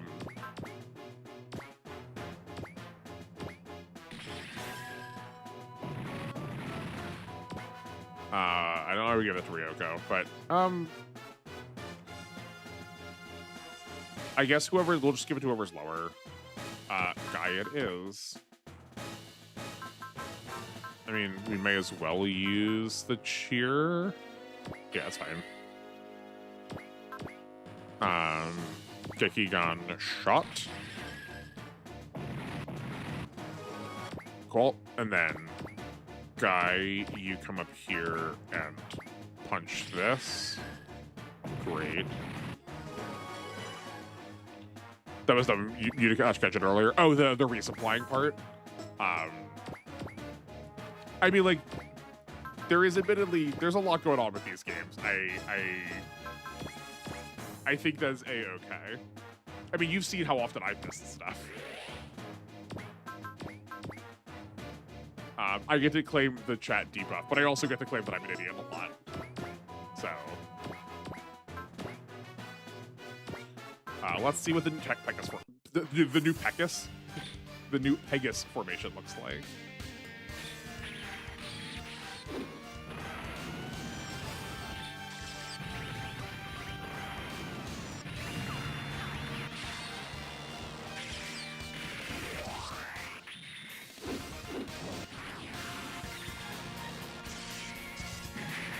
Cool. For as big of an attack as they make that, Pegasus formation also was with with D-Boy, but like he like that was like barely what happened. Like that barely showed up. I understand, Oregon. I see what it was you found on this planet. Damage is what we found. You have eluded withdrew. You have eluded invaders from beyond the stars. Grab the message he left us will soon become clear. I did it, Mr. D. Mr. D is so much worse than D-Boy. Oh no. Who's that Yume? Is he the guy you made the promise to? That's a secret. Aki, you. Our Tech Command project had to succeed for us to begin pushing the Radon back. And I wasn't about to run experiments on those who'd been turned into proto-Techamen. Sure, but turning yourself into a guinea pig is just... Like I said, I don't regret any of it. This was my way of fighting. Chief, and you did well, Yumi. That's yet another hurdle you cleared. Only because you taught us what it meant to fight. And it seems Koryu and Onryu discovered something essential after watching you go at it. Renee, time and again, they failed their symmetrical docking, and today they got it in one. That's all thanks to you. Maybe I was a bit wrong about you, Tekken Hyper. Yumi. Oh, stop. Then again, you still have a lot of room for growth. Only children get so giddy over just a pat on the back. Oh, you big meanie. Hyper's French for winter, yeah? Ah, quite the fine match for the chasseur agent. You there. Something's been bugging me since the last time we saw each other. What is it? Why, that ridiculous hot shot act. It doesn't match you at all. It only makes you look like a joke. Ah, the cat's out of the bag. All that effort it took to keep a straight face around him. Poof. Well, I'm glad someone said it. A man can take only so much. You all agree with her? I understand, sweetie. Every boy tries to stand on his tiptoes to look bigger. It's natural, really. Like measles. Sis, I was happy as a clam to see you acting so grown, sweetie. Okay, just stop. Just cut it out already. I mean, I get where you're coming from. You were trying to be like Captain West, yeah? Mirroring your great father is a bit aggressive. Yeah, it's cool. So you're just putting on an act to look all grown up? That's super lame, Kazuma. He wouldn't stop even in battle. I knew this wasn't going to end well. Damn it. You got any idea how much effort this took? Putting a new attitude together, a new look together, all that fancy words I had to learn? Don't stress over that sort of thing, Kazuma. Just be you. What he said, if anything, it gave us all a good laugh. Okay, but like also... but like also, him like choosing to do that is like kind of him being himself. On one hand, like needing to aspire to like fill the shoes that your parents left you is like very like post-World War II nuclear family coded. On the other hand, like I do think Kazuma has a number of specific reasons to believe in and put value in trying to emulate some like high quality elements of his father. And like him choosing to live bigger than he sees himself is like how you grow. I wish I wouldn't give him a hard time for that too. We found an infinite resupply cycle. Yeah, no, it's right. Like I think I didn't say this before, but like I think it's also understated the fact that damage and like the energy and HP are split when you separate, because as long as they still have some, barring one, the other will still always have an amount when they split. So they will also always have like almost kind of endless, like constant heals or constant resupplies as long as they've spent some of it, which is going to be like very effective for getting them to high levels very quickly. Disastrous working, yeah, exactly. What did Horus do? Oh, just yeah. The man can't be normal at all. Well, gee, when you put it like that, it totally makes a semester of not growing worth it. Your father must have been a great man for you to try hard to be like him. Not really. The guy only had two settings: yammer about cash and ultra smug mode. But he was still my dad, and I want to think I took up some of his pride. He's still your dad. I guess today's been a learning experience for a lot of us. Renee, Captain, I have reason to suspect Bionet's going to attack Paris. During the UN's extraordinary conference next month? Right. My plan is to head there ASAP and prepare to welcome them. Very well. And considering the successors could potentially try something, New Verter will also make its way towards Paris. Dr. Reiga, the Space Knights are also rejoining New Verter. I believe we're all ready. Chief. It's finally time to graduate, huh? Everyone's leaving, huh? It's going to get lonely around here without you kids. Relax, Dr. Riga. Renee will call you every day. Don't make promises for me. Oh, it's fine. You can handle it. And you don't want to make a liar out of me, right? Please. Fine. I suppose you did help us a bit. Oh, Renee. Plus, someone as old as him might just kick the bucket if I don't check in once in a blue moon. Excuse me? I'm still in my prime, thank you very much. Isn't that right, Michi? Yes, of course. I'm going to pretend I didn't see that. Captain, let's be on our way. Captain Chihome, we're receiving a transmission from one Durant Caballinario. Oh, sorry about that. Could you let him through? Are you doing good, lass? Yes, everyone's fine. Cosmo's back to normal, too. Give me a break already. Well, stuff's been going nuts up in space. For one, Lowe's crew had a brawl with the successors and fell to Earth. Those junkmen?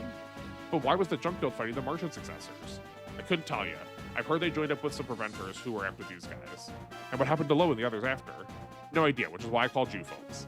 I'm sending you data on their ship's course during the crash. Okay, so this is a small route split. Data received. I believe they would be landing in the Sahara Desert. Cripes, that's one of the worst spots they could have picked. How so? Zaf's presence is heavy over there. Fighting is fierce across the entire region. Reports say the Earth Alliance's newest vessel also made landfall around there. Your friends are pretty much in the eye of the hurricane. The Alliance's newest vessel, that's gotta be the Archangel. Yeah, and said Archangel's been a hot topic lately. Apparently, one of their crew just up and decided to give Lacus Klein back to Zaft. Gurren, do you know who that was? Of course I do. It was this Kiriyamato kid. Figures, he protected Lacus the way he figured was best. Don't you think that was a bit extreme, though? True. She's the daughter of Siegel Klein and a very influential figure in the plants. She'd be extremely valuable for the Alliance's war efforts. And Kira still let her go. I say good for him. A sweet girl like that shouldn't be turned into a weapon. Or any person. Girl, boy, sweet, ugly, any person.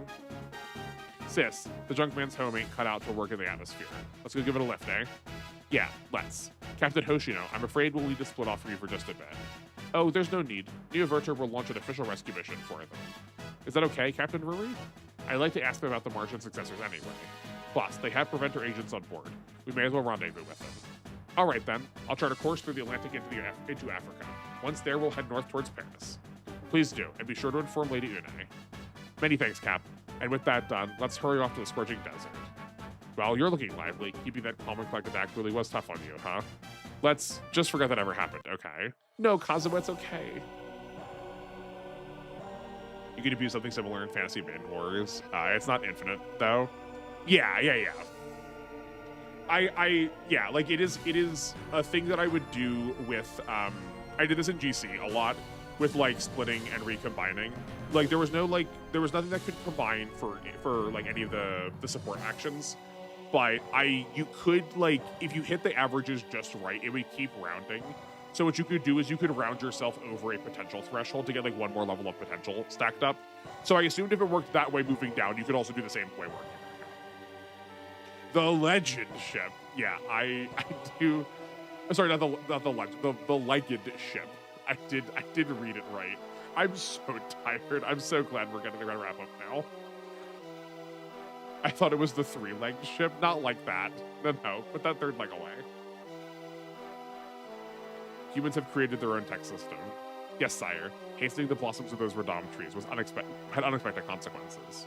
Maybe, but we need not worry. Those are mere forgeries. They cannot match our strength. We say, having lost every single Techaman we've ever sent out.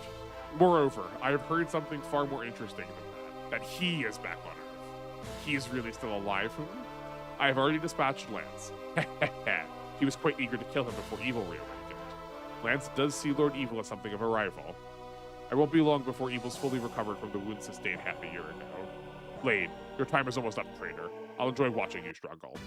Oh yeah, also, like, who is Lance? Lance and Dagger just, like, don't matter to that family model at all. No wonder they're so vengeant all the time.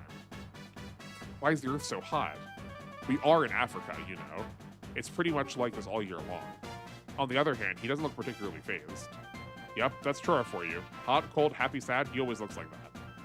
Did you manage to get in touch with the boss duo? Kinda, but our group's been real busy, so who knows if they'll be able to send us a ride. Speaking of, what can you tell us about those two Gundams that attacked us? They're your friends, aren't they? Hiro and Wu-Fei? Real talk, I ain't got a clue what they're up to. Hero, big surprise, was supposed to be guarding Relina, and Wufei's been AWOL for ages. Maybe, but it really looks like they attacked the blue and red frames on someone's orders. I doubt either of them would work for a paycheck. There must be more to it. We need to get out of here before we can figure that out, though. Way it's looking, we might be stuck using our MSs to walk around the desert. I'm sweating just thinking about it. I don't think you have anything to worry about. Oh, okay. Here we are at last, everyone. I trust you're uninjured. Yeah, hey, the Valstork, the Nadeshko. The old gang's coming back together, I say.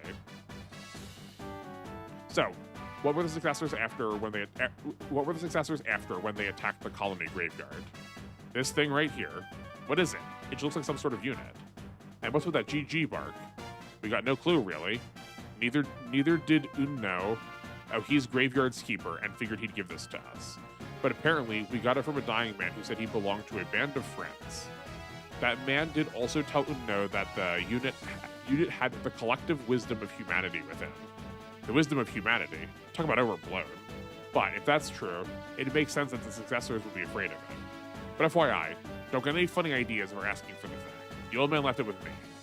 So long as you keep it out of the successor's hands, you are free to do with it as you please. That went a lot easier than I expected.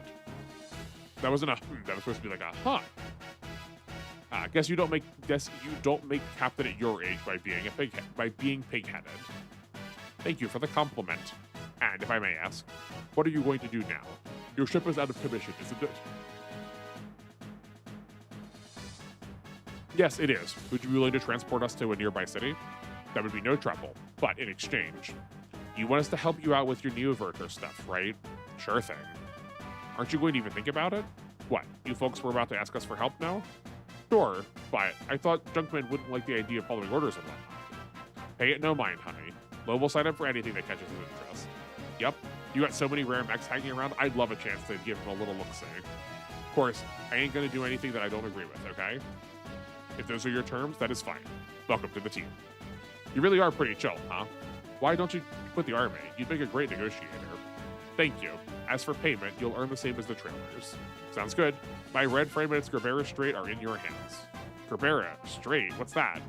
An MS-sized katana, and it's super sharp. Huh, that's what you went to the graveyard for, eh? That's so you, Lo. That's so low. Are you sure about that, Lord Omega? Yeah, right? I feel like he's like vastly overestimating his power. My confidence is at an all-time high for no reason. I love sending my minions to fight these idiots. Yeah. In the grand tradition of Toku bosses, just keep sending minions out with literal to no recourse on his part, not really thinking about the consequences of his actions at all. I mean, Troa can laugh, but only if Hero is being serious. Yeah.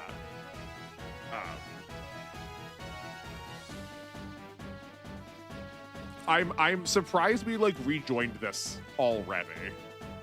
A low blow. That was a really Groan-worthy. That was a really good Groan-worthy pot lava. Right back at you. Good to see you again. Ditto. It was so freaky seeing you try to be all cool and wise. Figured you'd try something new after these 6 months away, huh? Dang, wish I could have seen that. Don't go there, Joe. I just want to put it behind me and move on. Let me guess, you tried being all smooth like Captain Blast and looked like a total ding-dong doing it. Who told you? I mean, I don't think he did. I think he pulled it off. No one. It's just an easy yes. All that said, we're glad to have you aboard, Troa. Same here, Captain Ruri. Now, where are we headed? Paris. We'll first cross the Sahara Desert and then the Mediterranean Sea. The issue is we're in SAF territory, and they're being led by the Desert Tiger. But what now? They got tigers around here? He means Andrew Waltfield, a pretty famous officer in Saft. The guy's pretty much the only reason they got Africa on lockdown. Sounds like a tough nut to crack. Maybe we want to take the long way around. Now, let's not be hasty. I'm pretty sure this is also his stomping ground. Just let me call him up and he'll get us through. Him who? Just a little desert prince who's off on a tiger hunt. It's I thought Catra was with them already. But no, for sure that's gonna be Catra. Well, it's been a hot minute since we've seen him. Okay, that was oh man, it's been a day. Thank you all for sharing it with me, though. I'm whooped, so we're gonna do the rest of preparations. We'll do preparations when we get back here on Thursday.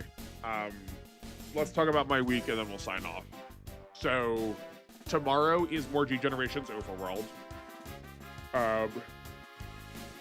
Hopefully we will wrap that up in a way that lets me, like, get to play it off stream. But if in particular you have a named character, it would be helpful for me if you stop by stream, even for just a little bit, so I can, like, mark down end goals for your units. Then on Wednesday, we have more alpha. I need to go record that at some point soon. Then Thursday, we're back here again, so I will do the preps and then also try and figure out some answers for the questions we were asking, like about how barriers work. And I'll also go back and fill in this last chapter as far as, like, beam situation goes.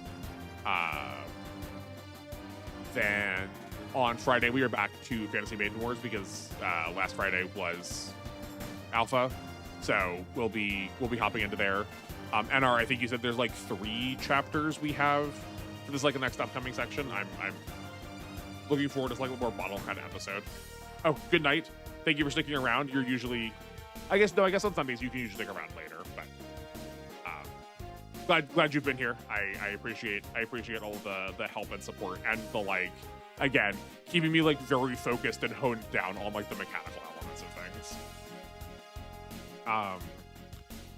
And yes, that should be all of my streaming week. If you'd like to join us for the last week of Tekkaman Blade, you are welcome to. We're going to be doing episodes.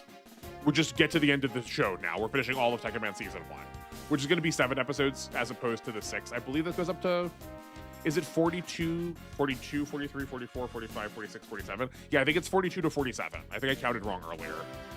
It's 42 to 47, I'm pretty sure. But it just finished the series. I'll have my notes posted about that tonight. I think I've got 3 episodes left to watch. Like I said, I just was, like, so stun-locked after having another recap episode. I just, like, could not handle it last night. I was hoping we were going to be able to finish that and then start in on Season 2 of Blade before we got to the plot of Blade Season 2, but they've integrated it weirdly, so, oh well, I guess we know a little bit about that. But we'll be moving on to Blade Season 2 next week once we finish this Blade Season. I will do my best to, like, talk about it a little bit more on stream, too. We might be able to get to do that tomorrow. Yeah, let's, like, tentatively promise that if you're interested in hearing my thoughts on Tekkaman Blade as a show in whole, and what I've seen out of it in Super Robot Wars so far, we'll talk about that tomorrow during a non-Super Robot Wars stream, just because a lot of a lot of Overworld has a lot of downtime, whereas W does not. A lot of the, like, space where we had downtime previously when we started doing this, like, for Mondays is filled with little story beats. So yeah, we'll talk about that tomorrow, or I will do my best to talk about that tomorrow. But that is me. Thank you everyone so much for watching. This was it's been a doozy of a week just for me in general. I had a 2-hour alpha episode. Now we have, like, a half-hour extra on this stream. Thank you all for sticking around and sticking through it. I am really glad you're on the other side of the microphone. It makes this feel worth it to me. I would feel very disheartened if it was just, like, me shouting this into a cold, dark void. But if anyone has any questions or more, like, mechanical stuff to explore about this game, feel free to post or shoot a message or get in contact with me somehow. I will gladly explore that.